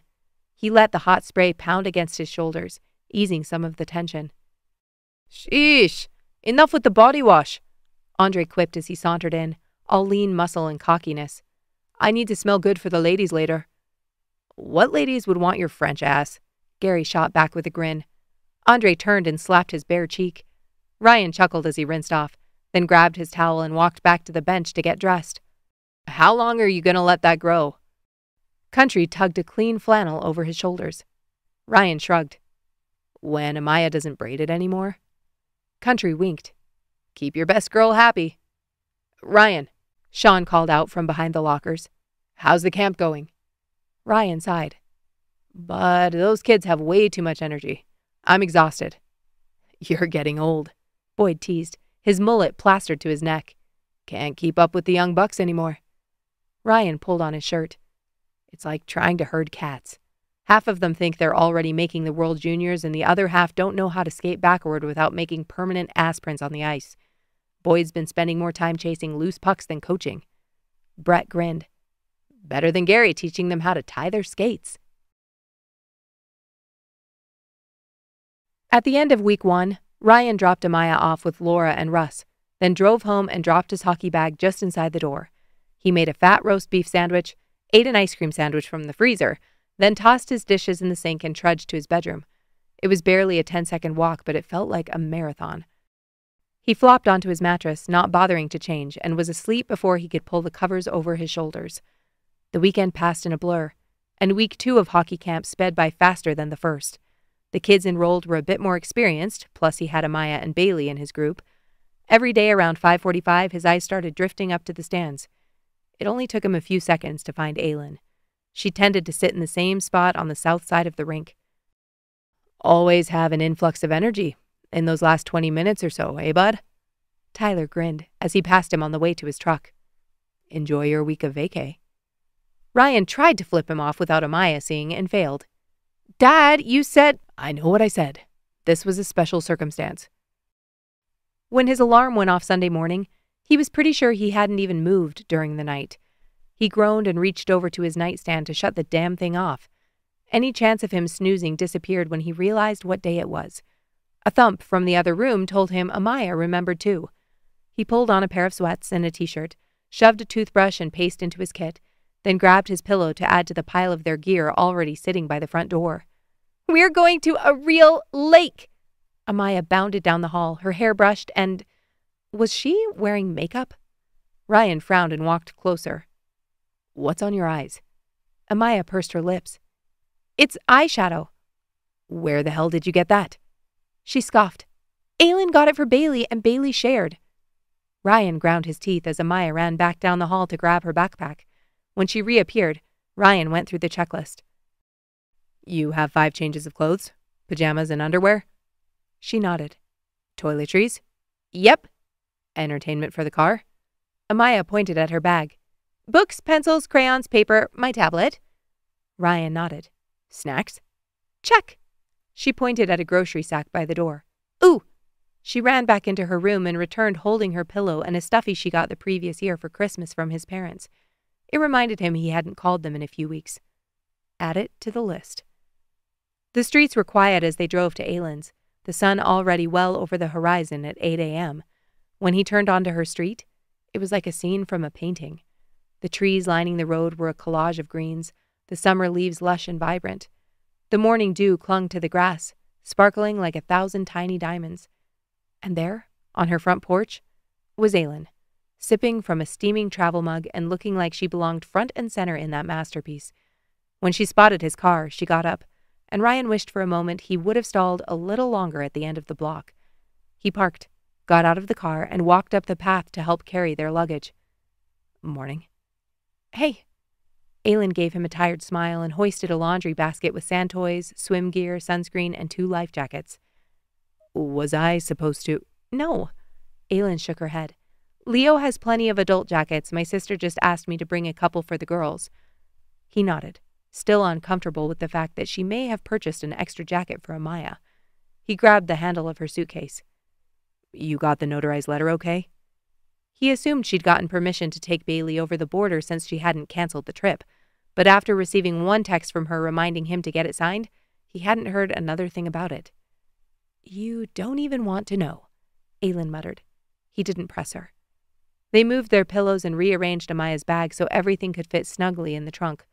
Surprisingly, they didn't have to pack much since Aylin said they could buy food in Big Fork and the cabins were fully outfitted. Aylin stepped back from the car. I think that's everything. She glanced at the girls chatting on the grass. Can you 2 run in and go to the washroom? They nodded, and then he and Aylin were standing on the sidewalk alone. It made sense that they would drive together. There was no point in them taking 2 vehicles when they were both going to the same place at the same time. But standing there next to her made him acutely aware that they'd be sitting inches from each other for over 5 hours. The girls raced back outside, and Aylin walked to the front door to lock up. You have the right keys this time? He teased. Aylin shot him a look. Ryan got in the driver's seat, then typed the directions to the cabins into his GPS and plugged in his phone. The girls buckled up in the back. Do you need anything from the back before we start driving? He asked. They both shook their heads, and then Aylin swept into the passenger seat. She closed the door, and both of them stared at the dash for a second. Finally, Aylin spoke. You ready for this? Ryan nodded. You? She turned and gave him a nervous smile.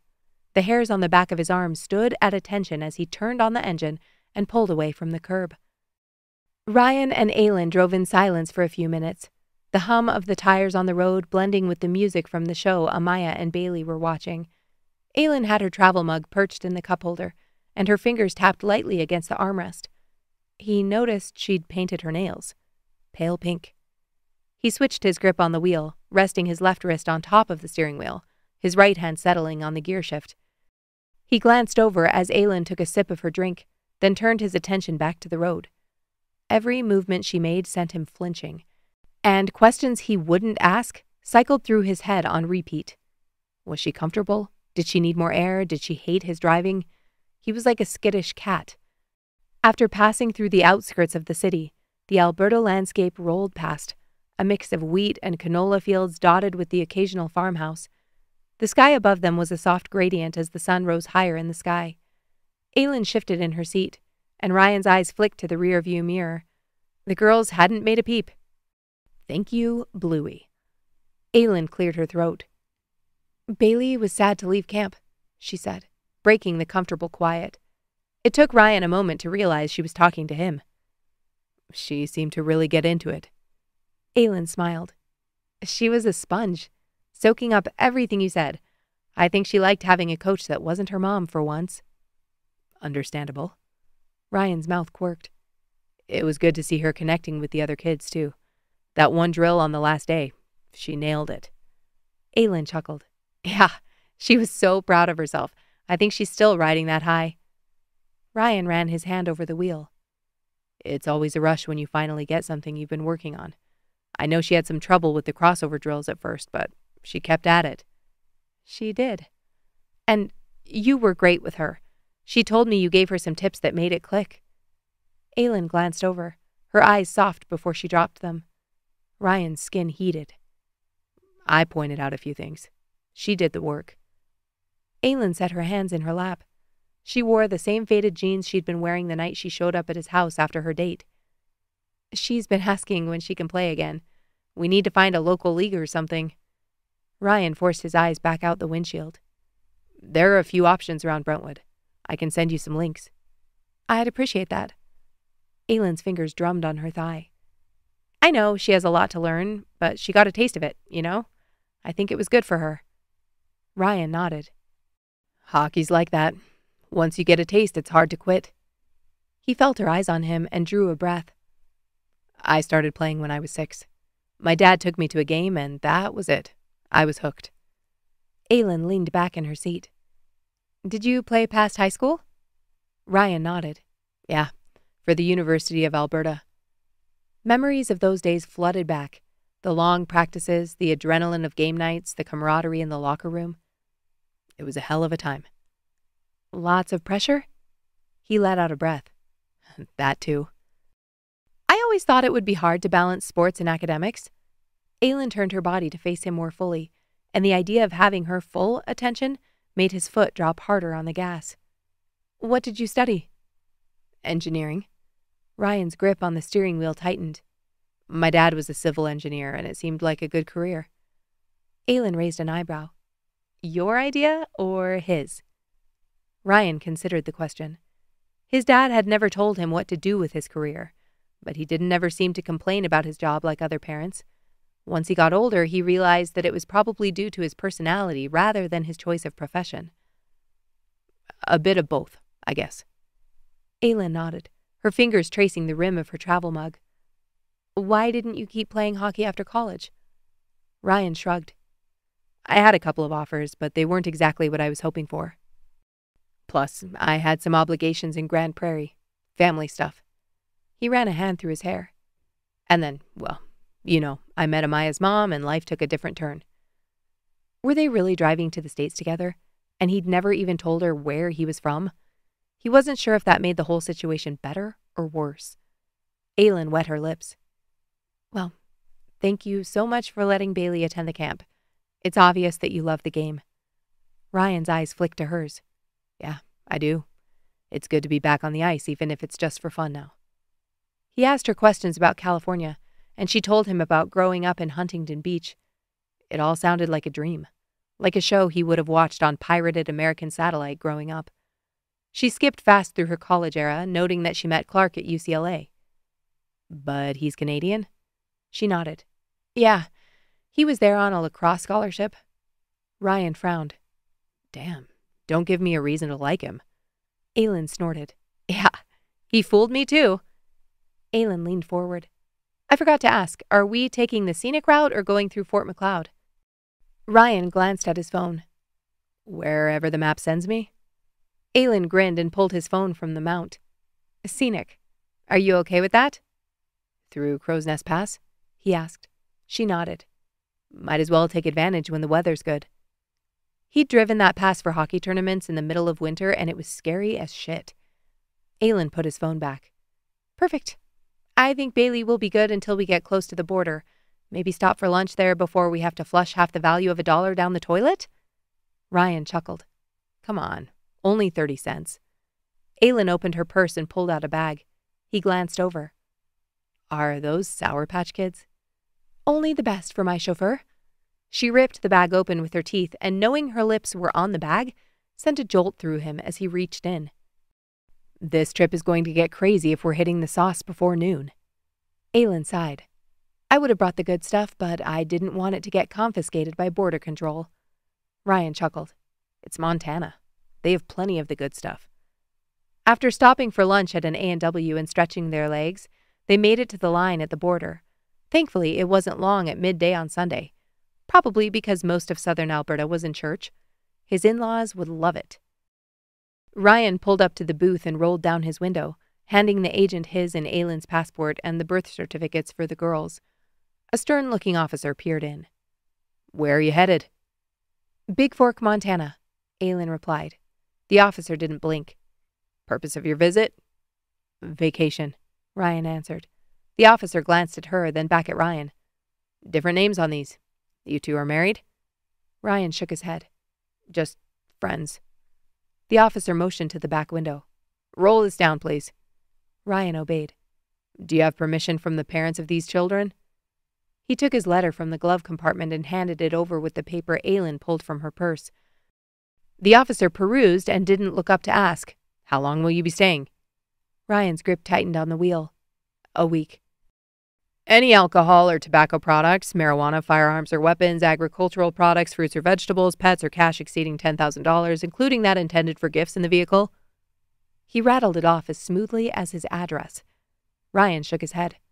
The officer handed their documents back. Thank you. Enjoy your trip. They rolled up the windows and continued on. Aylin let out a breath. That wasn't so bad. Ryan smirked. You were worried? No, Well, yeah. I always feel like I'm doing something wrong even when I'm not.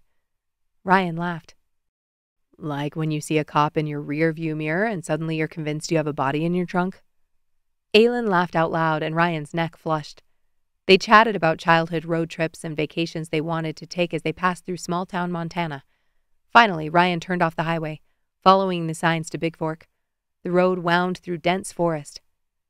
Never ceases to amaze. Aylin stared out the window. Just wait till you see it. As they rounded a bend, the forest opened up to reveal a small town nestled on the shores of glittering blue. Ryan's eyes widened. Wow. Yep, Aylin pointed. Look at those mountains in the distance. It's like a postcard. And this isn't even half of it. They drove past quaint shops with colorful awnings, a general store with a hand-painted sign, a bakery with a line out the door, and a cafe with outdoor seating that spilled onto the sidewalk. Aylin's grin stretched so wide, Ryan couldn't help but mirror it. He guided the car through the town, following the GPS directions to their cabins. They passed a couple of art galleries and a craft brewery before the road began to climb. As they ascended, the view of Flathead Lake grew more expansive. The water shimmered in the late afternoon sun, tiny boats dotting the surface like bath toys. Ryan's eyes traced the shoreline, finding a few secluded beaches and rocky outcrops. They continued along the winding road, then dropped back to water level, the cabins finally coming into view. Ryan pulled into the gravel driveway and parked next to a truck with a hitch. This is it, Aylin squeaked, and her shoulders nearly touched her ears. Ryan had barely put the car in park before the girls were jumping out and running down to the docks.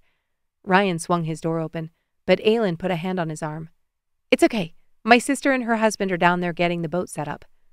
Ryan looked skeptical. She's never been around a body of water like this. Aylin nodded. We can go over safety, but it's not super deep around the dock. She pushed her door open. Come here. I'll show you. He walked down the beach in awe of the smooth-colored rocks. You're here! The woman who had to be Aylin's sister Mariah squealed, Jumping out of the boat and running up the dock toward them, Aylin flung her arms around her sister. "And you must be Ryan." Mariah didn't give him the option of a handshake. She hugged him just as tight as she did Aylin, and Ryan felt a little shell-shocked when she pulled back. Aylin looked back up at the parking spots, her brow furrowing. "Mar, how many vehicles did you bring?"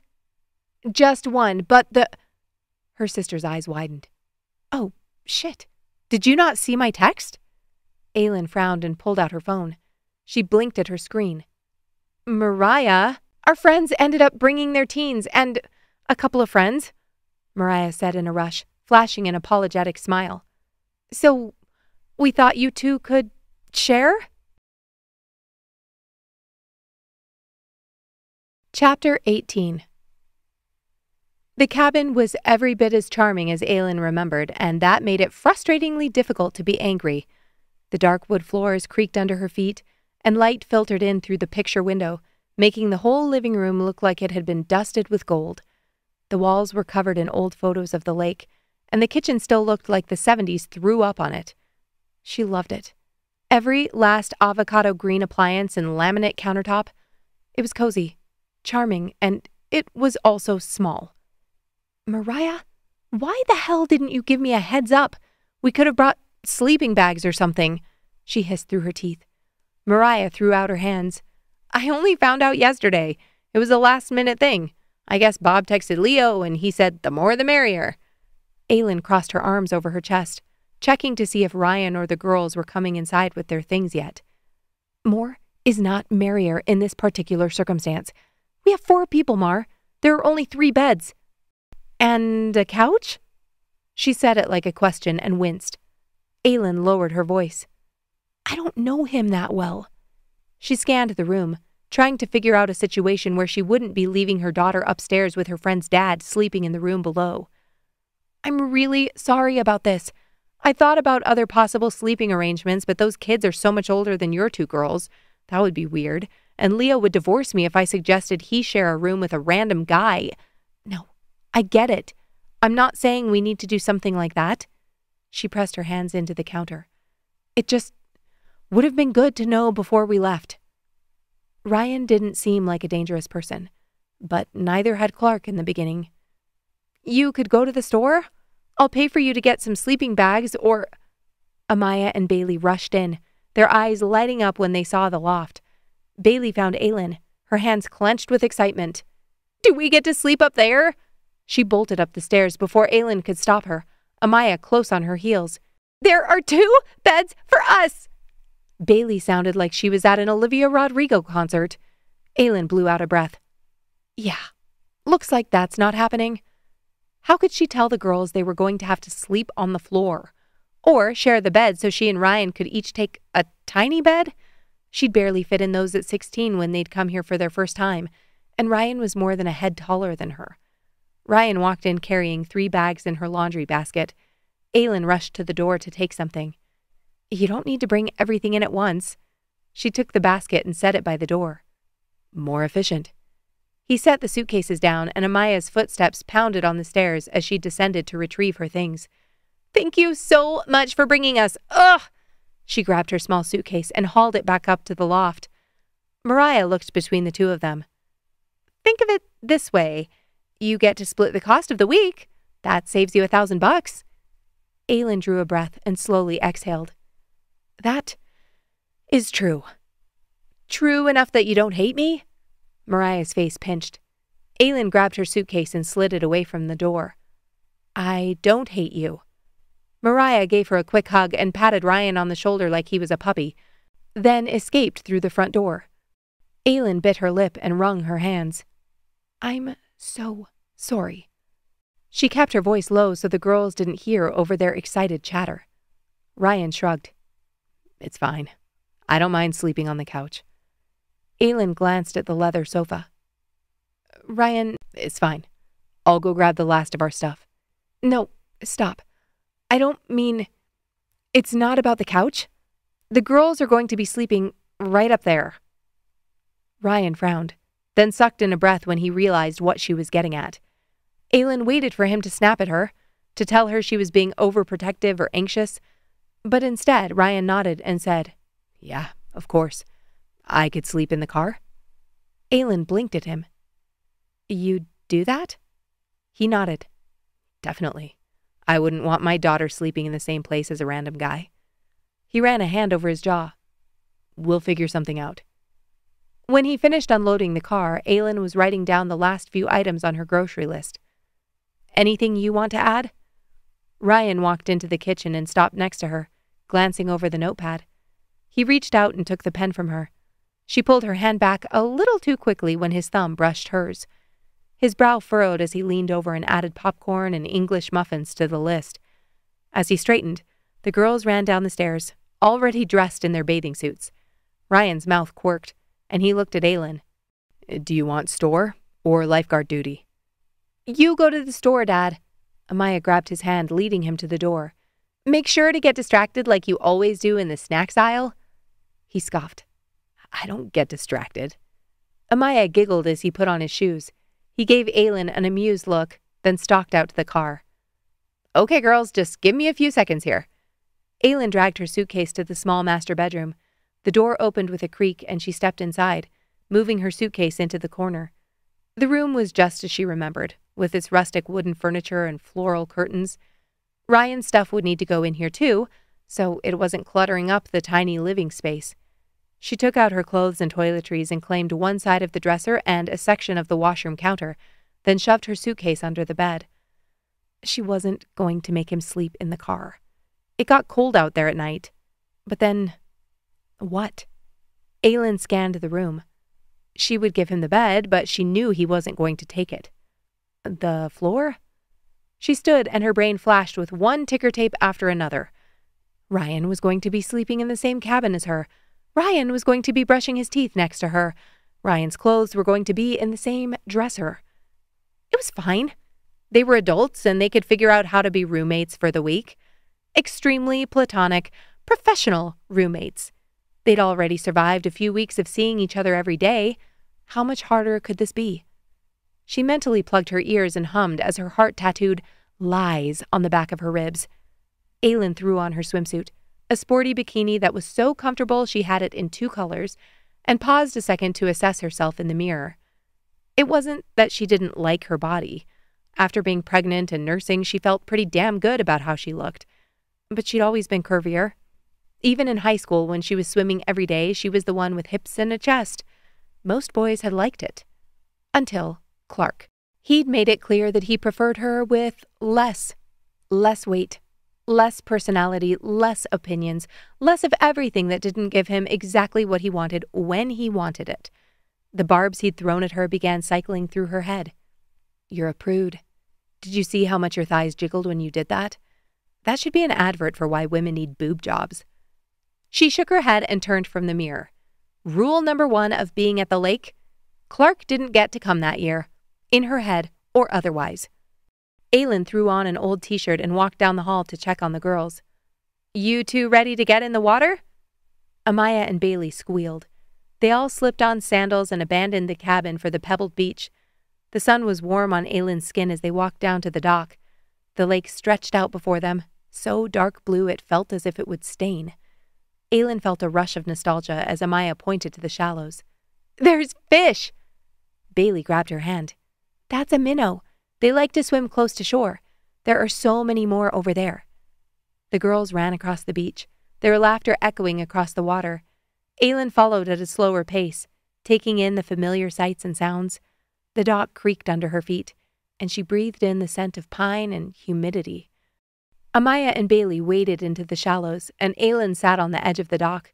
She dipped her feet into the water and took off her t-shirt. The water was still a bit chilly. She'd have to put on her big girl panties to dive in and ski. Aylin leaned back on her hands, letting the sun soak into her skin. She closed her eyes and listened to the gentle lapping of the waves against the dock. It was so peaceful here, so different from the constant hum of the city. "Mom, come in!" Bailey called, and Aylin opened her eyes. Both girls were up to their knees in water, splashing each other. Okay. Aylin stood and walked back up the dock and onto the beach, dropping her sandals on the rocks. She gasped as the cold hit her, but she forced herself to keep going until she was waist deep. The girls seemed elated at her obvious discomfort. Aylin couldn't help but laugh with them. She trailed her fingers across the surface. The sky was a brilliant blue with only a few wispy clouds drifting by. Her skin prickled, and she turned. Ryan stood on the dock, holding the grocery sacks, his eyes locked on her.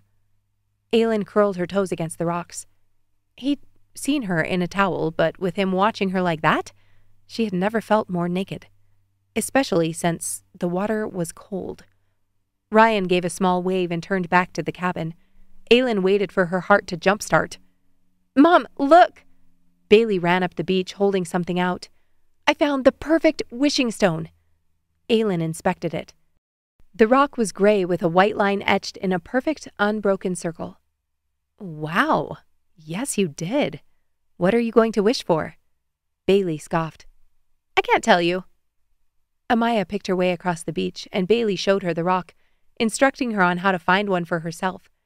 Then Bailey walked to the edge of the lake, clutched the rock to her chest and closed her eyes, then threw it out into the water. What she wouldn't have given to listen in on her daughter's thoughts for just a moment. She let the girls play for another 20 minutes, then brought them up to dry off and get ready for dinner when her mom texted saying they were getting the fire started. Ryan had already put the food away by the time Aylin and the girls were back from the water. He'd also taken his suitcase into the bedroom. She wanted to walk in and see what his clothes looked like next to hers. What products he used in his hair and on his body. "Hey."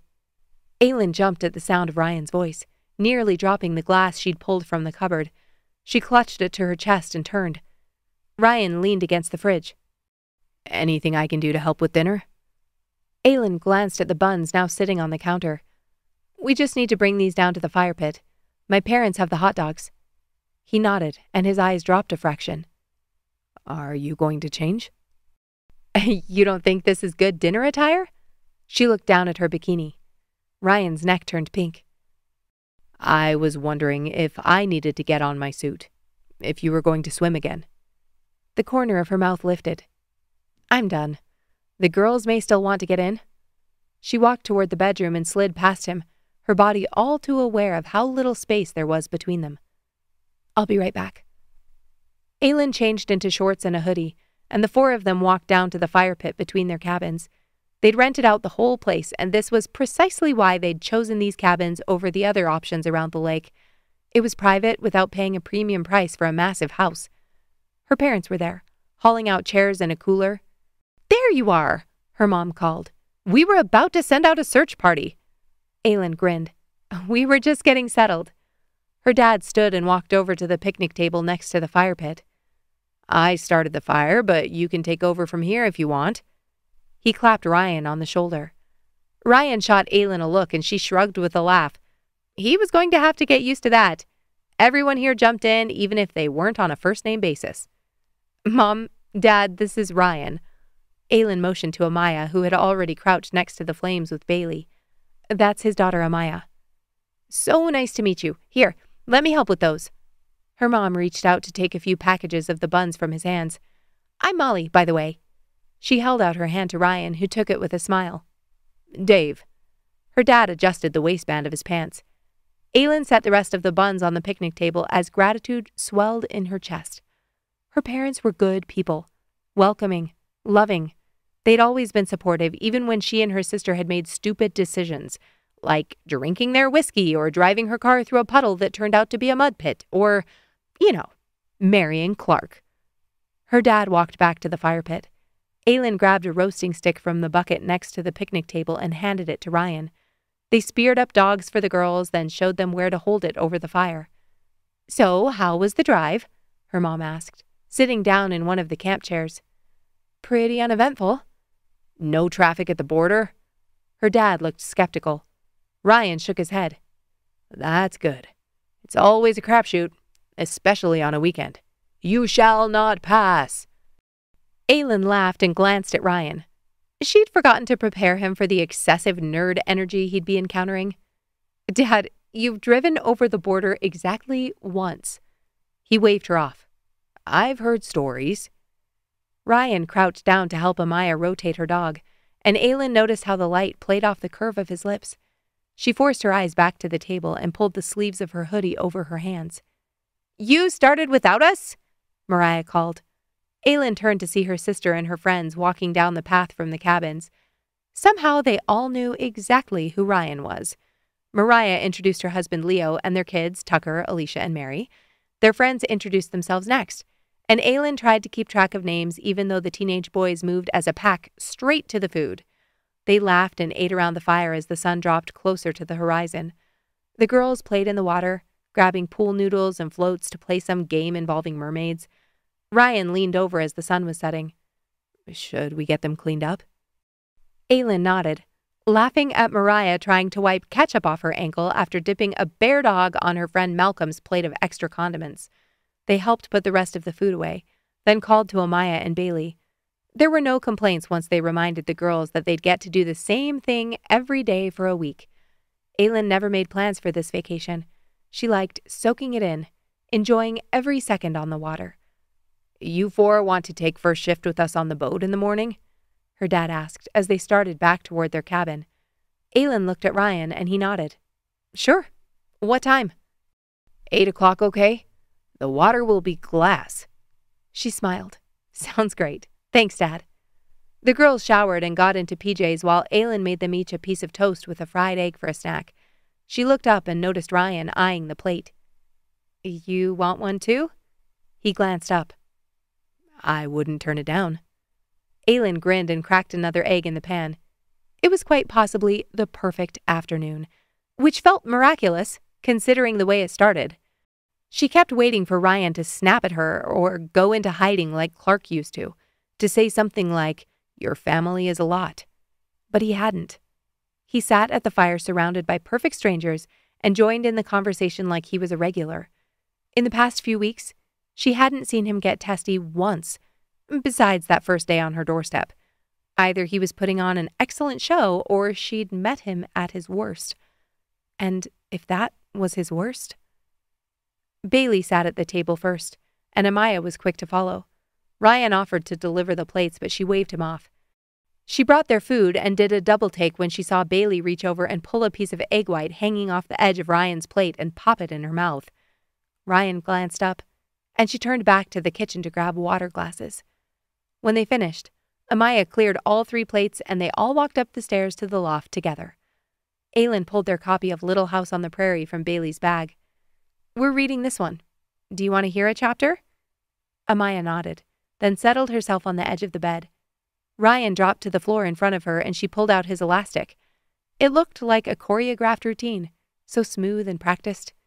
Amaya separated his hair into halves, then started a French braid on one side.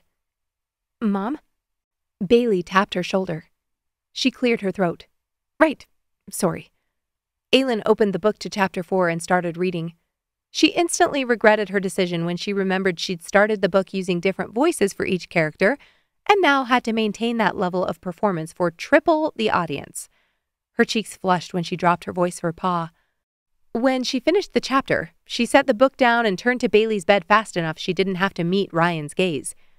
Aylin kneeled, tucking the blanket under Bailey's chin. "Sweet dreams, babe." She smoothed the hair off her forehead, then turned to Amaya. "Good night." The loft was warm and cozy, the soft glow from the kitchen light filtering through the rails on the far wall. Ryan stood and planted a kiss on Amaya's forehead, his hair elastic on his wrist. Aylin turned and descended the stairs. She walked into the kitchen, hunting for something to do so she could look busy when Ryan came downstairs. What happened next? All day they'd had things to keep them busy, distracted. Now it was just the two of them in a very quiet, very dreamy cabin. Ryan padded across the living room and leaned against the counter. He pulled the wash rag from the sink and wet it under the faucet, then wiped down the kitchen table. As he replaced it, he asked, "You okay?" Aylin nodded. "Of course. Why?" Ryan tapped his finger on the counter. You haven't looked at me in approximately 3 hours?" He exhaled. "Just wanted to make sure I didn't do something." "You didn't do anything." She placed a soap tab in the dishwasher and her hand shook as she pressed start and closed the door. "It's been a busy day." She forced her chin up and met his eyes head on. Her stomach felt like it had just been thrown in the blender. She let out a soft, huh, then turned and opened the cupboards. Looks like you got everything on the list. Thank you for doing that, by the way. Of course. She felt like she'd just slammed an espresso. Okay, I thought I'd make some tea. You want some? Aylin paused, forcing her lungs to expand. No. She should say no and disappear into the bedroom until the girls were awake and she could have anything else to look at besides him. Sure. He rounded the counter, and his hand grazed her hip as she sucked in her stomach and moved past him to take his spot at the counter. He filled the kettle and pulled out the new box of tea bags. Peppermint. Aylin swallowed hard. After turning on the gas burner, Ryan turned to face her and leaned against the counter. What if this is about us? Aylin's heart stalled in her chest. He folded his arms. What if we didn't want to be two sad people anymore? She stared at him like a deer in headlights. What was he talking about? She remembered her depressing monologue at the park, but she was not following this train of thought. Probably because Ryan's hair was still hitting his shoulders and his arms looked like they could crush walnuts. What would you tell your best friend if she were in your position? He asked. Aylin drew a breath and held it. That she should shave her head, smuggle her daughter out of the country, and never talk to anyone that could get word back to her asshole ex. Especially after seeing how easy it was to get across the border. I could forge a notary stamp. Ryan raised an eyebrow, and she exhaled. Okay, fine. I'd tell her that she'd already wasted 12 years of her life being sad because of said asshole ex. She couldn't do anything about that now, but she could enjoy the next 12. What about you? Ryan wet his lips. I'd tell him that. His jaw worked. When he spoke again, his voice was raw. That I don't think marriage was meant to be a death sentence. Aylin gripped the edge of the counter. It's so much easier to give advice than to take it. Ryan huffed a laugh as the tea kettle started to whistle. He turned and pulled 2 mugs from the cupboard and poured boiling water into them. You know when I went on that date? She asked. Ryan's hand stilled, then continued on to pick up the tea bags. I had this weird moment. If this is a sex thing. Aylin snorted. Not a sex thing. Was it just her, or did Ryan's shoulders drop a smidge? We were walking around the park and there was music playing and I felt like I was floating above myself or something, like my personality had been erased. There was nothing that existed anymore. I was just an empty shell. A robot, trying to figure out how to be human. Ryan handed her a mug. That's bleak, even for a first date. Hence the reason I haven't gone on a second. She leaned over the counter. He lifted his mug. They were only 2 feet apart now, the thin strip of island the only thing between them. Maybe it wasn't the right guy. She gave him a look. I think I'm the anti-hero in the story. Why? Aylin scoffed. I don't know, maybe because every time I tried to be myself with Clark, he found a way to make me feel like crap about it. 12 years of that makes for a fairly thorough brainwashing. His lips twitched. He glanced down at his mug, then back up at her, his dark lashes brushing his cheek. How often is Clark right about things? When it's not about making money? Never. Ryan set his mug down on the counter. I rest my case. She leaned forward, the counter biting into her hip bones. Again, easier to give advice than to take it. Ryan nodded, his thumb tracing the handle of his mug. I don't want to be sad Ryan anymore. I want to be fun Ryan. She fought a smile. I bet we could find the mothership, tweak both of our operating systems. His nostrils flared. Maybe this place counts. He lifted his mug, blew on his tea, and took a tentative sip. What are you proposing? That word sent a zing through her center, and she quickly took a drink, flinching as the hot liquid burned her bottom lip. Ryan studied the surface of his tea as if reading the future. What if we forgot about life back home for the week? What if we let ourselves be different? Aylin let his words settle over her. Was it possible? Could she ignore the emails from her lawyer, the searches for house listings, the potential passive-aggressive texts from Clark? Could she just be? This would have to go away. She lifted up her phone. Ryan opened up the kitchen drawer next to him. He pressed the power button on the phone until his screen went blank, then dropped it in. Chapter 19. Aylin woke to the sound of an alarm. An actual alarm clock, since her phone was spooning Ryan's in the kitchen junk drawer. She blinked the sleep from her eyes and flicked the switch. The mattress was soft, the sheets cool against her skin, but none of it felt familiar. It took her a minute to remember where she was. Aylin threw off the covers, only then noticing the lump on the floor near the door.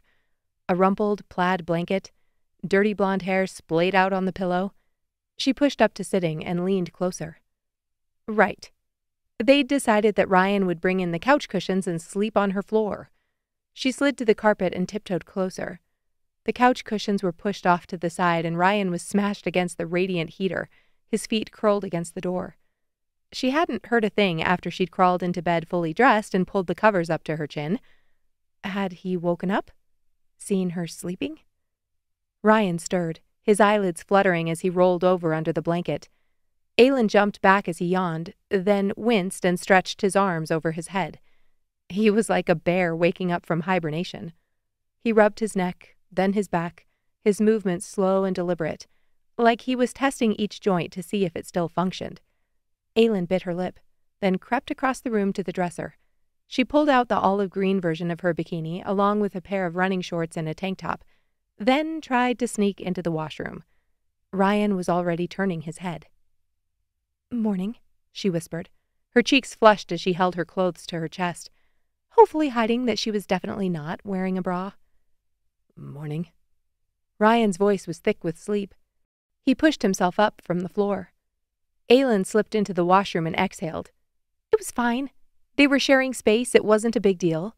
She cringed as she stripped off her cotton shorts and shirt, imagining what Ryan's night must have been like. The reason she didn't take Bailey tent camping anymore was that she felt geriatric after one night on the ground, and that was on a camping pad. She had been a gymnast. Her joints were decidedly worse than most adults she knew. Aylin pulled on her bikini, her shorts, and tank top, then quickly washed her face and brushed her teeth. She pulled her hair into a ponytail and opened the door to the bedroom just in time to catch Ryan standing with his back to her, his arms over his head as he pulled on a heather gray t-shirt. Okay. His muscles shifting over his shoulder blades, the tight taper of his waist. Was it possible for women to get morning wood? She exited the washroom, humming to herself, because humming the theme from a children's TV show would prove how far she was from having visceral sexual fantasies about her daughter's friend's dad. "I'll go wake the girls," she said in a tone worthy of a newly hired ride operator at Disneyland, and escaped into the hall. The boat bobbed gently as Aylin's dad pulled on his wetsuit, his slalom ski resting against the side. Her mom adjusted her sunglasses, one hand on the throttle, the other on the steering wheel of the sleek Mastercraft. "Ready when you are," she called back, grinning in the rear view mirror. Bailey and Amaya were already in their spots, their life jackets secure. They chatted hesitantly with Mariah's girls, Alicia and Mary. When the kids had dipped their feet in the water, they'd opted to let the adults go first. So kind of them. Mariah nudged Aylin, hugging her knees closer to her chest. Mom still does that thing, where she puts her foot up like she's pressing the gas pedal. Aylin snorted, then pointed it out to Ryan. Mariah's husband Leo was at the back of the boat, keeping the rope clear. He always let their parents drive for each other, mostly out of self-preservation. "Hit it!" her dad called out, and the engine went from a soothing thrum to a full roar. Dave pulled against the rope, keeping his knees curled to his chest until he popped up and straightened. The girls cheered, and Aylin grinned, smoothing the hair that escaped her elastic and whipped against her face. The sun shimmered across the water, making a path of melted gold. Aylin shifted in her seat, and her calf brushed up against Ryan's. She pulled away, then knocked into him again as the boat jostled. He leaned in. "It's fine." Her cheeks flushed, and she forced herself not to make it more weird by shoving herself further into Mariah's lap. People touched. They were in close quarters. It's fine. No amount of self-talk convinced her skin to stop tingling where it touched his. She fiddled with the zipper on the life jacket in her lap, remembering what she'd agreed to the night before. If they were both boring and sad and decidedly not living up to even a fraction of their fun potential, what if they did the opposite? For the whole week, what if they decided to do what they didn't think was the practical choice? They'd both agreed it should start in the morning since they were exhausted from driving all day and extroverting at the campfire. But tomorrow, they would be the fun versions of themselves. Well, now it was tomorrow, and she could barely force herself to make skin-to-skin contact with someone on a boat. Not off to a promising start. "I texted you about lunch," Mariah called, holding her hair out of her eyes. Aylin held up her phone. "It's on airplane mode. Pictures only for the week." It felt strange not to be connected to home, but she'd sent texts to Megan and her lawyer Jules letting her know what the number was for their cabin. Ryan had done the same with his in-laws. If there was an emergency, they'd hear about it. Mariah's eyes widened. "The whole week?" Aylin shrugged. "I needed a break." A spray of mist hit her face as her mom curved the boat toward the center of the lake, cutting through the glassy surface like a knife. Her dad looped his arm through the triangle at the end of the rope and adjusted the shorts of his wetsuit. "Your grandpa is so good!" Amaya yelled over the engine. The boat hit another wave, and when her arm shifted to the side, she left it there, pressed against Ryan's side. She could feel the steady rise and fall of his breathing as his warmth seeped into her. Her dad cut back and forth across the wake, his movements fluid and controlled. Her mom kept the boat steady, giving him a thumbs up every 30 seconds. It was adorable. Finally, her dad slid his hand over his throat and let go of the rope, striking an archer pose as he sank into the water. Amaya and Bailey did rock, paper, scissors to see who was up next. They were both obviously hoping to lose, and Ryan laughed when Amaya chose paper, covering Bailey's rock for the tiebreaker. Amaya pursed her lips as Mariah did a test run with the skis, making sure they fit her feet properly. She walked her through the process, then sat on the back of the boat and showed her how to hold herself in the water. Amaya nodded, then dipped her foot over the edge. "Just jump in. It'll be easier that way," Ryan called. She flashed him a look, then took her time, dangling her legs. "One does not simply walk into Mordor," Dave called out, and Amaya finally dropped into the lake. She squealed. "Don't worry, the sun's getting higher," Mariah called, tossing her the skis to put on. "It'll be toasty in here when you get out." Amaya looped the rope over her arm and put the skis on. "Remember to keep your knees bent and your arms straight," Aylin's dad called out as he toweled off. "Push into the waves. Don't let them push you." Amaya nodded, her ponytail bobbing.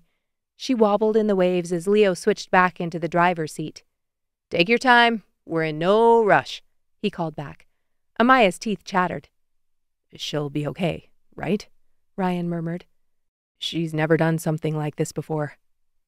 Aylin had the urge to put her hand over his, and just as she was about to swipe the thought away, she paused. What would fun Aylin do? She didn't think, just did it. Ryan's eyes flared. "She'll do great. Kids pop up so easy." She smiled and stared off the end of the boat, watching as Amaya took instructions from Mariah and her dad. Everything inside her seemed to power up as Ryan's finger lifted, lacing between hers. It was like the speakers had been on half volume and were suddenly cranked to full blast. It had only been an hour, and already fun Aylin was so much better than sad, practical Aylin. This was a game, an experiment. It was only for this week at this place, which meant she didn't need to worry about who they were in the real world. Not until Sunday, at least. Amaya yelled, "Ready!" and the boat revved. Her eyes widened as the rope grew taut. Amaya's body tensed, her skis slicing through the water. Aylin held her breath, willing her to pop up. But it wasn't that simple. Her skis wobbled, and within seconds she was stretching forward and splashing into the lake. Aylin winced, but any disappointment was quickly drowned out by encouragement. "You almost had it!" Mariah yelled as the boat circled. Her dad shouted, "Just like that, but keep your tips up." Amaya nodded, a little shell-shocked. Ryan leaned over the side, making a point to keep his hand linked with Aylin's. "You okay?" Amaya smiled up at him. She tried again, and again. Then, on her fifth try, she shot up like a cork from a bottle of champagne. The whole boat erupted with cheers. Amaya stared at them, wide-eyed, as if she'd just wandered into a foreign country. "You're doing great. Relax." Her dad gave her 2 thumbs up. Amaya grinned as she got used to the sensation of flying over the water. "She did it!" Bailey swiveled to face them, ecstatic. Amaya lasted 30 more seconds, then mimicked what she'd seen Dave do. She second-guessed herself twice, then finally released the rope and dropped into the lake. They laughed and cheered as the boat puttered up next to her. That was amazing. Ryan stood and walked to the back of the boat. Aylin immediately felt the loss of him. Aylin's dad turned to face Bailey. "You're up, kiddo." Bailey got up on the 3rd try. She took one long run, then opted to get back in the boat and save her energy for kneeboarding. "It's so easy, Amaya, and we have 2. We can both do it at the same time." Aylin checked her watch. They'd only been out for 45 minutes. "Who's next?" Leo scanned the boat. His girls avoided his eyes, and Tucker, who was 13 and definitely too cool for school, said he wanted to go last. Aylin nodded at Ryan. "I think he's up." "Yes, Dad!" Amaya cheered. Ryan's jaw tensed and Aylin raised an eyebrow, sending him a silent challenge. He read it loud and clear. He took a deep breath, his eyes scanning the water, then stood. He caught her eye, then pulled his shirt over his head and dropped it to the bench. Oh, she liked fun Ryan. She liked him a lot. His skin was light from an Alberta winter, but his arms were already starting to tan. He looked like he did push-ups regularly, but wasn't so well-defined that a woman would have to worry about competing with a gym membership. Her eyes dropped to the trail of hair on his stomach, and she forced them back to his face. He smirked, as if he knew exactly where she'd been looking. "I'm only doing this if you're going next." Aylin nodded once. "Sure, I'll ski." Ryan didn't sound like he had much experience. It was her preferred expertise ratio. She could stay in her comfort zone and still look slightly impressive. Ryan looked skeptical, so she took off her shorts and shirt, pulling on her life jacket. Ryan nodded approvingly, then slipped his feet into the adult skis and adjusted them, then took them off and looked straight at Amaya before flipping off the back of the boat. Aylin grinned. Show off. Dave handed him the skis, and Aylin moved to the back of the boat with the sunscreen, helping the girls apply while Ryan got settled. He nodded. "Hit it." Leo hit the gas, and Ryan's body surged out of the water first try. His form was perfect, knees bent, arms straight, and within seconds he was skimming across the lake. Holy shit, that little liar! "Mom!" Bailey gave her a look. She winced. "Sorry." "What did he lie about?" Bailey asked. Aylin backpedaled. "He didn't lie, he just made it sound like he didn't have much experience skiing." Amaya laughed. "He grew up with a boat. They had a private lake." Aylin's jaw dropped as she turned back to find him grinning at her. He held on with one hand, leaning back with his hair whipping behind him as he casually crossed the wake and cut into the pristine blue. The boat picked up speed, and Ryan leaned into the turns, slicing through the water.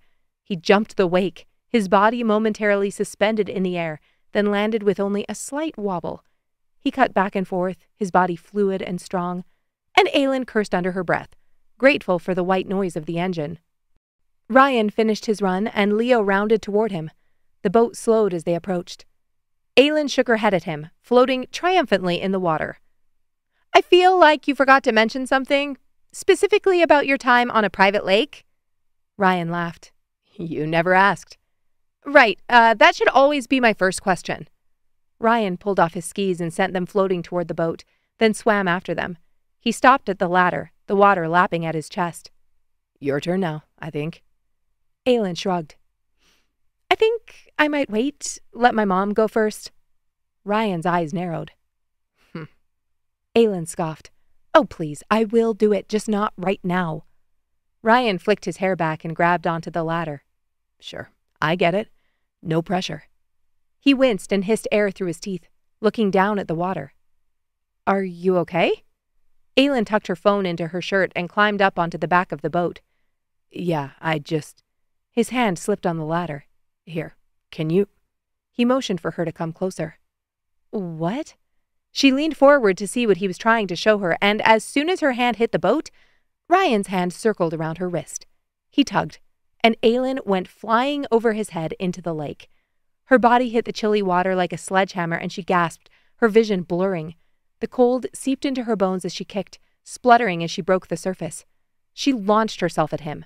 "What the hell?" "Mom, don't swear!" Bailey yelled over the side. Ryan caught her wrists, laughing as he lowered her arms to her sides and pulled her against his chest. "I'm sorry, I had to." "Had to? That's a lame-ass explanation," she hissed. His jaw brushed her cheek as he bobbed, treading water. "It was what fun Ryan would have done." He released her, then climbed up the ladder, his legs disappearing over the side. Aylin's teeth chattered as she looked up at her sister. "Mariah, can you hand me the skis?" Mariah pursed her lips, trying not to laugh. "Mm-hmm." Aylin shook her head. "Don't." Mariah scoffed. "I wasn't going to say anything." She handed her the skis and Aylin fit them in the water. "This is so much easier to adjust in the boat," she grunted, listening to Bailey still laughing her head off, reliving the moment she flew over the side. Ryan's head appeared over the edge. He handed her the rope. She lowered her voice. "Is Fun Ryan an asshole?" He shrugged. "I think we're all excited to find out." Aylin rolled her eyes and gripped the rope as the boat floated away from her. She waited until the rope went taut, then balanced in the water. "Hit it!" She was mostly dry when they got back to the dock. Mariah's friends from the night before were chatting on the beach, the teens engaged in an intense game of chicken on the dock. Aylin dragged her fingers through her damp hair and turned to Ryan. "Seems like your kind of crowd." Ryan fought a smile. "I regret nothing." He scrubbed his hand over his jaw. "Especially because you were planning to show me up." She scoffed. "I wasn't planning anything." He gave her a sidelong glance. "Sure, I'd love to ski. Maybe I'll wait till later." Aylin smacked his chest, then stood and handed Mariah their life jackets while her dad hopped out and pulled them into their mooring. Bailey and Amaya jumped ship and ran straight to the beach to continue their shipwreck game from the night before. Aylin and Ryan grabbed their towels and clothes, then walked to the cabin to prepare sandwiches for lunch. Once Aylin was warm and had food in her stomach, she felt much less murdery toward Ryan, though the fact that he seemed utterly unconcerned made her want to punish him a little. Unfortunately, it was impossible for her to be in anything other than a downright pleasant mood. The afternoon was perfect. They set up the hammocks in the trees near the beach where the girls were playing. She read a third of a novel she'd been trying to get to for months and fell asleep twice. When she woke the second time, she walked to the cabin to use the washroom, then returned to find Ryan playing Sea Monster. The girls squealed as he disappeared under the water, then exploded next to their makeshift rafts. Aylin laughed, sitting back in the hammock, swaying as she watched. Clouds were rolling in over the lake and she grabbed her phone, searching the weather for Big Fork. She frowned. Severe thunderstorm warning. Not great, considering they were planning to have dinner at the campfire again, followed by cards and s'mores. "You good?" Ryan walked up the beach, his hair dripping on his shoulders. She glanced up from her screen. He'd asked her that at least twice since they'd arrived. She used to hate it when Clark asked. It always felt like a judgment, like she was inconveniencing him somehow by having emotions that weren't pure adoration. When Ryan asked, she felt warm, like he was watching and actually cared what the answer was. "Yeah." She set her phone in the hammock next to her. "Just checking the weather." Ryan grabbed his towel and looked up at the sky as he rubbed it over his chest. "Doesn't look ideal for a fire." Aylin nodded. "Or skiing."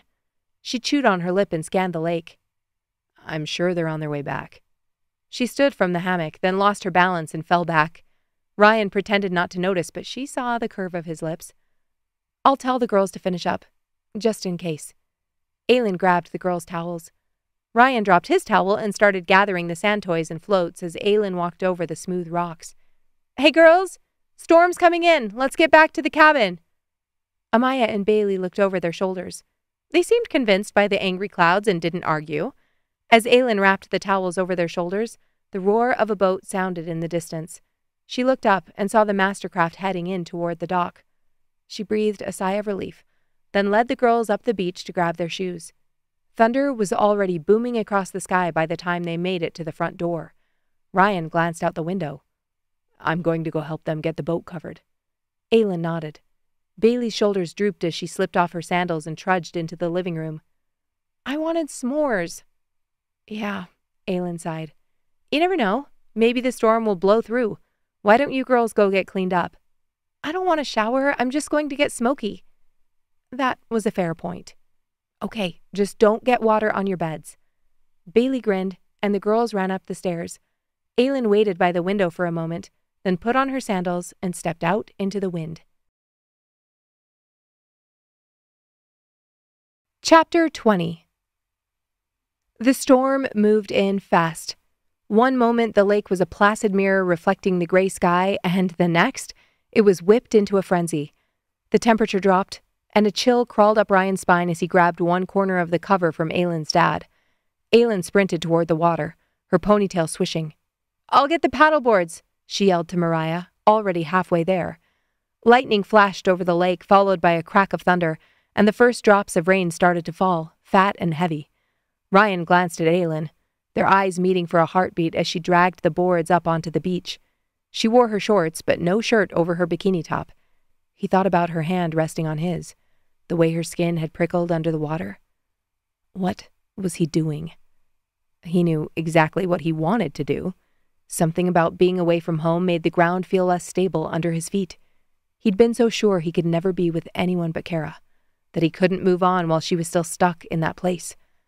But did Fun Ryan feel the same way? By the time they had everything stowed away, the rain was coming down in earnest. They said hurried goodbyes and retreated to their respective cabins. That was intense, Aylin panted. I don't remember the last time I saw a storm like this. Ryan kicked off his sandals and went to the window, crouching so he could see past the porch overhang. Thunder shook the walls. Mom? Bailey's voice wafted down from the loft. Hey, we're here. Aylin turned, scanning the floor for something. Do you girls want to watch a movie or play a game? The girls didn't answer right away. Both. Game first, then movie. Sounds great. Aylin grabbed the towels puddled on the floor and took them into the bedroom. The girls settled in at the table. Ryan grabbed the patch of Sour Patch Kids, and Aylin nodded approvingly. She pulled a few options from the bag. Crazy Eights or Go Fish? They played multiple rounds of both while the rain hammered on the roof. Amaya was fiercely competitive, her brow furrowing as she analyzed her cards. Bailey was all about the rules, making sure everyone followed them to the letter. He chuckled every time she started a sentence with, "Wait." After round 4 of Crazy Eights, he glanced back up at the clock. Dinner? The girls nodded. Why don't you two go start your movie and we'll whip something up? He pushed his chair back and headed to the kitchen. I can do that. Aylin stood. Ryan shook his head. No, go shower. I've got this. Aylin watched him a moment, then nodded. She disappeared into the bedroom and he stood in front of the open fridge for a moment, unsure why he'd opened it in the first place. Chicken. Pasta sauce. Ryan forced the idea of Aylin pulling off her bikini top behind the door out of his head and opened the package of chicken breasts. Nice. Andre would have taken advantage of that one. He'd barely responded to the team chat since they'd been there. He didn't want to disappear onto his phone, but when he started getting individual messages from his teammates, he decided he at least needed to let them know he was alive. Ryan cut the chicken, coated a pan with olive oil, then started it cooking. He boiled water and grabbed the salt from the cupboard. He pulled the package of noodles from the top shelf and opened them. As soon as the chicken was white around the edges, he flipped them with a spatula and put the lid on the pan just to make sure they cooked through. The whole dinner was prepped and ready in under 15 minutes, so he decided to chop up some cucumbers and peppers since nobody had returned to the kitchen. Not that he was trying to impress anybody. He had plates and cups neatly stacked on the counter, along with forks and napkins, by the time Aylin reemerged from the bedroom. Her hair was wet and combed, and she wore a cozy sweater and joggers that were so thin, they left nothing to the imagination. He called to the girls and had them pause their movie, then dished up and sat at the table to eat. Bailey found a candle and matches in one of the drawers and insisted they have mood lighting. The sky was still dark outside, the rain still coming down in buckets. The girls took all of 10 seconds to finish their meal and run back upstairs to their tablets. He and Aylin took their time. She complimented him multiple times on the sauce, which he didn't feel was necessarily deserved, but appreciated nonetheless. Cooking for only him and Amaya didn't exactly yield a high level of job satisfaction. Most guys don't cook, you know? Aylin took a bite of pasta. You know most guys? She shrugged. You hear things. I don't think you've met enough hockey players. We take our food very seriously. Ryan took a drink of water. Right. When I think of hockey players, I think of homemakers. Ryan feigned offense. So judgy. They finished their meal, and Aylin insisted on doing the cleanup. She put the extra food in snap containers from the cupboard, then washed the pots and pans by hand and loaded the plates, cups, and silverware into the dishwasher. Ryan kept the candle burning after wiping down the table, and both of them settled into the living room with the lights off, watching the lightning flash through the window. Do you want to sit out on the porch? I don't know what direction the rain is coming from. He stood. Worth checking. They stepped out the front door and sat down on the wooden bench. I think we got lucky. The raindrops whipped around the side of the house, but they were coming from the opposite direction. A few drops hit his ankles, but other than that, the angle kept them dry. Aylin gasped as a jagged arc of lightning ripped through the charcoal clouds. It's terrifying, she whispered. I love it. He frowned. You like being terrified? Not in real life. He shifted, turning to face her. We're not in real life? She shook her head. Not up there. That's, I don't know, a theoretical. We're down here on Earth, little ants on a massive rock. Everything up there follows its own rules. He studied her profile as she watched the sky, her eyes wide with wonder. Ryan cleared his throat. Did we succeed? She let out a contented sigh. Yeah, I think we did. There's nothing else you want to do? Aylin opened her mouth, then closed it, tucking her hands under her thighs. She shook her head. Liar, he whispered. Even in the dim lighting filtering through the window, he caught the flush creeping onto her cheeks. He was flirting with the line, and he knew it, but he couldn't stop pushing just a little further if it meant he got a reaction like that. Her tongue flicked over her lips. It's stupid. Try me. The words seemed to dance on the tip of her tongue before she swallowed them back again. Ryan didn't press. He leaned back against the bench, catching another flash of lightning fracturing the sky and burning against his retinas. I've always wanted to dance in the rain, she murmured. Ryan stilled, keeping his eyes trained ahead. I told Clark that once, and he said it would probably be disappointing. Ryan grunted. Why? She let out a long exhale. Because there was nothing romantic about being cold and wet. She paused. I saw that scene on the beach in Sweet Home, Alabama. At 16, that was the sexiest thing I'd ever seen in my life. Ryan laughed. And now? Still pretty close. Ryan tapped his fingers on the wooden bench. Then, without overthinking it, he stood and offered her a hand. She looked up at him. I didn't tell you that as some plea for a pity dance. Ryan didn't move. I think it sounds fun. She pursed her lips, then glanced past him. I'm sure everyone is in their cabins looking out their windows right now. That's a problem? She teased her lower lip with her teeth. Yeah, a little. I don't want them to get the wrong idea. Ryan nodded. He started to lower his hand when she pushed up to stand in front of him. Back porch? They walked back into the cabin and picked up their shoes, tiptoeing down the hall, and through the bedroom to the back door. The girls' movie was still playing in the loft. This time, Ryan couldn't pretend that he was only flirting with the line. He knew exactly what he was doing when he stood and offered Aylin his hand. His hands trembled as he pushed open the door, and a gust of wind sent a spray of rain onto the carpet. Ryan pulled her out, their sandals slapping against the soaking deck boards as the rain whipped against their cheeks. Aylin's eyes were wide as he pulled her into his arms. Was it raining like this? In the movie? Ryan raised his voice above the creaking of the pine trees. She laughed. Definitely not. There was no music to match, but as Ryan looped his arms around her waist and Aylin dropped hers over his shoulders, they swayed anyway. Aylin rested her temple against his cheek. Her normal coconut scent mixed with damp pine and sunscreen. The rain lashed at them, cold and relentless. Ryan's shirt clung to his skin, and Aylin's hair plastered against her face. She laughed, and he closed his eyes to keep his eyeballs from getting pelted. Aylin pressed into him, and liquid fire flooded his veins. His hands pressed against her waist, feeling her muscles flex as she moved. Then he was imagining her in that bikini, goosebumps flashing across her skin. He shifted, momentarily embarrassed by what she had to be feeling through those paper-thin joggers, but Aylin only pressed closer. He gritted his teeth and said the only thing that came into his head. "I'm not really a dancer." She grinned against his cheek. "I think being willing is the biggest thing." He adjusted his grip on her waist. "I thought about taking lessons." She pulled back to look at him, her eyes narrowed against the onslaught. "Why?" "One of my teammates is getting married in August. My friend Tyler wanted to do a flash mob." Aylin's face split into a smile. "Shut up, that's amazing. Your whole hockey team?" He nodded. "What song?" His grin widened. "It's super romantic." She laughed. "What song?"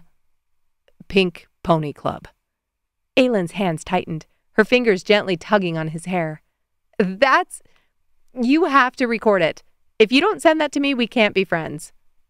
Ryan's pulse pounded in his ears. Is that what they were? Friends? He lifted a hand and swept the hair from her forehead. Aylin opened her left eye, squinting to look at him. Her lips parted, and the tip of her nose turned pink. Just as he was searching for something else to fill the silence, her hand curled, and her fingernails gently scratched the back of his neck. Any rational thought evaporated. He was standing in the rain, soaked to the bone with a gorgeous woman. She was molded against him, their thin cotton fabric the only thing dulling the sensation of her soft curves. Fun Ryan punched old Ryan in the nuts and went for it. Chapter 21. Aylin sucked in a breath as Ryan's lips pressed against hers. His mouth was warm, slick from the rain. She pressed against his warmth, working to catch her breath, her head swimming. Her lips parted, her tongue flicking against his as his fingers spread into her hair. She sighed against his mouth, and his whole body tightened against her. Her mind flaunted every image she didn't realize she'd carefully stored away, pulling them out like Polaroids. The one where Ryan reads a book half naked. The one where Ryan gives a high five to a 12-year-old on the ice. The one where Ryan pulls his shirt off on the boat in front of your whole family and you grit your teeth and pretend your thighs didn't suddenly transform into a flint and steel. Her tongue reached for his then, her fingers threading through his hair. How many times had she wanted to touch his hair? Ryan pressed her back against the cabin wall, his hand dropping back to her waist, pulling her flush against his hips so fast she gasped.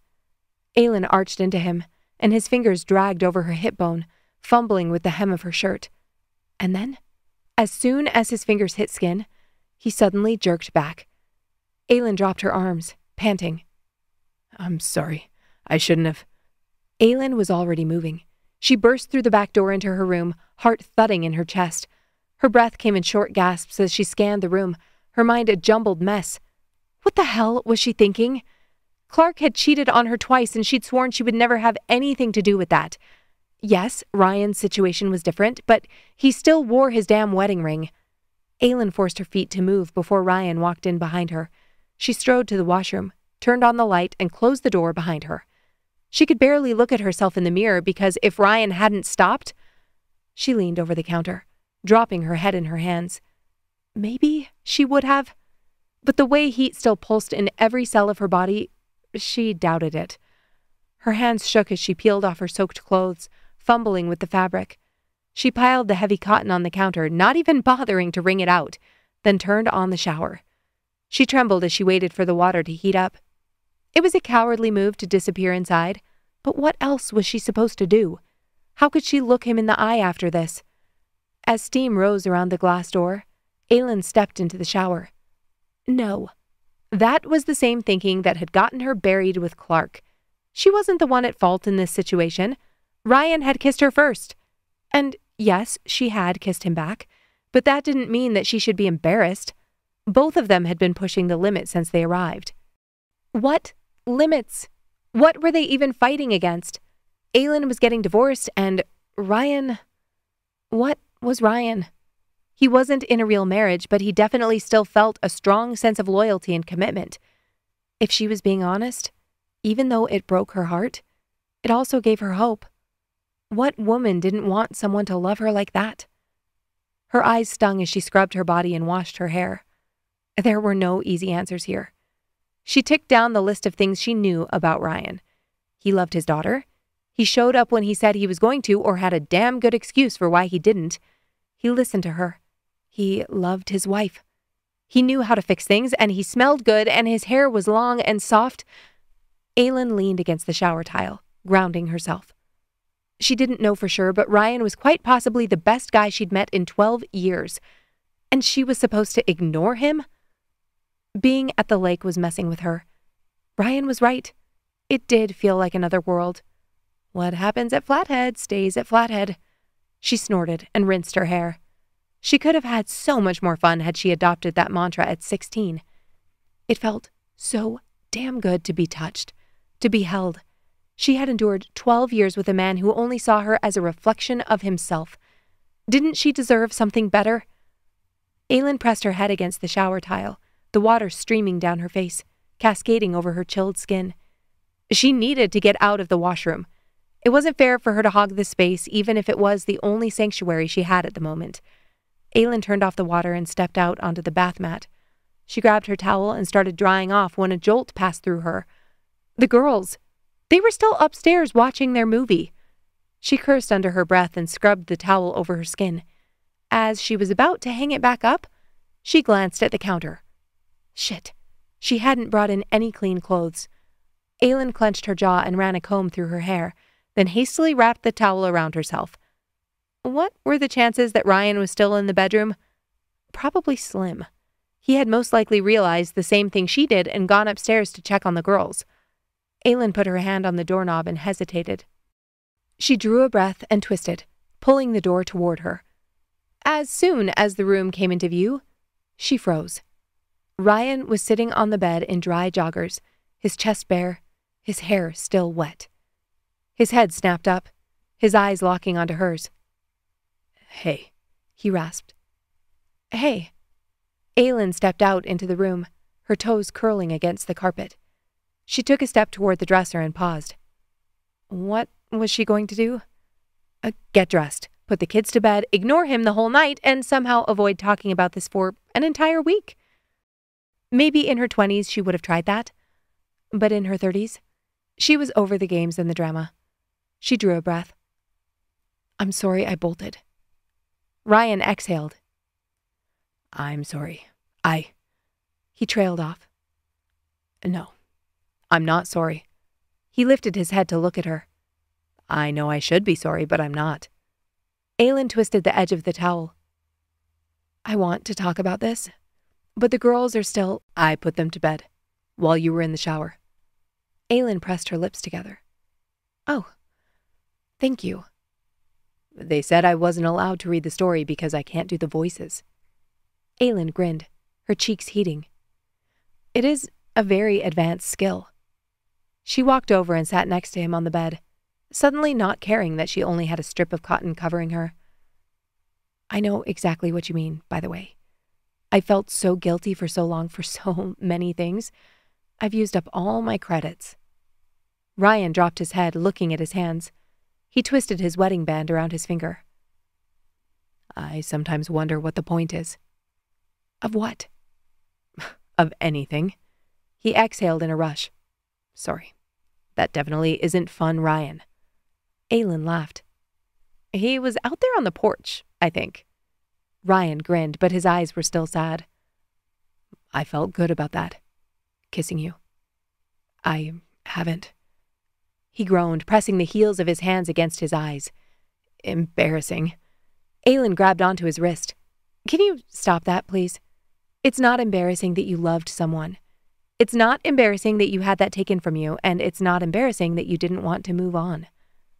Ryan dropped his hands, twisting his arm to flatten his palm against hers, and heat flashed under her skin. She stared at her fingers twining with his. "I feel good about this. I felt good about it on the boat, too." Ryan nodded. "Yeah." "I don't think—" She paused, choosing her words carefully. "There's not a manual for this. I remember when I had Bailey, I checked every book out from the library. I scoured the internet for blogs. Remember people used to do those? No, but continue. She bit her lip. I was sure that I could do it right. And since I was obviously doing marriage wrong, I put all my hopes in that basket.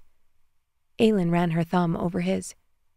I got some good ideas, but the experts never had answers for my exact situation. What do you do when your husband yells at your 3-year-old when she draws on his shoes with a pen? She shook her head. The only way I got away from Clark was by trusting my gut more than everyone else's opinions. Ryan tapped her knuckles. And what if? He cleared his throat. What if your gut is the problem? Aylin looked up. Maybe then you go back to the basics. She pulled her hand from his and brushed the hair from his cheek. Ryan's eyes shuddered. He leaned into her touch, pressing his lips against her palm. She swallowed, her throat constricting as words pooled in her mouth. Are you ready for bed? Ryan shook his head.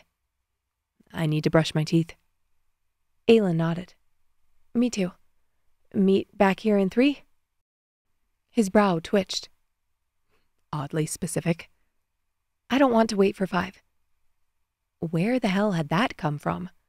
Ryan's pupils dilated. He stood and stalked into the washroom, and Aylin went to the dresser.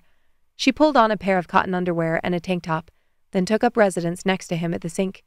They brushed, rinsed, then made their way back into the bedroom. Ryan stood at the foot of the bed, and Aylin walked to the headboard, pulling off the decorative pillows and tossing them on the floor. I don't want you to sleep on the floor tonight. His jaw worked, but he didn't refute the statement. His eyes dropped to her hips, then dragged over her torso. She pulled back the covers, then walked to stand in front of him. Her pulse picked up speed. I want... She paused, not sure if she could say it out loud. I want you to hold me, if that's okay. The idea of going to bed alone after feeling him next to her made her insides feel like overbaked clay. He wet his lips. Okay. Aylin nodded once, then walked to the door. She closed it and flicked off the light, then padded back to the bed. Chapter 22. Ryan woke early the next morning, his body on autopilot from years of early morning practices and then morning commutes. His reality draped over him in layers. He was lying in bed, but not alone. A leg threaded between his. His heartbeat seemed to be doubled. Ryan held perfectly still as the night before solidified, waiting for the inevitable feeling of guilt or shame when he remembered he'd kissed another woman. Held her as they slept. But the pang in his gut never came. Instead, he was filled with a soft warmth. It seemed to spread from his middle, dissolving through him until it reached his toes and fingertips. Aylin was still asleep beside him, her body a delicate curve. His heart stuttered as he slowly shifted to get a better look at her. Her hair fell in soft waves over her shoulder and fanned out on the pillow. Her lips were slightly parted, her eyelashes resting against her cheek. Her fingertips shared her pulse, beating slow and steady against his ribs. He counted the freckles along her temple, the way her earlobe dipped. Ryan hadn't slept next to a woman since Kara, since the night before their entire world flipped upside down. He'd held Amaya, of course, but that was different. This was something he thought he'd never experience again. The grief he'd managed to wrap up and hide for so long crashed over him like a tidal wave. He'd lost Kara. He'd lost the future they'd planned together. And in the years since, he'd lost a piece of himself. He'd buried his desires, his needs, his hope for companionship because it was easier than facing the void Kara had left behind. Ryan closed his eyes, his hand still resting on Aylin's hip. It was almost laughable that he'd convinced himself he was fine, that his life was full, that he didn't need anyone else. His eyes burned, his gut and his heart at complete odds. He couldn't abandon her. He couldn't live without this. With a resolute breath, he pulled his hand away and slowly slipped free of Aylin's limbs. He checked the clock. It was only 7:30, but he doubted the girls would sleep in with light streaming through the windows in the loft. He lifted his upper body from the mattress, then stood and reached for his shirt, pulling it over his head. He padded into the washroom and relieved himself, then washed his hands, splashed his face with water, and left the bedroom, closing the door behind him with a soft click. Besides a few beach toys strewn on the ground, there was no evidence of the storm the night before. The lake was pristine, the sunshine bright and golden. Ryan opened a cupboard and reached for a mixing bowl. He measured out 2 cups of pancake mix, then added milk, eggs, and melted butter, the liquids pooling in the center of the bowl. The batter thickened as he whisked. When he was satisfied with the consistency, he poured a dollop of oil into the cast-iron skillet and set it on the stovetop. He mixed in blueberries with a spoon, and when the oil was hot, dropped 3 dollops of batter onto the pan. It sizzled. He watched as bubbles formed on the surface of the pancakes, the batter puffing up and drying at the edges. With a flick of his wrist, he flipped the pancakes, the edges curling slightly as they landed back in the pan. Voices murmured overhead, followed by the rustling of sheets. He couldn't quite make out what Bailey and Amaya were saying, but it didn't take long for their feet to start thumping on the stairs. "Morning." He looked up and smiled, only realizing then that there were no blankets or a pillow on the couch. Hopefully they wouldn't connect the dots and wonder where he'd slept for the night. "You made pancakes?" Amaya ran up and leaned over the counter. Ryan grabbed a plate and lifted the pancakes from the pan. Perfect timing. He set the plate in front of her, then turned and pulled syrup from the fridge. Amaya and Bailey grabbed plates and forks, then took a pancake from the pile and settled in at the table. Aylin appeared next to the fridge, her hair mussed and her cheeks rosy from sleep. Ryan's blood heated as he looked up and met her eyes. She blinked, her eyes slow and dreamy as the corner of her mouth lifted. "Good morning." "Morning." His voice was gravelly, and he cleared it. "Sleep well?" she asked, her voice light as she walked past him, her hand brushing his hip. She was a tease. Ryan's eyes sharpened as she pulled a plate from the shelf. "Probably the best sleep I've had in years." She let out a soft breath. "The lake does that to you, doesn't it, Bales?" Bailey nodded. "I sleep so well here." Aylin raised an eyebrow. "Looks like you're not alone." They finished breakfast and changed into swimsuits. Everything felt easier. They walked down to the dock, found their life jackets from the day before, and within 15 minutes were out on the lake, zipping across the water. Mariah and Leo weren't with them that morning. They decided to switch off days and go with their friends later that afternoon, so it was just the grandparents and their little combined family. Seeing the 4 of them on the boat together punctuated everything he'd been feeling since last night. "Looks like you aren't alone." The words pulsed through him like a heartbeat. Without even realizing it, he'd imagined his life for the next 30 years, drawn in permanent ink. It was him and Amaya, and when Amaya was gone, it was just him. After last night, it was as if someone had grabbed a bucket of soapy water and a brush and started to scrub. Ryan looked down and found Amaya next to him, her arms crossed over her chest. "What's wrong?" "I want to get better at skiing, but I also don't want to waste our time, since we're only here for a few days." 4 more days. Ryan held up his fingers. "We don't have to leave until Sunday." Amaya's face brightened. "True." Aylin glanced up at him from across the boat. A small smile had played on her lips all morning, and Ryan practically salivated at the realization that he'd put it there. What they'd done the night before had felt right. It hadn't been lust, though that had certainly been there on the porch in the rain. He wasn't craving some quick fix or release, though again, he wasn't not craving it. But the order of things seemed to matter. He watched Aylin's parents, her mom's hand on her dad's knee each time she leaned in and yelled something over the roar of the engine, the way he looked at her every time he made a joke, hoping for her approval. Marriage had never been just a piece of paper to him. Even if Kara didn't understand the commitments they'd made anymore, he did. He wanted Aylin to know that he did. "Kneeboard?" Amaya yelled across the boat to Bailey. She gave her a thumbs up. They played on the water until noon, then took the boat in to switch out drivers and riders. Ryan thanked Molly and Dave for chauffeuring them around, then helped set the life jackets out to dry on the dock. "You better be careful," Aylin said next to him.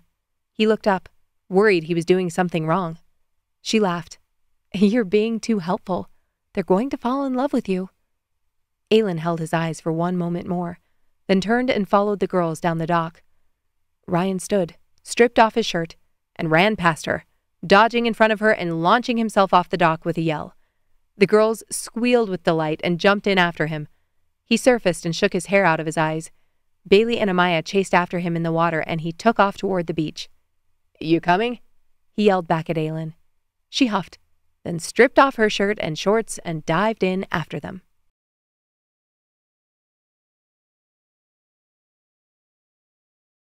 Ryan held her that night, and the night after that. They never did more than map each other's skin and breathe together until they fell asleep. They spent the mornings on the boat and the afternoons exploring the town and surrounding area. On Saturday, they were tasked with finding wild huckleberries for pies. Aylin's dad had made it sound like a treasure hunt, and the girls were instantly sold. "There's a trail on the other side of the house that sounds promising." Aylin slipped on her hiking shoes, and they all filed out the door. Amaya and Bailey ran ahead, and Ryan and Aylin fell into step next to each other on the narrow path that led from their back door through the woods. Ryan glanced back at the porch. Aylin noticed, and her cheeks flushed. "I think this is my favorite time I've ever come to the lake." Because Bailey's older?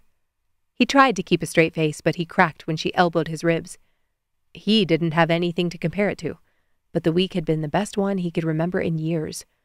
The realization that it was Saturday, that the next day they'd be turning their phones on and driving back to Calgary, sent ice sliding down his spine. They followed the trail until Amaya and Bailey stopped in front of them. Amaya turned, putting a finger to her lips. Ryan and Aylin walked closer. A family of deer stood in a small clearing, their velvety noses twitching as they grazed on the foliage. Ryan didn't move, the hairs on his arm lifting as Aylin's skin brushed his. He'd touched her there. He'd touched her almost everywhere. After a few seconds, the deer lifted their heads and looked directly at them.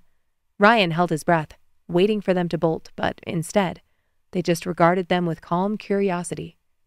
"Seems like you're not alone." Aylin glanced up at him, then linked her fingers with his for a beat before letting go. After the deer moved on, they continued up the hill and found a garter snake and 2 small frogs. When they were about to turn back, Bailey pointed through the foliage and grabbed a Ziploc bag from the box Aylin carried. Bailey left the trail and plucked a deep purple berry from the bush and held it up, then dropped it in the bag. "She found them." Aylin grinned and tromped after her into the brush.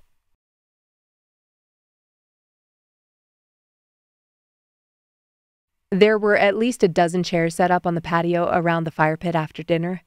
The huckleberry pies sat cooling on cinder blocks, and the paper bowls and spoons were ready on the table. Mariah crouched, setting up her phone on a tripod to record. She turned to the teenage boys grouped behind the picnic table. "You guys ready? You're up first." Ryan had been skeptical when Aylin told him about the variety show. His family had always been into sports. All of them would rather wear a cup 2 sizes too small than stand up in front of a group and sing or dance.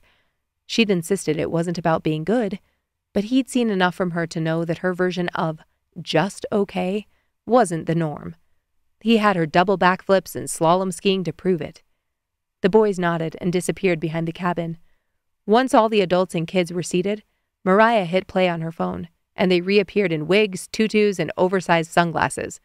One of them, Tucker, had even gone to the trouble of stuffing a bra with water balloons.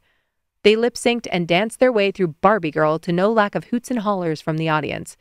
Aylin couldn't stop laughing as they mimicked Barbie and Ken, strutting and posing like they were in a music video from before they were born.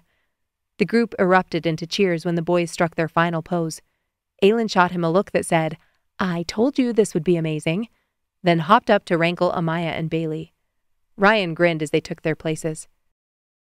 They wouldn't let him be in the cabin when they practiced, and he didn't even know what song they were singing. Bailey held the sheet music with Amaya standing next to her. Aylin started the accompaniment on her phone, and it was like someone hooked up a vacuum sealer to his lungs and pressed start as they began to sing. He always enjoyed their choir concerts, but hearing them sing just the 2 of them gave him chills. He'd only known Bailey a short time, but after coaching her at camp, she was quickly becoming one of his favorite kids. She was quieter than Amaya, more careful. She reminded him of her mom. The girls bowed to applause when they finished, and Amaya's cheeks were cherry red when she went back to her camp chair. It was so good, all of it. The lake, the friends, the food, the card games. Ryan's throat grew thick as he looked around the camp ring and committed to making more of an effort to drive up and spend time with his own family when they got back. Tomorrow. Dread hit his stomach. Mariah stood and motioned for Aylin to join her at the front. Aylin shook her head, but Mariah wasn't letting it go. Aylin blushed as she groaned and finally acquiesced. That look on her face had Ryan's full attention. She grabbed her sister's arm and lowered her voice. "What are you doing?" Mariah grinned. "I found our music. I couldn't resist." Aylin's eyes widened. "The music? I haven't done that in years." "Neither have I. That's what'll make it hilarious." Mariah cleared her throat and turned to the audience. "Okay, this is a dance we made up one summer to Club California." It was on a cassette tape that came with this Barbie doll Mariah got for her birthday when she was 6, Aylin explained. Her parents were already laughing. Mariah motioned for Leo to press play, and Aylin fell into step beside her sister, their feet shuffling and arms flailing, both of them barely able to suck in a breath through their laughter. Mariah attempted a high kick and nearly toppled into the fire pit. Aylin grabbed her arm, and they transitioned into some sort of train move. It was the only way to describe what their hands were doing. Her family was wheezing by the time the music died, and the teenage boys, still in cotton candy-colored wigs, quite possibly gave the loudest applause of the night. Aylin collapsed into her camp chair, her mascara smeared. "So, that was a thing I did?" Ryan stayed glued to the canvas, because if he moved, he was going to reach over and kiss her. "Tucker!" Leo tromped into the circle, panting. "I ran up to get my phone, and the door to the cabin is locked." Tucker looked around as if there was some other kid in their small group with his same name. "Yeah. Mom always said not to leave the doors unlocked." "At home, Tuck. Not when the cabin door is 10 feet from us." Mariah patted her pockets, then made a face. "You had the key." Leo exhaled. "Yeah, I had the key." "It's in the cabin?" she asked. Leo pursed his lips. Yeah." Aylin turned to Ryan, her eyes glittering. He wet his lips and nodded. She grinned and jumped up from her chair. "Hey, Mariah, do you happen to have a bobby pin?"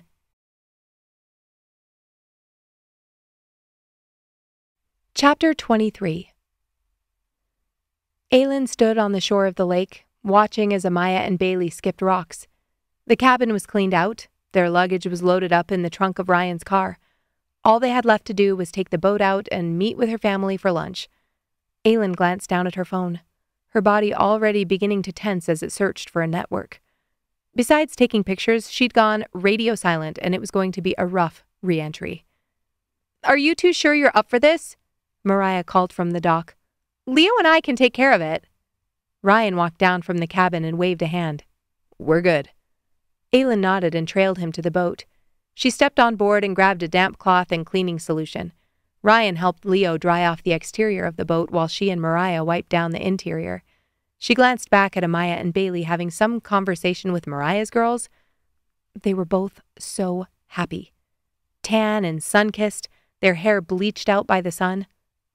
"I don't think they're going to be happy when we tell them it's time to go," she said. Mariah sighed. "None of us are." It was true. Being on the water, surrounded by friends and family, had been a slice of heaven.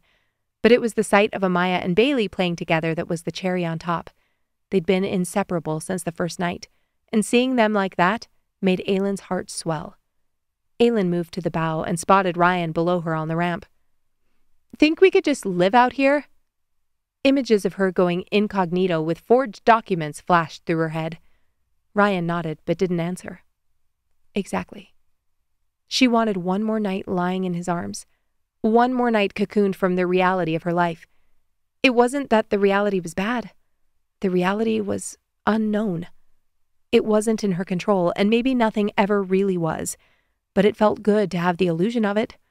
She'd been strapped into the passenger seat of her own life, and this week, she'd taken the wheel. Or, at least jumped out of the car. She could almost feel the scrapes and bruises taking shape because of it. They finished drying off the boat, then gathered their things. Aylin called the girls over, and they reluctantly trudged back to the dock. "Do we have to go?" Bailey's lower lip jutted out.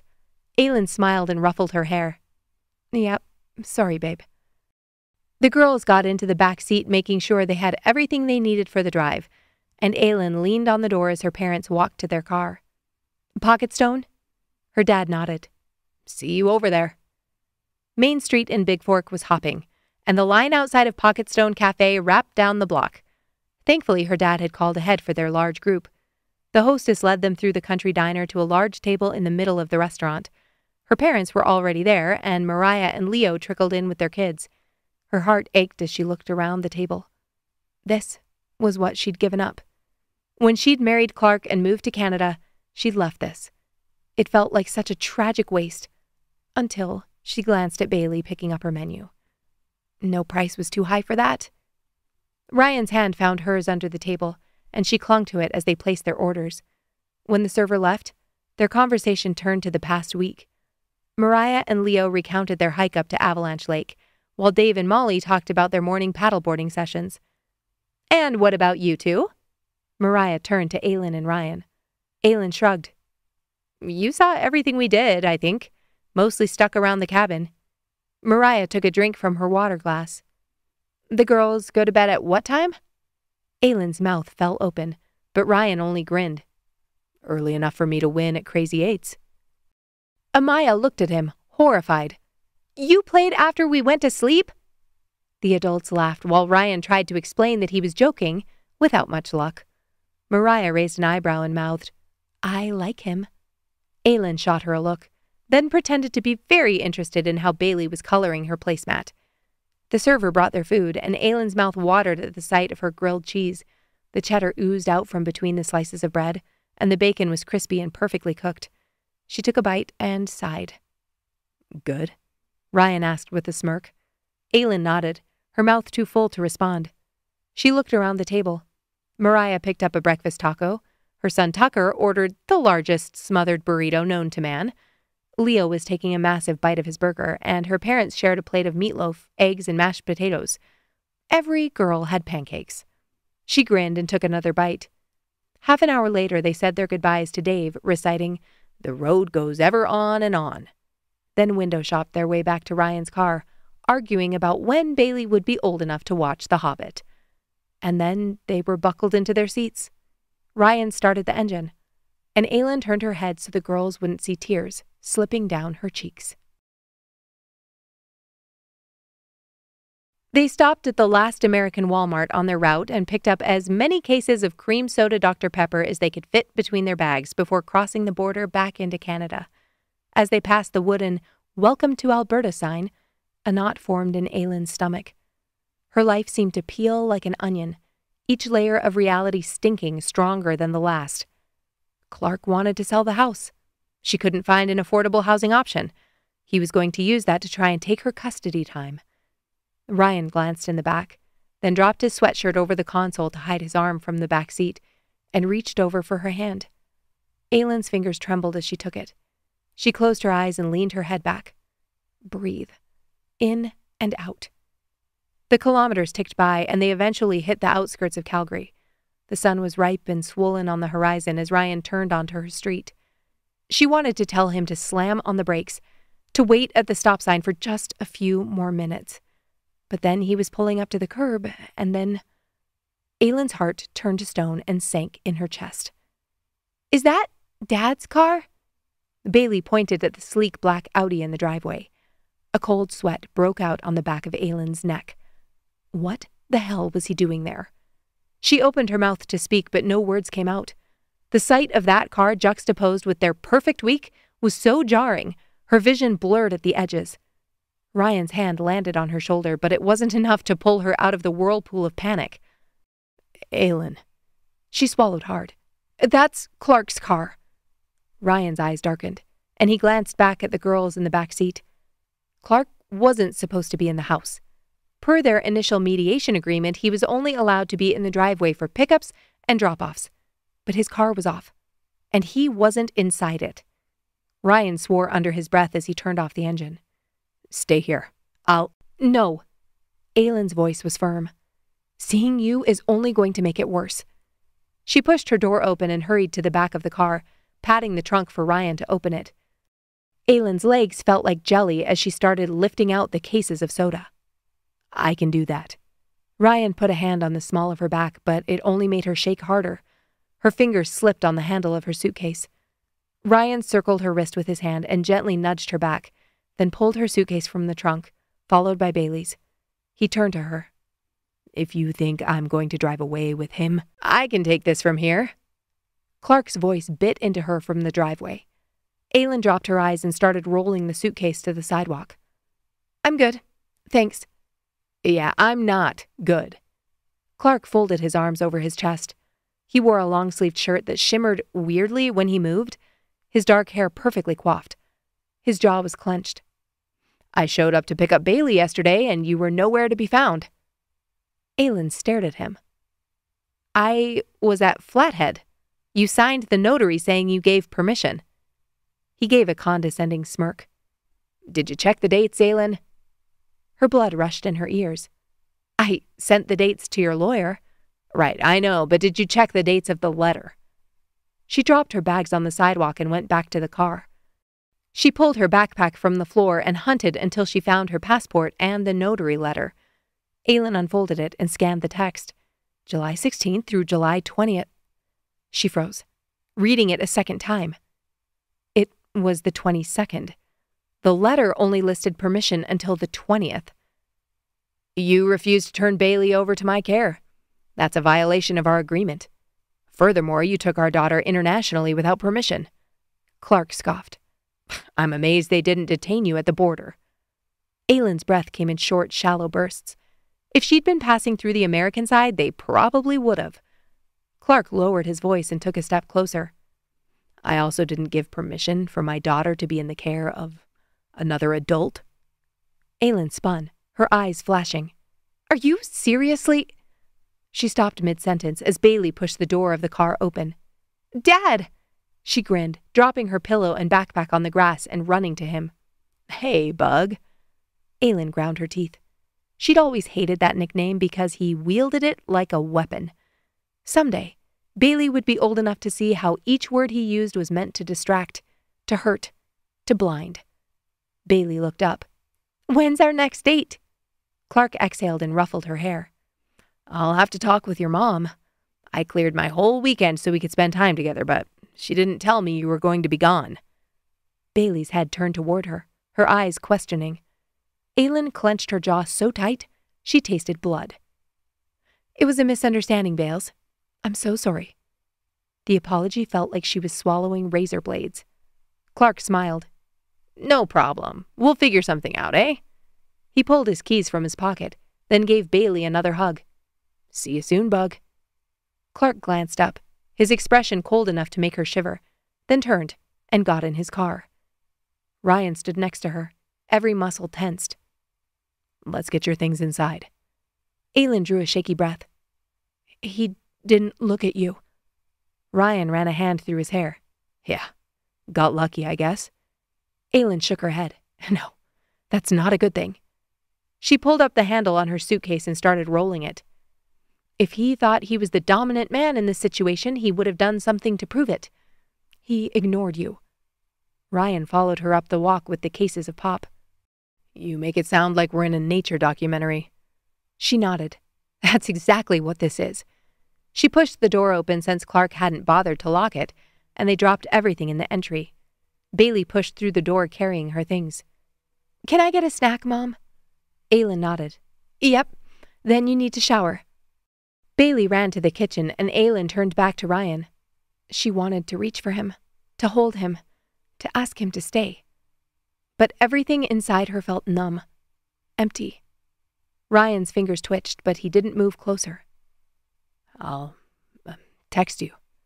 She nodded. Thanks for driving. Ryan looked at her for a moment longer, then turned and walked back to the car. Aylin stood in the entryway, her feet rooted to the floor. She watched through the side window as Ryan opened the door and slid into the driver's seat. He glanced up and met her eyes, and she willed her feet to move, to run out onto the porch and yell for him to come back. But she didn't. He started the engine, and his taillights glowed red. His car pulled away from the curb, and the silence of her house threatened to bury her. She lifted a throw blanket from the chair in the sitting room and wrapped it around her shoulders. It didn't help. She shook as she put away the dishes from Bailey's snack, as she brushed Bailey's hair after her shower, and then as she flowed through her bedtime routine. Her pillows on the bed were in the wrong place. Her necklaces hung on the hooks in her closet in the wrong order. Clark had touched her things and left them askew just to screw with her. Aylin shut off the light and crawled into bed feeling like she'd aged 100 years. Fun Aylin had shriveled and died the second they'd left that Walmart, and functional Aylin had disappeared the second she'd seen Clark's car in the driveway. At least 12 years married to him had taught her one thing. She would have to wake up in the morning and do this all again. Chapter 24. Ryan's grip tightened on the steering wheel as he drove back from Aylin's. His jaw clenched. Clark. What a bastard showing up at her house and threatening her when he knew damn well where she was. The whole time that asshole had been talking, he wanted to slam a fist into his face. His hockey years had taught him exactly where to hit to create a real bleeder. Would have felt good to see that F-boy shirt ruined. Thankfully, he'd had a little rationality left in his head. Knocking Clark flat wasn't going to help anyone. Certainly not Aylin. She was already walking a tightrope trying to get him to finalize the divorce. He thought of the way Aylin looked at him in the entryway of her house. Her eyes had been blank, like she'd retreated behind some invisible barrier that he couldn't get through. Ryan shook his head. He had to trust that she had it under control. She didn't need him to be her savior. Amaya yawned in the back seat, and he glanced in the rearview mirror. "You ready for bed already?" he asked. She nodded. "I don't know why driving makes me so tired. I've only been sitting here." Ryan chuckled. He went through a mental checklist of everything he needed to take care of that night before work and the third week of hockey camp. Thankfully, he had enough foresight to tie all the loose ends he was capable of tying before they left. His team had worked on the things they could while he was gone, and now he just had a shit ton of emailing to do. Ryan turned onto his street and parked in front of his garage door. He still had boxes and parts he needed to organize from when he'd put in the new closet systems in both his and Amaya's rooms. Since it was summer, he wasn't particularly motivated to get his car inside. It didn't click that there was a light on inside his house until he pushed the car door open and stood in his driveway. He frowned and scanned the street. As soon as he saw the silver Acura, realization hit him like a lightning strike. "Are Grandma and Grandpa here?" Amaya pulled her backpack from the back seat. Ryan ran a hand over his face. He nodded, and she gave a little hop of excitement before running to the front door. Laura and Russ pulled the door open as soon as they saw Amaya coming. Laura gave her a huge hug. "We missed you so much." Russ shook Ryan's hand. "Did the drive go okay?" Ryan nodded, then realized he hadn't grabbed their luggage from the back. He rounded the car and opened the trunk. Russ insisted on helping him get everything inside. Laura gave him a warm smile and lowered her voice. "You may want to head over now. Visiting hours end at 9. Ryan nodded. As he'd been walking down the drink aisle next to Aylin in that podunk town, visiting Kara immediately had seemed like a much better idea than it did now. Amaya dropped onto the couch. "What are you doing here?" Laura raised an eyebrow and Russ chuckled. "Well, we were hoping to see you." Ryan leaned over the couch. "I'm going to run out. Have fun with your grandparents, okay? I'll try to get back before you go to bed." Amaya nodded. "Are you going to see Aylin?" Ryan's heart skipped a beat. No. We'll see Aylin and Bailey tomorrow." He dropped his eyes and turned back to the door. His mind was blank the entire drive to the assisted living center. Every night as he held Aylin in his arms, he'd rehearsed what he wanted to say to Kara. But all of it had evaporated in the last couple of hours. He thought about turning back twice, but forced himself to keep going. There was never going to be a good time to have this moment, and a small part of him worried that if he didn't do it now, he would find some reason to change his mind. Ryan parked his car and stepped out onto the asphalt. The building's white exterior was illuminated by streetlights, making it look more clinical than it already was. A cool breeze had picked up, and he shoved his hands into his pockets as he approached the entrance. The door swung open with a push, and he stepped into the small lobby. The woman at the reception desk smiled and didn't even make him sign the guest sheet. At least he'd been there enough that she knew who he was and where he was headed. He passed a couple of residents shuffling down the hall, their slippers whispering against the linoleum. One of them gave him a nod, and he forced a smile. If he thought being there was going to trigger his thoughts, he was wrong. The closer he got to Kara's door, the more his heartbeat drowned out anything else in his head. Again, he tensed, waiting for that pang of guilt to hit his stomach. But it never came. For 3 years he held onto the image of Kara as his wife, to the woman she'd been before the blood clot. Somehow, while walking the pebbled beaches of Flathead, that fantasy he'd been clinging so hard to had finally melted away. The only thing that existed now was Kara as she was. He still loved her. He would never stop loving her. But as he lifted his hand to knock on her door, he realized it had never been about that in the first place. He knocked, wondering what he would find on the other side of the door. He knew what he hoped to see. Kara sitting in her chair, a blanket draped over her knees, her knitting needles clicking together. That was always better than her prostrate on her bed, a catheter or IV snaking out from under the covers. The door buzzed and unlocked, and Ryan pushed down on the handle. He walked into the room and exhaled when he saw her sitting in the chair. She wasn't knitting, but she had a book in her lap, her dark hair pulled back in a loose braid. She looked up and gave him a smile. "I didn't know you were coming tonight." Ryan grinned. She said that every time, even when they told her they would see her in the morning. At least she knew what time of day it was. "I wanted to surprise you." He gave her a smile and she walked over to him, her arms outstretched. He pulled her into a hug and she rested her head against his chest. "I missed you." Her voice muffled against his shirt. "I missed you too." Ryan closed his eyes, his heart pounding in his chest. If only she understood for how long and how hard he had missed her. The doctors had never been able to tell him exactly what she understood about their relationship. Sometimes she seemed to know who he was, and other times the idea of her having a husband or family set off an episode. Most of the time she seemed happy to treat them as friends. Even Amaya. It didn't seem to compute that they were 20 years apart. Ryan pulled back and looked down at her. "How have you been?" She smiled and pointed to the hooks by the door. "I finished the scarf." Ryan walked over and fingered the soft wool. "I love the colors." It was lopsided, the stitches uneven. "This is amazing, Kara. You're getting so good." Her smile widened. "Do you want to play checkers?" Ryan's heart twisted, thinking of the last time they'd been there. "Sure." He sat down in the chair across from her. Kara motioned for him to move the side table between them. As soon as he did, she started setting up the pieces on both sides. When she finished, she looked at him expectantly. "You go first." Ryan nodded and moved a piece. They played in silence for a few minutes. He chose moves that wouldn't set her off. She clapped her hands together when she found a double jump. "You're not very good."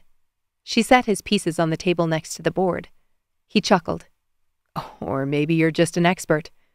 Her eyes lit up at the compliment. She reached out and held his hand. "I like playing with you." He squeezed. "I like playing with you too." "Do you have a girlfriend?" She cocked her head to the side. He huffed a laugh. "No. Do you have a boyfriend?" She wrinkled her nose and shook her head. "I want one someday, though." He nodded and pulled his hand back to his lap. "Want to play again?" She reached for the pieces and he watched her hands. They looked nothing like the ones he'd held anymore. Though she could probably say the same about his. They'd both gotten older. Just not together. Memories flooded his head as they played. For how empty his head had been as he'd walked into the center, it was overwhelming to experience the opposite.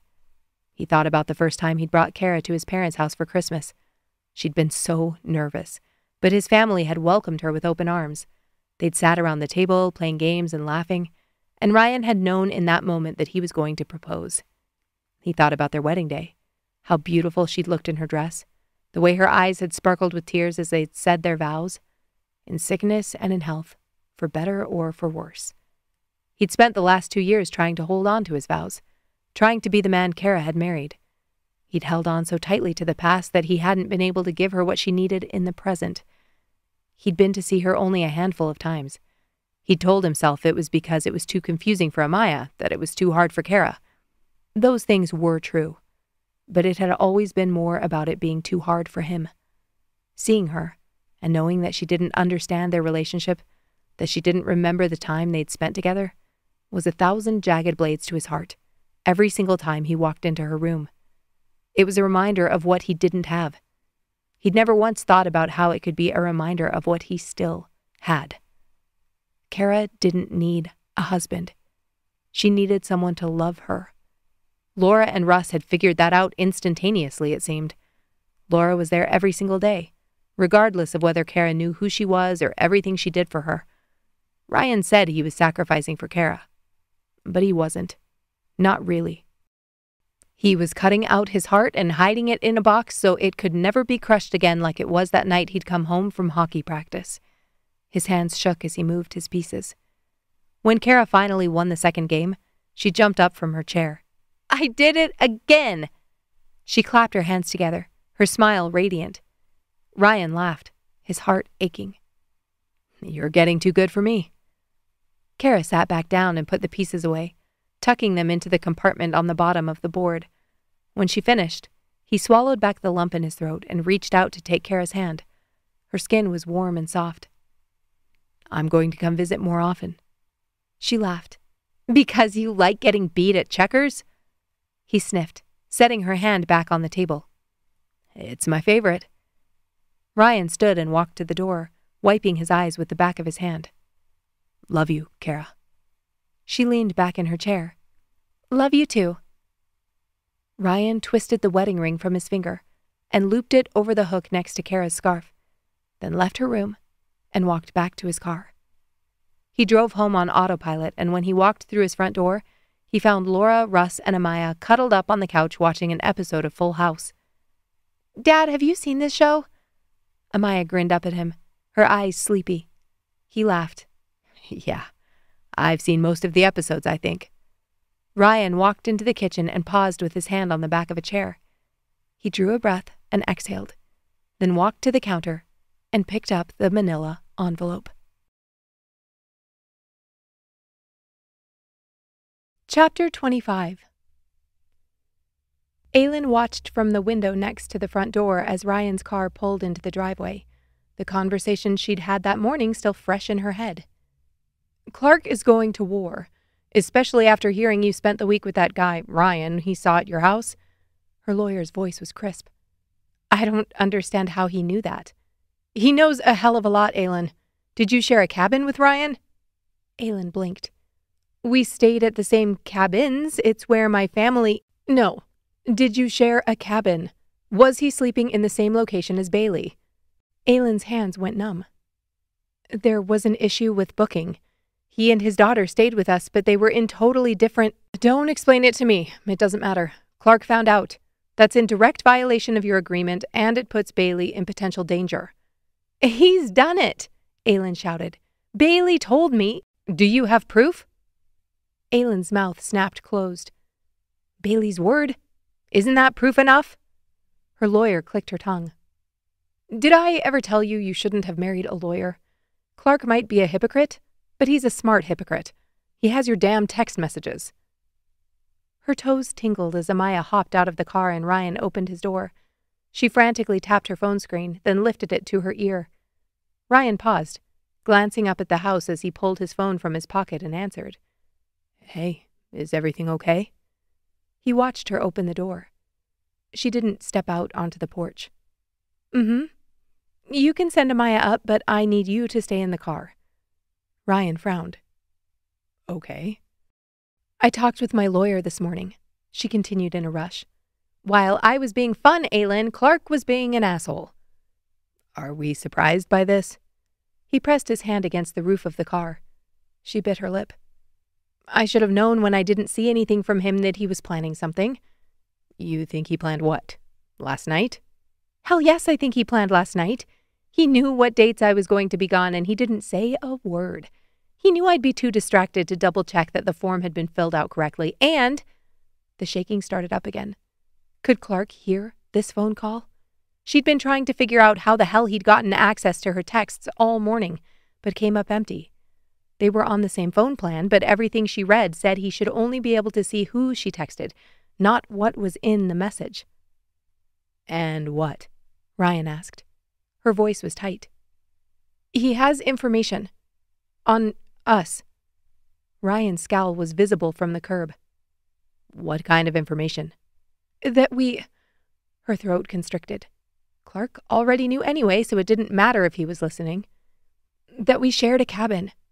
So I specifically included a clause in our original agreement that we couldn't have Bailey around other adults overnight. I was trying to protect her.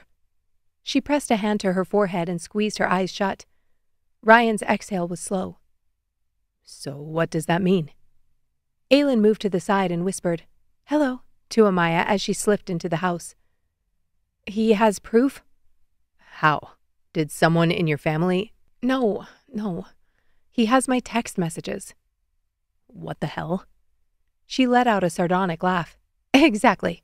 He's filed new motions. He's attacking my character and ability to be a fit mother. She drew in a sharp breath. So he's sending you a message, Ryan said. Yeah. He will drag this out as long as possible. He'll make both me and Bailey suffer, and there's nothing I can do about it. Unless? Ryan glanced up and met her eyes.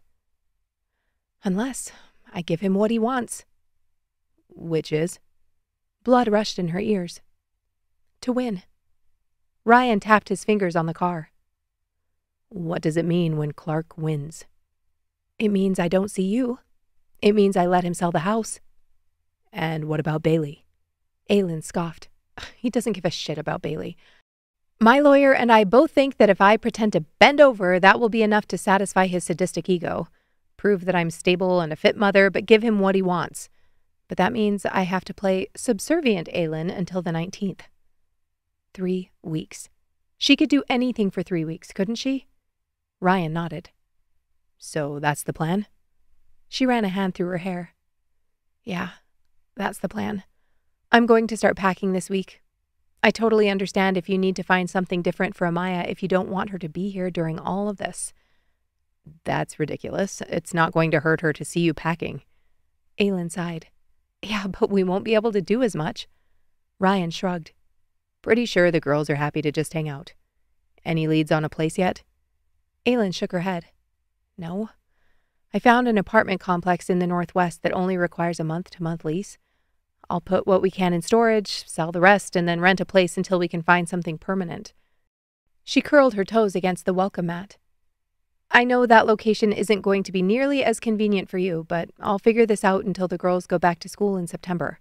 I can pick her up. Aylin, I don't want you to worry about my convenience. She swiped a hand over her cheeks. I'm just sorry. I know you didn't sign up for this. She watched him, and some small piece of her started to thaw. She sniffed and drew a deep breath. Okay, I need to get going so I can get breakfast. Wait, how did he get your actual texts? Aylin threw out a hand. I have no idea, Ryan. I've called my phone company. Did he ever have your phone? Like, open and in his possession? Aylin froze. Her mind immediately snapped back to Canada Day. That moment on the hill. Yes. For about a minute. Why? Because I was considering getting Amaya a phone for Christmas. I saw a few apps that you could install that don't show up on the phone screen, but that give you a readout of all the messages and emails. Holy shit! Aylin dropped to a crouch on the welcome mat, forcing air into her lungs. What had she sent via email to her lawyer? Who had she texted? That guy Colin she'd gone out with had texted her a couple of times while they'd been gone. Thankfully, her phone had been off for the week. But what else had she sent? Aylin. What would I look for? Ryan stammered. I'm not sure. You could go into your settings and look at the app storage or privacy. Okay, I'll do that. Aylin, I can... No, Ryan, thank you. I'll take care of it. She forced herself up off the floor. The porch pillars swam around her. She held the phone to her cheek a second longer, then dropped her arm and closed the front door. Chapter 26. Aylin found the app. It was called Phantom Link, and it was installed on July 1st. She uninstalled it, threw up twice, considered smashing her phone with a sledgehammer, then somehow made it through crafts with the girls that morning. She made a healthy lunch, then popped popcorn and set up a blanket tent for a movie in the afternoon. They were all still exhausted from their trip, so rest was the goal, at least for the girls. As soon as they were settled, Aylin sat down at her laptop. She called her lawyer. They surveyed the damage. She asked Aylin for screenshots, which she'd thankfully taken, and promised to submit a motion to suppress, since the information was taken without her permission. But the damage was already done. This would set back any sort of court decision by months after their final mediation, and it definitely didn't look as cut and dry as it had a few weeks prior. There was nothing she could do. Aylin felt the cold descend like a veil. All systems shutting down. She blinked at her screen and opened up 3 tabs for different real estate websites her friends had recommended, then took a deep breath and typed in her search criteria. House, 3 bedrooms, under $400K. There was a problem she could work on, one she had to find a solution for. She knew how unlikely it would be for her to find something with that criteria in their part of the city, but the idea of moving Bailey to a new school made her sick to her stomach. And renting? Those prices were astronomical. She clicked through listings, focusing on locations. There was a townhouse listed in the north end, but it was right off the freeway and had no yard. Another had a yard, but the carpet was bright green and she could see water damage on the ceiling. She groaned and clicked through to a second real estate website. A 2-bedroom apartment a few minutes south, no yard. A 1-bedroom house north of the school, out of her price range. A basement suite. Not good enough. Her thoughts churned as she scrolled. She needed to find something stable. Something that would make the judge look at her and think, this woman has her crap together. She scrolled and scrolled, her hope dying a little more with each click of the mouse. Everything that fit her criteria was either in a dodgy neighborhood, had no yard, or was way out of her budget. She rubbed her eyes and closed her laptop. Tomorrow. She'd look again tomorrow. Aylin parked and got out of the car at the ice center, then waited for Amaya to unbuckle her seatbelt. She hadn't been paying attention to the clock when she'd gone down the rabbit hole of house hunting, and now she was 5 minutes late. She walked with Amaya to the front door and made sure she got to the correct rink. It had been a week since she'd last attended camp, and Aylin wasn't sure if it was going to be in the same place. The sound of skates on ice echoed through the building, and she followed the noise until she reached the rink. Parents were lined up along the benches watching their kids, and Aylin scanned the ice as Amaya waved and ran to find her equipment. Her heart twisted when she spotted Ryan in the middle, his back to her as he knelt next to a little boy who was struggling to keep his balance. She wanted their lake days back. She wanted to be the person she was there, calm, flexible, not the dead-inside robot trying to properly interpret her surroundings. But what happened on the driveway the night before had snapped the last 12 years into focus. She wouldn't spend another second begrudging who she'd become because what she'd felt the night before, that was what her body was protecting her from. And as long as Clark was in her life, she was going to need that shield. Mediation was on the 19th, but she was going to have to work with him every week until Bailey turned 18. She wouldn't be able to escape to California. She wouldn't be able to hide from any of it. How could she heal when he'd always be right there twisting the knife? She spun back toward the stairs and was about to head to the entrance when she heard her name. Aylin? Her heart stalled, but when she turned, she saw a startlingly handsome man in hockey gear that was decidedly not Ryan. She straightened. You were at the bar the other night, and one of Bailey's coaches. He smiled and put out an ungloved hand. Tyler.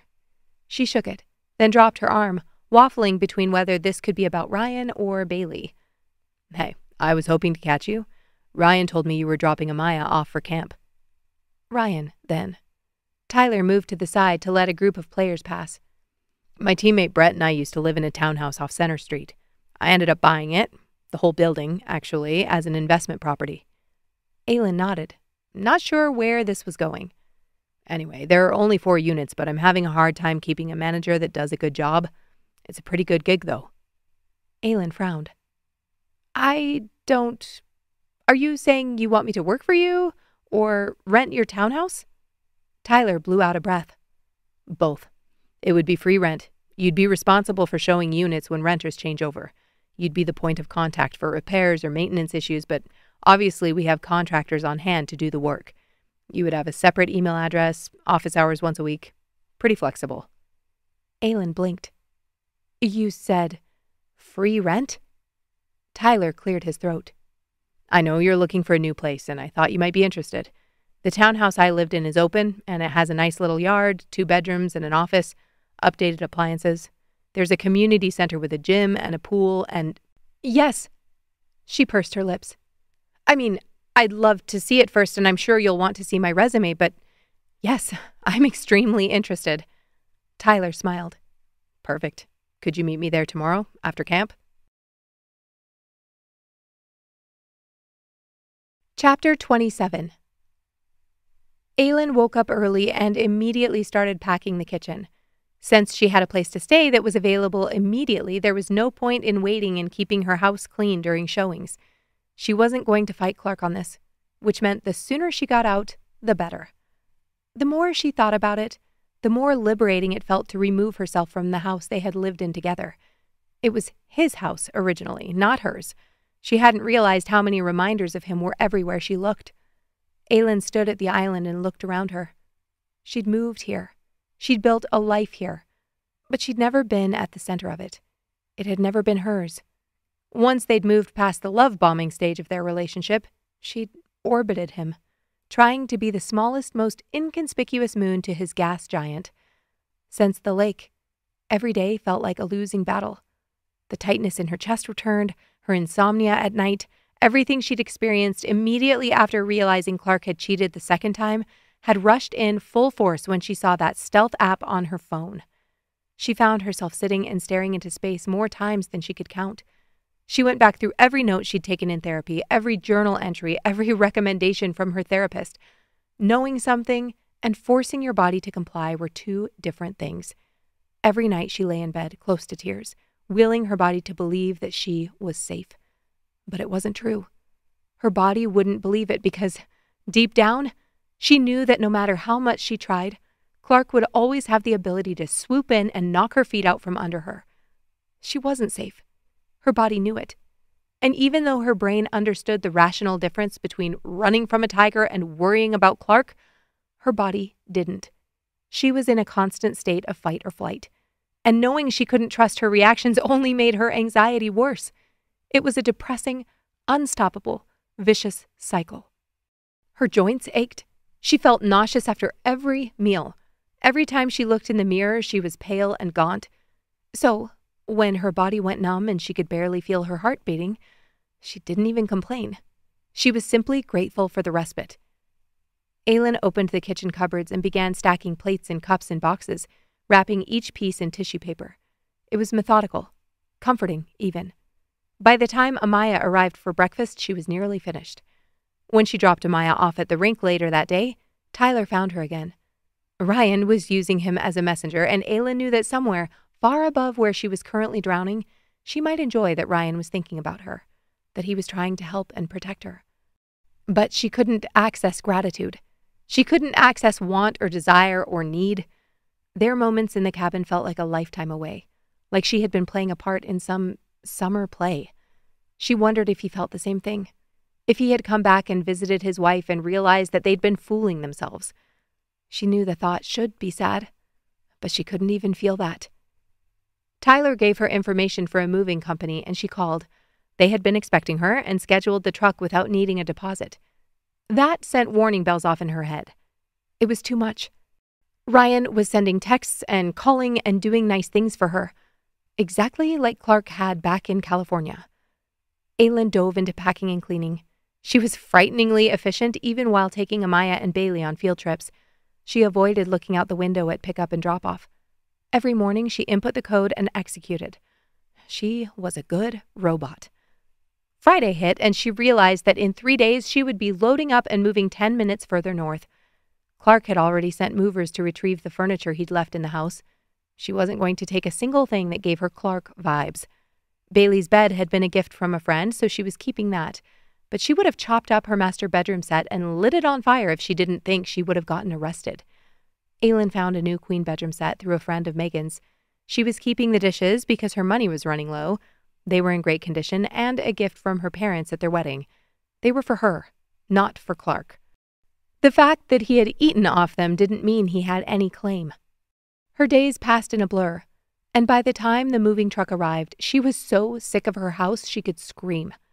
She raced around, throwing odds and ends in a final box when a knock sounded on the door. She ran to answer it and found Tyler standing on her front mat. "Hey!" Her mind reeled, trying to figure out how he knew where she lived. Tyler turned and pointed at the truck on the driveway.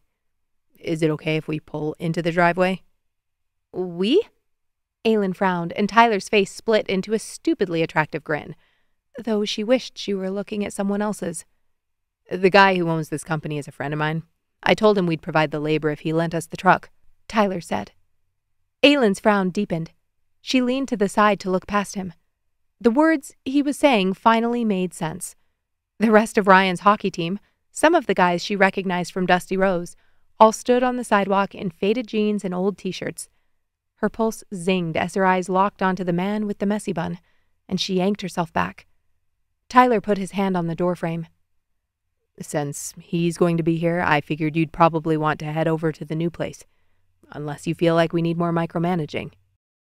He's going to be here. The words felt like the start to a movie trailer she desperately wanted to watch. Aylin dragged in a breath. "No. Everything is labeled either donation or packing, but I was planning to take some loads over to Value Village." Tyler nodded. "I've got my truck. We can take care of that too." Aylin started to protest, but he held up a hand. "What good is all this muscle if we can't put it to use?" Bailey ran up behind Aylin with her tablet, her eyes wide, taking in the truck and glancing around their empty house. "Hey." Aylin smoothed her hair. "Looks like these guys have everything covered. Do you want to go out for breakfast?" Bailey's eyes lit up. As she ran to get her shoes, Aylin turned to Tyler, her throat thick. "Will you please tell him thank you?" Aylin had expected the move to take all day Monday, possibly rolling into Tuesday, but everything had arrived by early afternoon. She and Bailey went back to the house and met Megan around 4. They ordered pizza and cleaned until every surface sparkled. Clark had hired a company to stage the place, but she knew he would latch onto anything he could to show how she hadn't held up her end of the bargain. She took pictures of every room and sent them to Jules. They locked up, and she gave Megan a long hug, then drove back to their new place. The townhouse was smaller than their old house, obviously, but it was nicer in a few important ways. It had upgraded appliances, the washer and dryer could handle aggressively large loads, and the dishwasher was so silent she could barely tell it was running. She walked in to find all their boxes neatly stacked. Her eyes immediately landed on the kitchen table. There was a vase with flowers and a note card sitting next to it. Her chest tightened. "Aw!" Bailey ran right for them, but as soon as her fingers hit the card, Aylin snapped, "Let's go to your room, Bales. We need to set up your bed." Bailey looked disappointed, but she followed her down the hall. They put together her simple bed frame and organized her clothes in piles. The rest of the week was slotted for organization and cleaning. Surprisingly, Bailey was excited to unpack.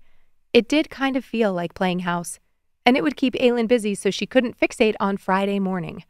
The 19th, her final mediation with Clark. He'd gone radio silent since she deleted the app from her phone, and that worried her more than if he'd been throwing a hissy fit. She wanted him to scream. She wanted him to show up unexpectedly and yell at her in the driveway. Any of that would show her that he believed he wasn't in control. Aylin's back and legs ached as she finally got ready for bed and settled onto her mattress on the floor. She did not go back into the kitchen. Just as she was plugging in her phone, text messages came through from Megan. "Hey, forgot to ask if you want to come out with us Thursday night. We're doing a bachelor party for Jenna. You met her at the Dusty Rose. She and Country are getting married Saturday." Details slowly began filtering into her head, things Ryan had mentioned at the lake. Country and Jenna had known each other in high school and had recently gotten back together. They were getting married at Country's ranch. Ryan had been excited about it. She texted back, "I've got mediation on Friday. I don't think that's a good idea." Or maybe it's the perfect idea because you're going to be at home sad and alone having a panic attack. Better than having a panic attack in front of strangers while I'm tipsy. Is it though? Aylin grinned at that. Seriously, I would love to, but Clark is MIA. I don't want to give him any reason to delay this meeting. It's been difficult enough trying to keep this date, given all the other shit he's pulled. Megan hearted the message. Yeah. Sigh.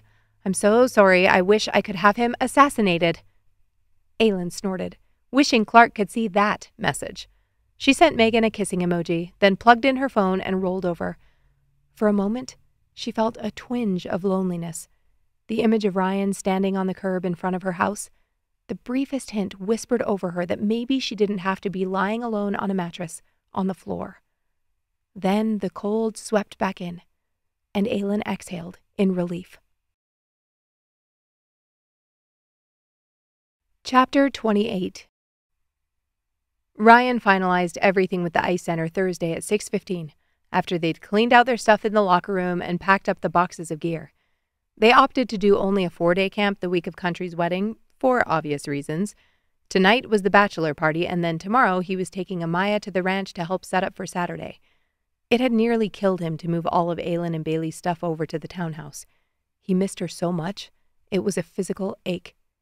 But he had stopped calling or sending text messages a few days ago when it became obvious she wasn't planning to respond. He didn't understand it. They had grown so close at the lake. But the closer they'd gotten to Calgary, it was like he could see her sealing herself back up, closing off, protecting herself. Clark had been the final hammer against the lid. He just couldn't understand why she felt the need to protect herself from him. Besides acting like a douchebag the first time they met, he'd never treated her poorly or lied to her. He'd connected her with Tyler, found a way to move her without costing a penny.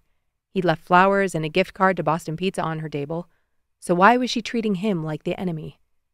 He took Amaya out for burgers, then dropped her off with Russ and Laura for the night. They were on babysitting duty all weekend. He was going to pick her up whenever he got his ass out of bed in the morning, take her out to the ranch, and then drop her back off Friday night for another sleepover so he could finish up any last-minute details before the wedding on Saturday. Polk was still trying to finish the dance floor, and from what Country said, it wasn't looking promising. But Country had a stick up his ass, so he took that with a grain of salt. He couldn't blame him. Country wanted everything to be perfect. If they had to put up with his bitching and moaning for a week, that was a small price to pay for all the good he did for the rest of them. Tonight, their mission was to help him relax. That's exactly what they were going to do. First, they were going paintballing. Then they were getting fried chicken sandwiches, Nashville hot, and moving on to the bar.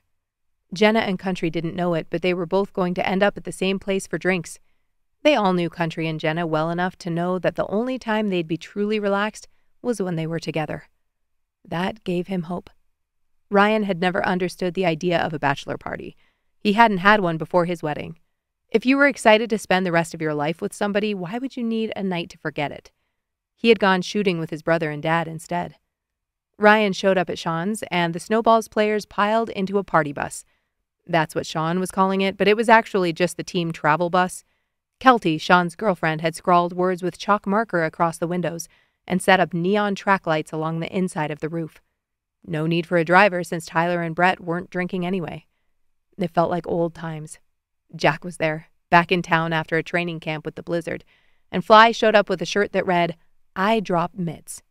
It felt like a tourney road trip, and by the time the team bus pulled into the parking lot of the paintball center, Ryan couldn't keep the grin off his face. This was exactly what he needed. A little downtime, a little connection, a little pain. It was hard to find something that checked all the boxes. Hockey was always the obvious choice. He hoped this was a solid second. They clown-carted out of the van and into the parking lot, then strolled into the building. "Smells like teen spirit in here," Mike quipped, his long dark hair tied back in a ponytail. Siraj scanned the room. "I came here once trying to impress a girl." "Did it work?" Ryan asked. Siraj shook his head. "Turns out getting welted by paintballs isn't a panty dropper." They paid their fees and moved to the equipment area where they were handed overalls, masks, and guns. Ryan started suiting up, pulling the camo jumpsuit over his jeans. They split into 2 teams. Ryan was with Brett, Fly, Siraj, Mike, and Andre. The other team consisted of Sean, Tyler, Country, Gary, Boyd, and Jack. Fly strapped on a cup citing old age and a desire to keep his balls unpainted. They tromped outside and entered the paintball arena, a sprawling field with barricades, barrels, and a wooden fort. In the distance, the Calgary Tower pierced the sky. The whistle blew and they scattered. Ryan ducked behind a plywood barrier, peeking out to see Tyler making a break for the fort. He raised his gun and aimed, but a splatter of blue paint exploded inches from his mask. Shit! Ryan ducked back, his heart pounding. He heard a guffaw and turned to run, but got nailed in the back by a splat of yellow. He launched himself into a stack of tires. After righting himself, Ryan fought his way out of the rubber and found Sean and Tyler huddled behind a stack of barrels. He raised his gun and fired, then bolted for better cover with his teammates. They moved deeper into the arena, dodging paintballs and trying to outflank the other team. He peeked out and saw Mike sprinting across the field. Siraj was hunkered down behind a barrier, his gun aimed and ready. Andre was nowhere to be seen, probably taking a smoke break, the bastard. Ryan got a point-blank shot on Country, then took 2 stingers in the thigh. Andre finally appeared near the fort, and Ryan played wingman for an assault on Fly. When the game finally ended, they were all covered in paint and grinning like idiots. Ryan pulled off his mask, his hair damp with sweat. Tyler was holding court, showing off a particularly nasty welt on his bicep. Andre pulled down his jeans and showed a bruise blooming on his right ass cheek. "Do you think Emma will kiss this better too?" He laughed, then dodged both Country and Sean. They piled back into the bus, exhausted and starving. Brett groaned from the seat behind him. "I think I need to add Fly playing paintball to my hate list." Fly laughed out loud. "Can't beat you on the ice. I have to take the wins where I can." Ryan chuckled and pulled out his phone. He didn't know why he kept torturing himself, expecting Aylin's name to pop up on the screen. He put it away and stared out the window. 20 minutes later, they pulled up to their destination. A food truck parked in a lot that was bustling with people even though it was after 8 o'clock. The smell of fried chicken and spices wafted through the air, making Ryan's stomach growl. He'd been looking forward to this all day. The team filed out of the bus, jostling and joking as they made their way to the truck. The menu board boasted Nashville hot chicken sandwiches in varying levels of spice, from mild-mannered to hellfire. Tyler stepped up first. "I'm going hellfire." Siraj shook his head. Mild-mannered for me. I need my taste buds intact for date night." Ryan laughed. "You're not coming to the party?" Siraj shook his head. "Rashi had a rough week. I need to be home." Ryan ordered a hotter-than-hell sandwich, figuring he'd go for the middle ground since he was suddenly thinking so hard about Aylin, he felt sick. They found a spot at a picnic table and dug in. Sean took a bite of his blazing inferno and immediately turned red. "Holy shit, that's hot." Ryan laughed. "What did you think it was going to be?" Sean grabbed his water bottle and took a swig. "I was hoping for a leisurely stroll, not a sprint through Satan's living room." Brett took a bite of his own sandwich and nodded appreciatively. "This is damn good. Almost makes up for the paintball to the face." Ryan went home and walked straight to the washroom. He peeled off his sweat-soaked t-shirt and paint-splattered shorts underneath. His phone buzzed and he glanced at the screen. Reminder. Tonight, 9 p.m. bachelor party. No shit. He scowled, dropping his phone on the counter with a dull thud. Ryan stripped down and turned on the shower, steam billowing up from the scalding water. He stepped in, letting the hot water sear his skin and wash away the paint and grime. As he scrubbed, his mind wandered back to her. The way she'd stood in front of the washroom door in her towel with her hair dripping, the soft cotton underwear she wore that cut high on her hips. Ryan wasn't going to grovel. He wasn't going to be the guy who blew up Aylin's phone. If she didn't want to talk, fine. Indignation felt good for about 5 seconds, until he remembered how much she had to be hurting. She'd been forced to move. She was being constantly harassed by her ex. Stepping out of the shower, Ryan grabbed a towel and dried off. He tied his hair back with a hair tie and glanced down as his phone buzzed again. Reminder. Tomorrow, 10 a.m. Aylin's mediation. Ryan walked back into the main room and pulled out a clean pair of jeans and the shirt he promised Country he'd wear, a collared seersucker with tiny pink flamingos. He dressed quickly, then sat on the edge of the bed to pull on his socks and shoes. He fastened his watch around his wrist, the leather strap cool against his skin, then grabbed his keys and phone and shoved them into his pockets. Ryan knocked a few chores off his list, then left the house and drove. He turned on his pregame pump-up playlist, and by the time he turned onto Stephen Avenue, he felt ready to be fun Ryan for at least an hour. He passed a few shops and restaurants, then found a parking spot a block from the bar. It didn't take long for everyone to show up, and as soon as Sean handed out the personalized nut rags Kelty had made for all of them, they downed a round of drinks and hit the dance floor. Ryan lasted for all of 10 minutes before the alcohol hit his system, and any energy he'd mustered sapped out of him. His exhaustion wasn't physical. Ever since they'd gotten back from the lake, he felt like he was trying to cross the ice with guards on his blades. Amaya was amped up with all the changes, understandably, but every time he dropped her off and saw Aylin through the windows, it was like someone clipped another weight onto his belt. Tyler sat down next to him at the table. "Not feeling it tonight?" Ryan shrugged. "It's just been a long week." He patted Tyler on the shoulder. "Thank you for all your help." Tyler nodded. "I told you Aylin asked me to thank you the other day, right?" he asked. Ryan let out a sharp breath. "Yeah, but I think you've told me 3 times. Tyler nodded but didn't comment. With the alcohol swirling in Ryan's gut, he couldn't keep his damn mouth shut. "She won't text me back. I texted her every day and tried calling at night, and I think I got 1 response, maybe 2. "That's where you were, right?" Tyler asked. "On your vacation? You were with her?" Ryan nodded. "Yeah. We went down to Montana for the week." Tyler raised an eyebrow. "I didn't realize it was that serious." Ryan scoffed. "It wasn't. Our girls wanted to go to the lake together, that was it." "Sure." Tyler nodded slowly. "But something changed though, eh?" Ryan's grip tightened on his glass. "We got a little closer." The corner of Tyler's mouth quirked. "How close?" He took a swig of his beer. "Not close enough." "And then you came back and nothing?" Tyler asked. Ryan nodded. "But she's going through a divorce?" "Yeah," Ryan exhaled. "Her ex is a jackass, making things difficult. That's why she asked me not to come by. She's trying not to rock the boat." Tyler frowned. "But he can't see if she's calling or texting you." Tyler's words were a palm to the face. Holy shit.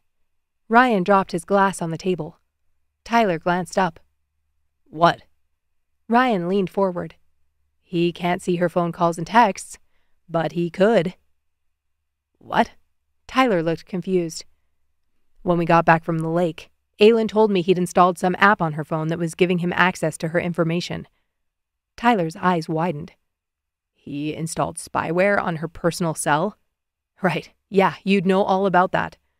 "Can I kick that dude in the balls?" Ryan laughed. "Get in line." Tyler glanced down at his phone on the table. "Bud, I don't know about you, but if someone saw every single thing I did on there, or every message I sent, I'd want to drive over that thing with my car." Ryan laughed. "But think of all the dick pics we'd miss out on." Tyler scoffed. "I'm not talking about the dick pics. Happy to post those whenever." He patted Ryan's shoulder, then walked over to order another round of shots for the table. Ryan took another drink. Of course Aylin wouldn't want to use her phone. He'd seen how she reacted to Clark in her driveway. She'd been in an abusive relationship for 12 years. How is she supposed to suddenly forget that? She was a mama bear. And until mediation was complete, maybe even after that, she was going to guard Bailey with whatever it took. But what could Ryan do to help her? He couldn't go and stand next to the tree. That was for damn sure. He opened his phone to his AI chatbot and started asking questions. Chapter 29. Aylin woke up to new text messages, most of them from Ryan. Her heart started to pound, her brain still fuzzy from sleep. It was only 5 in the morning, and she had no idea why her body had woken her up, aside from the fact that her mediation was in a few hours. She rolled over on her pillow and started to read. She answered Megan's text first, letting her know she'd be dropping Bailey off around 9 to make sure she had plenty of time and wouldn't be rushed to get to Jules's office. Megan had technically been invited to the wedding, but she was mostly friends with Rhonda. Since she'd gone to the bachelorette party the night before, she felt like she had paid her dues. Aylin hesitated before tapping on Ryan's messages, already making up a story in her head of what she would find there. He would be angry. He would ask her why she had refused to respond to him. He would tell her how frustrating it was to lie nearly naked with her for 4 nights in a row, and then have her ghost him the second they got home. All of it would be fair. She braced herself and tapped. Ryan, 9:32 p.m. I'm at this bar for the bachelor party, and the girls from the bachelorette just arrived. I think they booked an actual party bus. We have a lot of catching up to do, but I'm not really in the mood to drink. It's only making me sad, and nobody wants sad Ryan at a bachelor party. When I came to drop Amaya off at your house the other day, I was planning to come up and show you something. Aylin scrolled and looked at the picture he'd sent. It was a picture of his left hand. At first she didn't understand until she noticed the slight tan line on his third finger. I stopped wearing my wedding ring. I wanted to tell you that. When you talked about filing for divorce, it made me think about things differently. I'm grateful. I also wanted to let you know that 2 of the girls in Jenna's group are completely shit-faced. They've been touchy with everybody here at the bar, but Rhonda's been taking a lot of pictures, and I'm sure some of them are going to end up on Megan's Instagram feed. If you see a blonde girl with sleepy eyelids and it looks like she's licking my face, she did not get consent. Ryan, 10:15 p.m. I needed you to see this. Aylin scrolled to the next picture. It was Megan and Rhonda laughing, about to take a drink out of 2 very phallic straws. She laughed and scrolled to his next one. Ryan, 12:56 a.m. I've been thinking about you all day. You don't need to respond to any of these, by the way. But I realized because I hadn't heard from you, I was assuming you didn't want to hear from me, instead of assuming that this week has probably been a bitch. That's what I hope you'll be tomorrow. I mean, you can be whoever you want, but if I had to choose my version of Aylin, that's what I would choose. Nice Aylin or compassionate Aylin doesn't have any place in that mediation. Don't feel bad about being a shark. It wasn't your fault that he took advantage of you. Guard your home ice. Tears slipped down Aylin's cheek as she set her phone on the mattress and laid back on the pillow. How had he known? It wasn't that she needed permission going into this meeting, but getting it felt like oxygen, like she'd been trapped inside a box and someone had finally opened the lid. It isn't your fault. She was beginning to believe that, but it had taken so long to get there. How many times had she asked herself the same questions? How had she not seen the red flags? How had she not seen the signs? Why would she have allowed herself to get pregnant after knowing who Clark was, at least partially? Why had she stayed? Why had she allowed Bailey to live in a home like that? Why? Now, at least she had language to help herself understand the answers. Her therapist had taught her all the things, but she was still working on allowing her brain and heart to connect. She turned back to her phone and tapped, watching the cursor blink and scrolling through the letters on the miniature keypad. She stared at the screen for a full 2 minutes before she closed it again. Every time she thought about texting Ryan, it was the same thing, a complete block. She wanted to open up to him, to tell him what she was feeling, but how could she possibly admit that it was nothing? How could she explain that she felt scoured and bleached out? She forced herself up out of bed and did yoga on the front porch as the sun rose, then came inside and made breakfast. Aylin smoothed down Bailey's braid for the 3rd time. Overhead, the sky was a flat, steely gray, a perfect reflection of the knot twisting in her stomach. Somewhere, the thought of Ryan setting up for Country's wedding floated, but she couldn't quite grasp it. She pulled out of their neighborhood and let Bailey stream whatever music she wanted. Traffic was light, and it only took 12 minutes for them to turn onto Megan's street. Her eyes traveled over the rows of well-kept suburban homes. Megan's house was no exception, with its perfectly manicured lawn and tidy garden beds. She pulled into the driveway, and Megan appeared at the door, a tight smile spreading across her face. Aylin parked the car and unbuckled her seatbelt. All right, Bales, you ready? Bailey nodded and opened her door. Aylin stepped out, her navy blouse billowing in the morning breeze. She tugged at the hem, straightening the fabric over her tailored pants. They'd been a splurge, but she'd wanted to look professional, confident, like a fit mother. Don't worry about anything. Megan motioned for Bailey to come up the steps. We'll have so much fun you won't even notice your mom is gone. Aylin's heart ached. Bailey didn't fully understand what was happening that morning, but she knew enough. Aylin knew she must be feeling the stress of everything, but she never talked about it. Clark had conditioned her to be the most anxious when people were quiet. Bye, love. I'll be back in a couple of hours. Aylin mouthed, "Thank you," to Megan and walked back to her car. She started the engine and pulled out of the driveway, her mind already racing ahead to the mediation. The unknown was the worst part. Her thoughts spun from one potential trap to another until she pulled into the parking garage near Jules's office.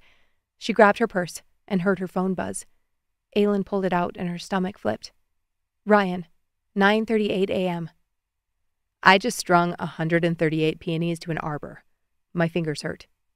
Remember, no fun, Aylin. Aylin was about to put her phone back in her purse when one last message came through. She's just for me. Aylin's mouth quirked. She grabbed her things, locked her car, and crossed the street. It turned out, sometimes one did simply walk into Mordor. She entered the building and greeted the receptionist at the front desk. She wore glasses on a chain and looked like she could silence an entire class with a single glare. Thankfully, Aylin had never gotten on her bad side. She glanced at Aylin and nodded. The hallway was freshly painted, and Aylin's pants reflected blue on the polished tile. Jules's office was at the end of the hall.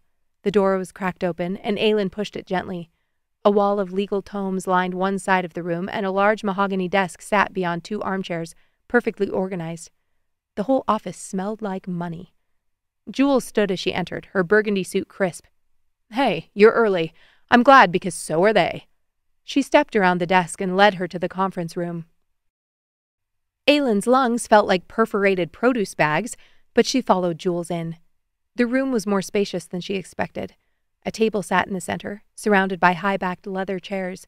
The walls were adorned with more framed certificates and a few abstract art pieces that made her feel uncultured.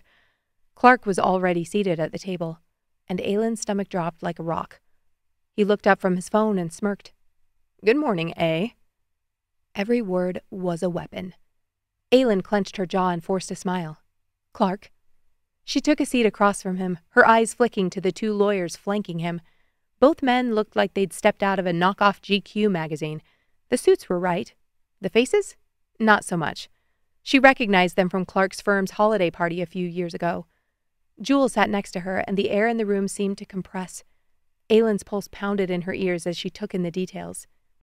Clark's perfectly styled hair, his designer suit that probably cost more than their monthly mortgage, but he was so destitute. The man on Clark's left cleared his throat. "Thank you for being here this morning. I'd like to start by addressing a few concerns our client has."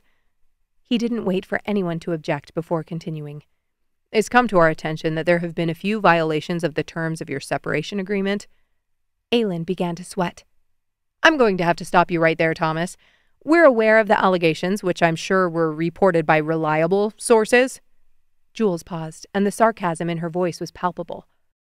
"But before we get into all of that, I have to ask, Jules, if we could just—" The other lawyer, a man in his 50s with salt and pepper hair, tried to interject, but Jules held up a hand.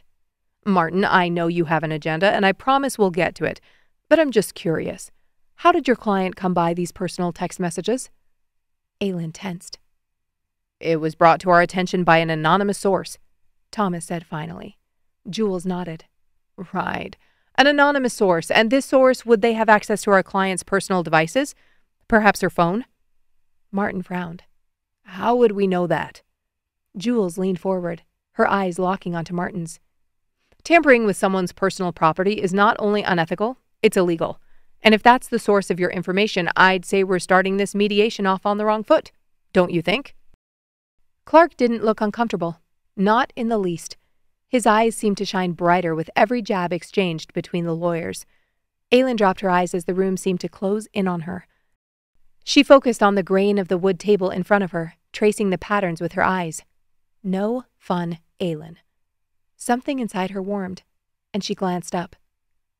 "It demonstrates a lack of financial stability and a failure to provide a safe environment for Bailey. Our client has concerns about your ability to meet your obligations under the terms of the separation agreement." Martin was talking, but she was focused only on Clark. "Our client has been more than patient, but he's reached a point where he feels it's necessary to take further action. He's prepared to request a reevaluation of the custody agreement, including a proposal for Bailey to switch to a different school where she might be safer." Yes, the perfect hit. Threaten her with taking Bailey, tell her she wasn't enough over and over again until she started to believe it, and then— Aylin's thoughts snapped into such clarity, she nearly gasped. Then he would walk away. He'd watch it all burn. He didn't want Bailey. He only wanted her to believe he was taking Bailey. In that moment, everything clicked. Aylin nearly laughed out loud. She stared at him across the table, his hands pleasantly clasped, his hair perfectly gelled. He watched her like a hawk circling a rabbit, just waiting for a chance to dig in his talons. She kept running, scurrying, finding burrows and hiding until she had to pop her head back up. And there he was, always waiting. He would never relent. He would never give up trying to prove that he had the power. She didn't need to be a bitch to fight Clark. She just needed to be smarter than him. Aylin took a deep breath, then held up a hand, cutting off Martin mid-sentence. When she opened her mouth, her voice was steady. I've been doing a lot of thinking. I realized how selfish I've been through this whole process. You're right, Clark. I couldn't afford that house. Not without you and the money that you make. I'm sorry I caused you so much pain and made this more difficult than it needed to be. Aylin imagined herself, that little tawny rabbit in the grass, rolling over and baring her belly.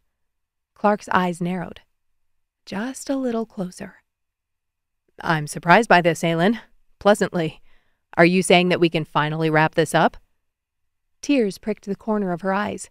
She didn't have to search far to find them. I'm saying I'll give you whatever you want, Clark. Bailey is your daughter too, and we both love her so much. I just want what's best for her. A little closer. By the way Clark's eyes glinted, she knew he'd taken the bait. Aylin was nice. Aylin was just a rabbit. Clark leaned over the table. So, you'll give me the camping mats? She nodded. And you'll allow me to take Bailey to Edmonton? He raised an eyebrow in challenge. She'd fought him on that in their last discussion. He went to Edmonton regularly on business. It was where he'd cheated on her. Both times. Aylin nodded again and reached for a tissue. I know you'll make it an amazing trip for her. It's really not about me. It's about Bailey. Clark squirmed. For the first time, his smile faltered just a touch. Aylin began to shake from the surge of adrenaline. Of course, it's always been about Bailey. Clark cleared his throat. Jules gave Aylin a sidelong glance, then shuffled through her papers. I have a statement here from Bailey's therapist. I'm not sure if you received it yet. She slid the paper across the desk. Aylin watched as the lawyers leaned in to read it. She knew what it said. Bailey had expressed concern over moving, over having to change schools because her dad didn't live as close. Clark looked up. He wasn't smiling. Aylin, if you... What do you think we should do? She asked, her eyes still glassy. I don't want to fight anymore, Clark. You're a lawyer. You know so much more than me. What do you think is best for our daughter? Clark's nostrils flared. Thomas and Martin straightened and turned to look at him. That's when she knew she had him. He couldn't drag her under the bus, not now. He would look like an insensitive prick. Aylin wasn't sure of much, but she was positive that all Clark wanted was for everyone to think he was God's gift to the earth. I'd like to think about this, Clark started, but Aylin cut him off. I won't fight you on anything, Clark. There's nothing to think about. Just do what you think is best for her, and I'll sign off on it. Clark's neck flushed, and Aylin twisted her hand under the table and lifted her middle finger. Chapter 30. Ryan stood in the middle of the yard at the ranch, admiring all they'd accomplished for the setup of Country and Jenna's wedding. The white tents were staked down and garlands of greenery draped from the wooden trellises that would eventually line the pathway toward the altar. Peonies and wild blooms were arranged in delicate swirling patterns, creating a soft, romantic atmosphere. The florist had done something to each stem to make sure the flowers lasted until the morning. Across the way, Polk directed Andre, Boyd, and Fly in positioning chairs and a few other potted plants. Not bad, eh? Polk put his hands on his hips. Ryan gave him a nod. They'd finished the dance floor early that morning, and all they had left to do was set up the bar. It wasn't bad at all. I can't wait to see their faces, he called back. Polk grinned. Country's going to cry, guaranteed. Dude's a softie. Ryan chuckled and pulled his phone from his pocket for the 100th time. It was past noon. The mediation had to be over by now. He'd said Aylin didn't have to respond, and he'd meant it. But of course he hoped she would. After spending hours the night before at the bar and at home reading up on narcissistic relationships, he learned 3 things. First, the fact that he'd tried to jump in and shower her with affection had probably had the opposite effect of what he intended. He was glad he'd helped, but didn't know how he'd never heard the term love bombing before his 30s. Second, he was going to have to prove himself. It was a shit deal that he had to make up for Clark's actions, but for 12 years, All Aylin knew was manipulation. He was going to have to prove over and over again that what he said was true, that he wasn't trying to get something from her or force her to be what he wanted. Neither of those realities scared him off.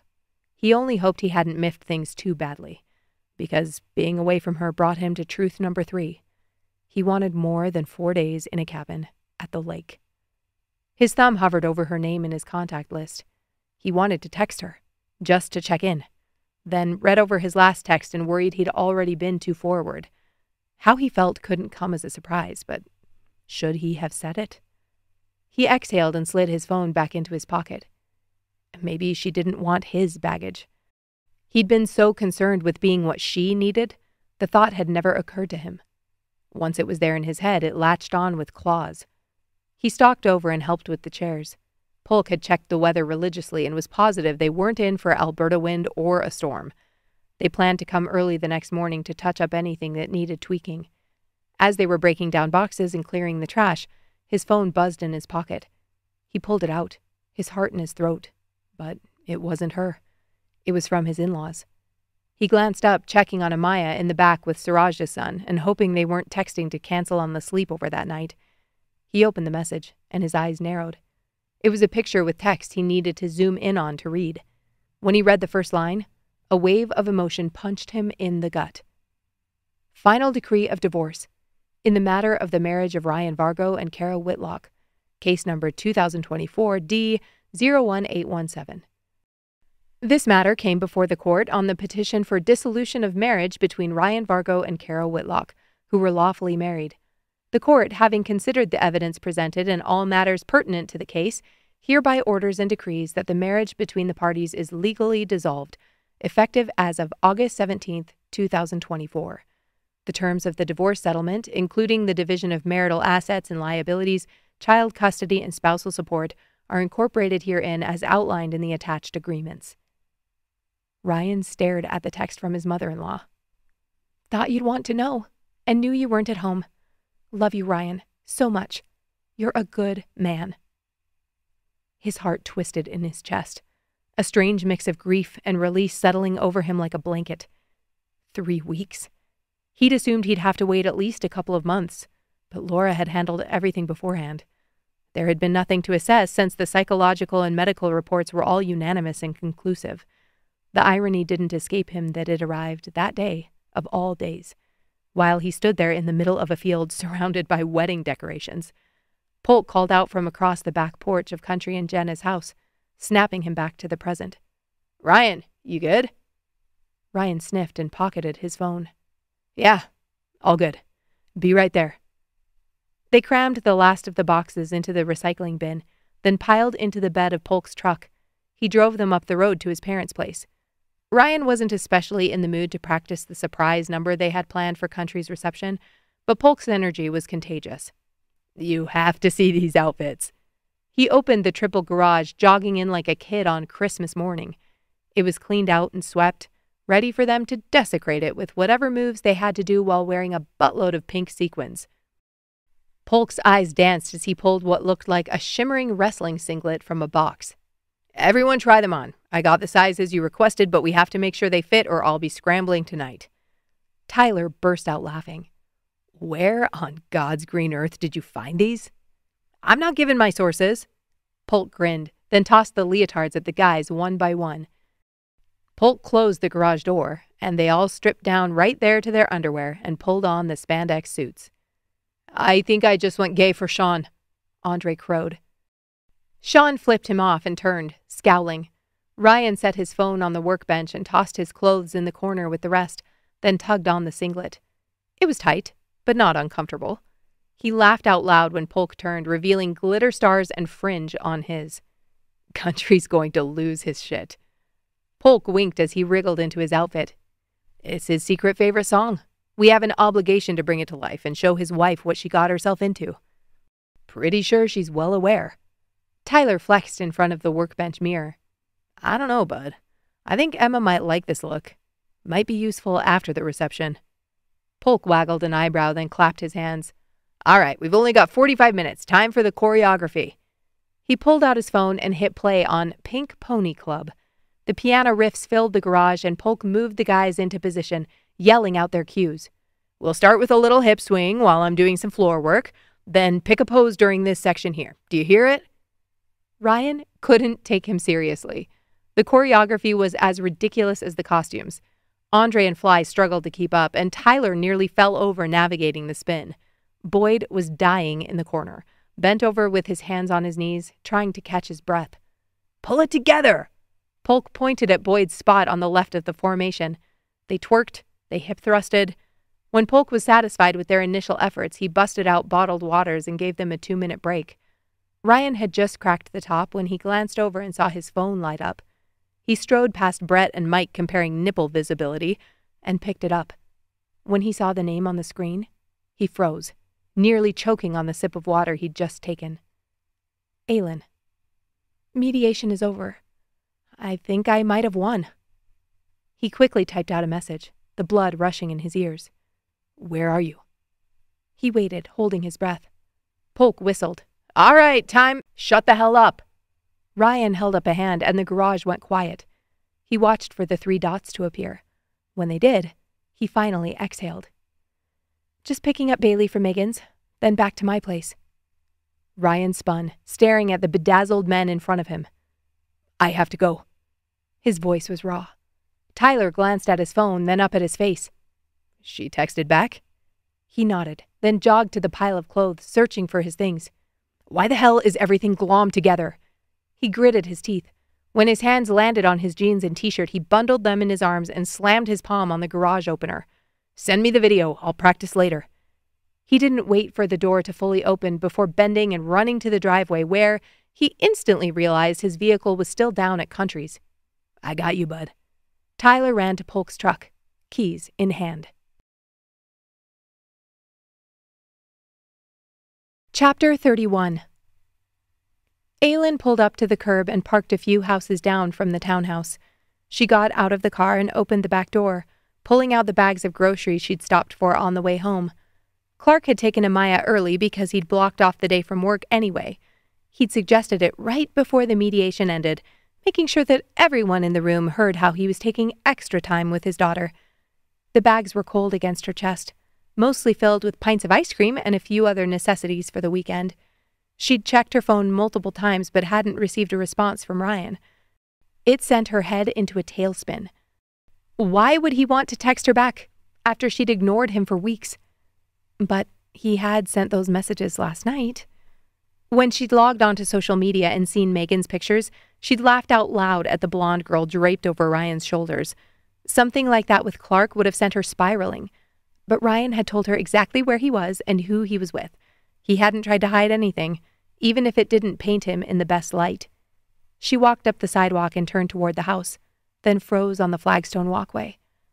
Something pink and sparkly caught the sun on the side of her porch. She opened her mouth, then snapped it closed as the glitter moved. Hey. Ryan straightened on the bench. Hey. She didn't know where to begin with the image in front of her. Holy hell, this is for that thing, the flash mob you told me about. Ryan's lips twitched. You remember that? She nodded. He exhaled and pointed to a pile of clothes next to him. I was going to change, but I couldn't get this thing off in the car, and I didn't want to flash your neighbors. Aylin couldn't help but smirk. Please tell me someone saw you walking up to the house like that? He chuckled. Thankfully, no. But one guy did walk past with a dog that seemed very intrigued. Aylin shifted the groceries in her arms. How long have you been here? Ryan shrugged. About 45 minutes. You said you were coming home. She gave an apologetic smile. I stopped for supplies. He wet his lips. What kind of supplies? Aylin's cheeks heated. Ice cream? And cucumbers? Ryan's lips turned up. Delicious. Aylin rolled her eyes. What are you doing here? I thought you were setting up for the wedding. Ryan nodded.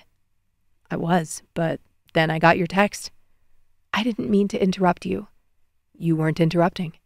He stood, then looked down at the spandex shorts riding up his thighs and thought better of it. I like your new Wi-Fi network. Aylin huffed a laugh as Ryan sat and leaned over his knees. You never told me the story of the last one. She shifted her weight. There was this guy who was always connecting to our network. Clark wanted to put a password on it, and we eventually did, but it was always so annoying when friends came over and we had to sign them in. So, for a while it was open. The guy's laptop had his name in it, so I decided to send him a message. Ryan smirked. You're the one who named it that? Aylin shrugged. I thought it was funny.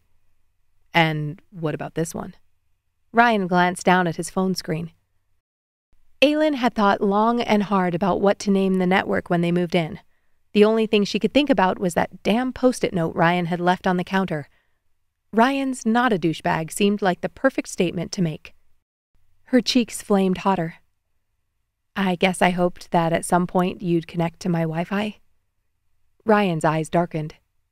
Easy to do when it has the same password. Aylin's mouth went dry as she glanced at the front door. She cleared her throat. Do you want to come in? I need to get this ice cream in the freezer. Ryan nodded and picked up his clothes from the bench. She handed him one of the bags after walking up the steps, then pulled out her keys, making a point to show him she had them this time. They walked into the townhouse. It was still covered in boxes, but at least there was a path down the hall.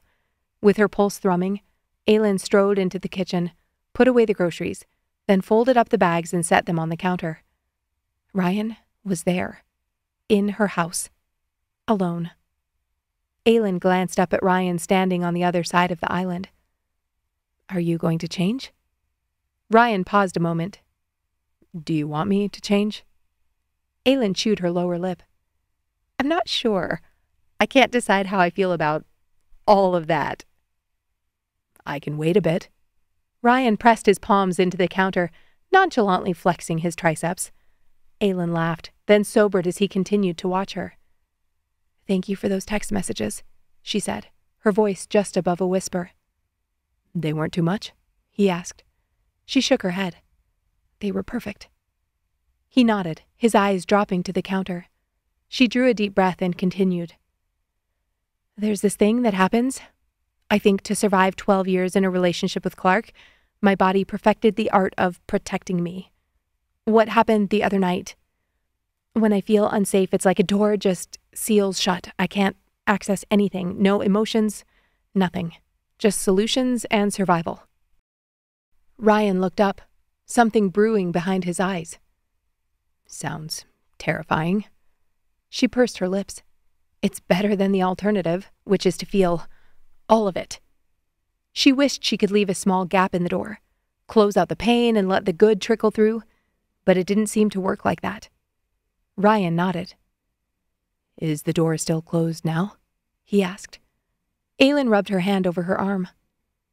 I think it could open, but I'm scared. He rounded the counter and stopped in front of her. Would it help if you didn't have to open it alone? Aylin tipped her chin and looked into his soft gray eyes. I don't know. I've never had anyone to try it with. Her body hummed like an engine, revving with each rise and fall of Ryan's chest. He reached out and put his hands on her hips, tugging her closer. The contact cracked something within her, letting out a whisper of, remember this. Aylin's breathing quickened. She was instantly back at the cabin, far from Clark and the poison he dripped into her life. It was all deep blue water and rainbow rocks, windswept hair and sun-kissed skin. She knew his touch. It was like a brand on her skin. One she revisited late at night as she drifted in that dream world between waking and sleeping, where her subconscious wasn't quite so efficient at hiding what she craved. Ryan pulled back, and she wobbled. I need to show you something. He reached up and brushed a tendril of hair from her cheek, then pulled his phone out of his pocket. He swiped between screens, then turned his phone to her. Aylin's brows furrowed as she zoomed in on the text. Then her heart dropped to her knees. She looked up at him, searching his face. When did this happen? Ryan swallowed hard. This morning. My in-laws sent it over. You submitted the paperwork? A breath hissed between his lips. The night we got back from the lake. Aylin's eyes grew glassy. That was why he'd taken off his wedding ring. How do you feel? His throat worked, He allowed his eyes to drift closed as if searching for the answer. When he opened them again, his expression was soft. At peace. She nodded, then put her hand over his, looking up at him with a silent question. Now? It hadn't been time for them to move forward at the cabin. Both of them had known it. But Aylin hadn't understood her part until right that moment. Ryan wasn't someone she wanted on a lake vacation. He wasn't a guilty pleasure or distraction. Ryan was someone she wanted everywhere. Ryan dropped his forehead to hers. Please, he whispered. Aylin exhaled, the knot in her chest unraveling, then wrapped her fingers around his and pulled him down the hall. Chapter 32. They barely stumbled through Aylin's bedroom doorway before their lips sought and found each other with a desperation that made Ryan's heart race. The last time he'd tasted Aylin's lips, they'd both been slick with rain, the wind whistling around them. He kicked the door closed behind them as Aylin's fingers tangled in his hair, pulling him closer. He wanted to devour her, to make up for all the lost time, but he forced himself to slow down, to savor each press of their mouths, each brush of her tongue against his. He'd touched nearly every part of her, but he didn't yet have the feel of her lips memorized. He wanted all night, 100 nights, to map them perfectly. Aylin read his mind, her kisses turning languid and sensual as she ran her tongue over his lower lip. Ryan's hands roamed over her back, fitting into the dip of her spine, remembering the flare of her hips. He couldn't get enough. Not at the cabin and not here. They broke apart, catching their breath. Ryan's gaze swept around the room, taking in the moving boxes scattered everywhere, the mattress made neatly with sheets and a comforter on the floor. I can help you unpack later, if you want, he murmured, before dipping his head to trail kisses along the column of her neck. Aylin's breath hitched. Not on the schedule. Her voice was husky with need. He grinned against her skin. Okay. His hands circled her wrists, pulling her against him as he moved away from the wall. Her eyes were closed. Her face turned up to him like she trusted him implicitly. Heat rushed through Ryan's veins, and when his heels brushed her bedding, he tugged her down to the floor with him. They kneeled on the mattress, and Aylin finally surfaced, blinking as if she only then realized they had practical matters to attend to. She grazed her teeth over his shoulder and slipped her finger under the strap of the singlet. I like it. I just decided. Ryan laughed. On or off? I like taking it off. I should have clarified. She slid the pink spandex over his shoulders and dropped her head, layering kisses across his collarbone. Her breath whispered against his skin, and he needed to get that damn fabric off faster. He tore it off his hips and pushed it down his thighs, then lifted his knees to slide it off his legs. Aylin's eyes dragged over him. I only ever felt you in the dark. Ryan's voice was raw. Is this different than you expected? She shook her head, then trailed her fingers over his chest. He reached up and unbuttoned her shirt, pulling it off her shoulders and slipping it over her hands. Her eyelids fluttered closed, and together they sank down onto the mattress, hands roaming, mouths seeking skin.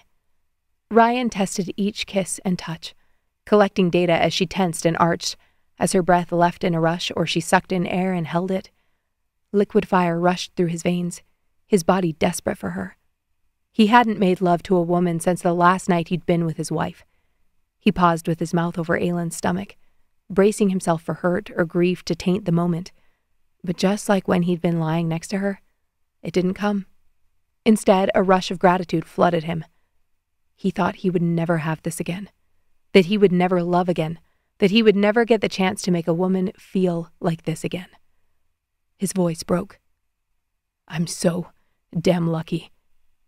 Aylin pulled him back up, wrapping her legs around his hips as she reached up, her fingers desperately working at the elastic in his hair. She finally pulled it free, and his hair fell to his shoulders. Every time I've seen you, I've wanted to do this. Aylin dragged her hands through his hair, her heart speeding against his chest. Even that first day on your porch? She nodded, her breath hitching. Especially that first day on my porch. If you hadn't been such a jerk, maybe I would have done something about it. He laughed, nipping at her skin.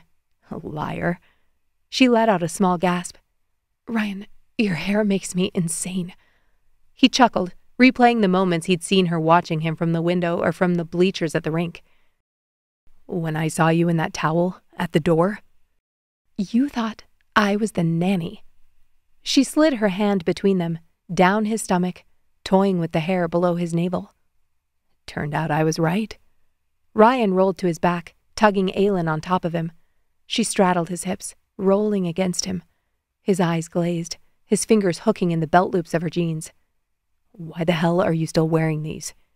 She laughed, and her ponytail dropped over her ear. "Just a second." Aylin stood and undid the button, then pulled down the zipper as he watched. "I'm not going to lose my job, am I?" He panted. "You can't quit even if you wanted to." Aylin let out a breathy laugh. "You were right, you know." He panted. "About what?" She grinned down at him as she pulled her jeans over her hips, then let them fall to her ankles and stepped out of them. "Fun, Aylin, is only for you." She dropped back down to her knees, pressing tight against him. "And this one, too." Ryan groaned, his head falling back against the pillow as his hands curled around her backside. "This is so much better than learning dance moves in Polk's garage."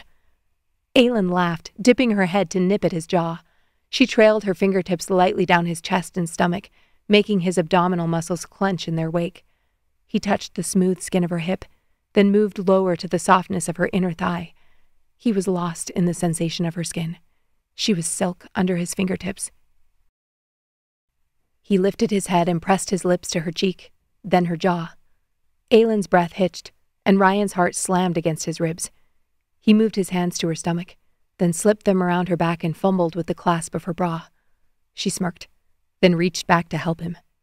It came loose, and he pulled the straps over her shoulders, watching as she slid the bra off and tossed it on the floor. I don't know these yet." Ryan's hands trembled as he slid his hands over her ribs and cupped her. She blinked slow, her eyes liquid as she watched his face. "I'm so damn lucky." She lowered herself over him, and as her skin pressed against his, he closed his eyes and let his fingers find new, favorite places. He wanted to stretch this moment like taffy, enjoying each slow, rich second. "I know I shouldn't say this, but I love you." She lifted her head a fraction and pressed a hand to his cheek. "Why shouldn't you say it?" He let out a breath, his eyes pricking. "Because it's only been a couple of months. It sounds crazy." She lowered her lips to his ear, sucking his lobe into her mouth. "I've missed out on love for 12 years. I refuse to wait another second." They tangled together, sliding under the sheets like they had at the cabin. Ryan lost track of time, of space, of anything beyond Aylin's skin and breath and heat. He'd been wrong before about what he needed. Hockey and paintball checked some boxes, but not all of them. He needed this. He needed her. His heart had expanded when he'd become a husband and a father, and it hadn't shrunk in size when one of those pieces was taken from him. He'd been walking around half empty, and had forgotten what it felt like to be full. "I want you to know all of me." Aylin kissed him, guiding his hands. And Ryan lost track of words. Chapter 33. Aylin smoothed her hands down the skirt of her navy blue dress, hoping it didn't look too wrinkled from being pulled out of a moving box that morning. She glanced over at the front of the outdoor ceremony space where Ryan stood with his hockey teammates, his long hair pulled back neatly. Even after tangling her hands in it the night before and that morning, her fingers twitched. She knew what he looked like under that tux, knew what he felt like, knew what he was capable of. In one night, she discovered that she and Clark had never made love. He'd said the right words every once in a while, but mostly the wrong ones. He'd never been there for more than his own pleasure and validation. Ryan, on the other hand. Aylin crossed her legs and forced herself to admire the bow on the back of the chair in front of her. Amaya shifted in her seat. "It's like a fairy tale." "I agree." Aylin put an arm around her thin shoulders. Her heart ached, wishing Bailey could see this with them. She would have died at the flowers alone. Aylin pulled out her phone and snapped a few pictures. "Are you my dad's girlfriend?" Amaya asked suddenly, her hazel eyes wide and curious. Aylin laughed and tapped Amaya playfully on the nose. That sounds like a question for your dad. Why can't you answer it? She shrugged. Parents like to be the ones to talk to their kids about things like this. But if you're not answering, that probably means yes, right? She smirked, her legs swinging under the chair. Aylin nudged her as the music swelled and the crowd hushed. All heads turned to watch Jenna walk down the aisle on her mother's arm. Aylin's breath caught at how beautiful she looked in her flowing, lacy white gown, her blonde hair swept up elegantly. She was glowing as she made her way to a misty-eyed country waiting for her under the floral arch that Aylin knew Ryan had helped put together. Aylin hadn't expected to be there that morning. She hadn't expected to find Ryan on her porch the night before. She'd always dreaded surprises with Clark. But these? They were quickly becoming her favorite. Her eyes drifted to Ryan. He was staring right at her. She smiled and his mouth quirked. It was so strange. Every few minutes her mind tried to throw up its usual warnings and doubts, but Ryan kept proving them unnecessary. A foreign calm swept through her, and Aylin gripped the edge of her seat. Was this what love was supposed to feel like? Not cold and empty, not afraid and wary, but calm, steady. Her stomach fluttered as Ryan straightened his suit jacket and clasped his hands in front of him. Amaya was riveted as Country and Jenna said their vows, and as the ceremony drew to a close, everyone erupted into cheers. The bride and groom walked hand in hand back down the aisle, and when it was finally appropriate to stand, Aylin made a beeline for Ryan. Well, that was beautiful. Aylin grinned, then nodded toward Country and Jenna mooning over each other and greeting guests. Those two are disgustingly adorable. Ryan smiled. They waited a long time for this. He turned to her, his hand brushing her hip. I think waiting makes it more obvious when it's right. Aylin's cheeks flushed. Ryan leaned in. You look lovely, by the way. That dress is stunning on you. You already saw me in it this morning. His lips brushed her cheek. Barely. Aylin's mouth went dry. Amaya asked if I was your girlfriend. What did you say? She laughed. That she should ask you? Ryan pulled back and glanced over her shoulder. Aylin turned to see Amaya running across the grass. When she turned back, Ryan was watching her. What do you want me to tell her? He asked. Aylin wet her lips, considering. She thought about what she should say, what would make sense, then told the truth instead. That I hope to see her every day after school this year. Ryan's eyes deepened. Good answer. Aylin moved her hand forward until she linked her pointer finger with his. Ryan's lips curved into a slow smile. So, I was thinking. He rocked back on his heels boyishly. Would you want to be my date to the reception tonight? Aylin arched an eyebrow, fighting a grin. She tapped her chin in mock contemplation. Will I get to see you in pink? Ryan groaned. It's going to be ridiculous. You know that, right? She nodded, her grin widening as she leaned in. Just remember, I'll be waiting to take it off. Aylin pulled him toward the buffet tables on the patio and spotted Amaya already filling a plate with sponge cake and chocolate-dipped strawberries. She's sleeping over at her grandparents' tonight, Ryan said. Aylin smirked. Fun Aylin loves sleepovers. Ryan's hand slid over the backside of her dress. Fun Ryan will make popcorn. Epilogue. Aylin cheered as the snowballs took the ice, her eyes searching for a familiar face among the players. There he was, number 18, Ryan Vargo, his hair peeking out from under his helmet as he did a few warm-up laps. Go Ryan! Amaya shouted beside her, nearly bouncing out of her seat with excitement. On Aylin's other side, Bailey clapped and smiled shyly. The atmosphere in the packed arena was electric as the snowballs faced off against their rivals. Aylin glanced down the row where Jenna, Rhonda, Melissa, Emma, and Penny sat decked out in snowballs jerseys. Russ and Laura sat next to Amaya, a blanket spread over their laps. The referee's whistle pierced the air and the crowd roared as the puck dropped.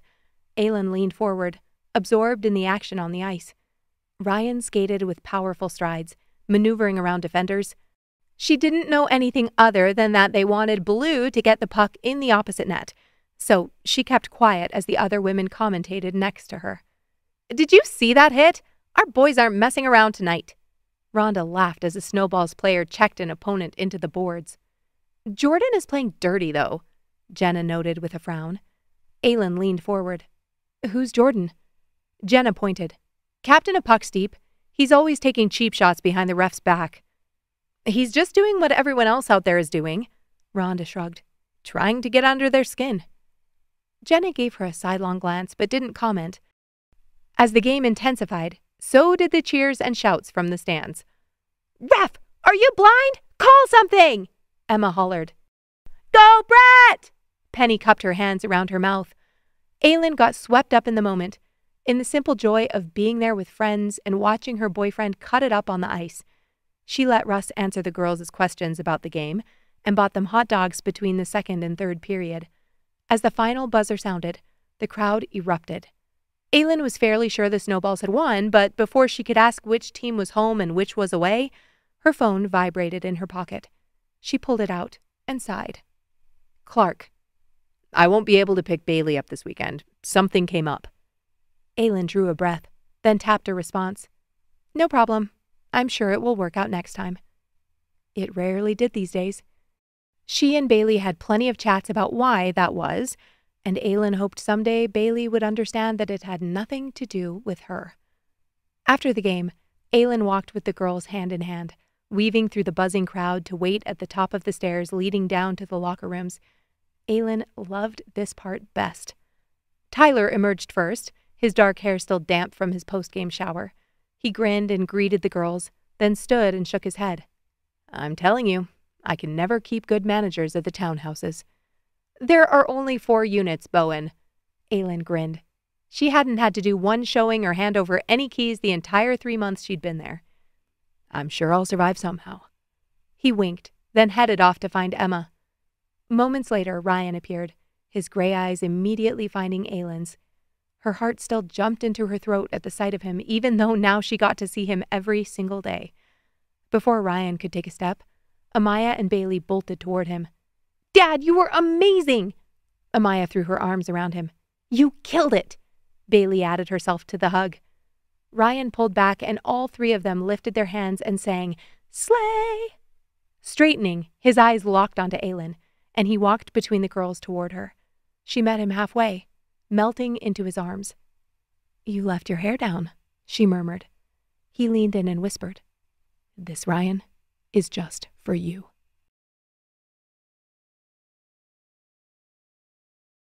We hope you enjoyed this production of Guarding Home Ice, written and narrated by Cynthia Gunderson.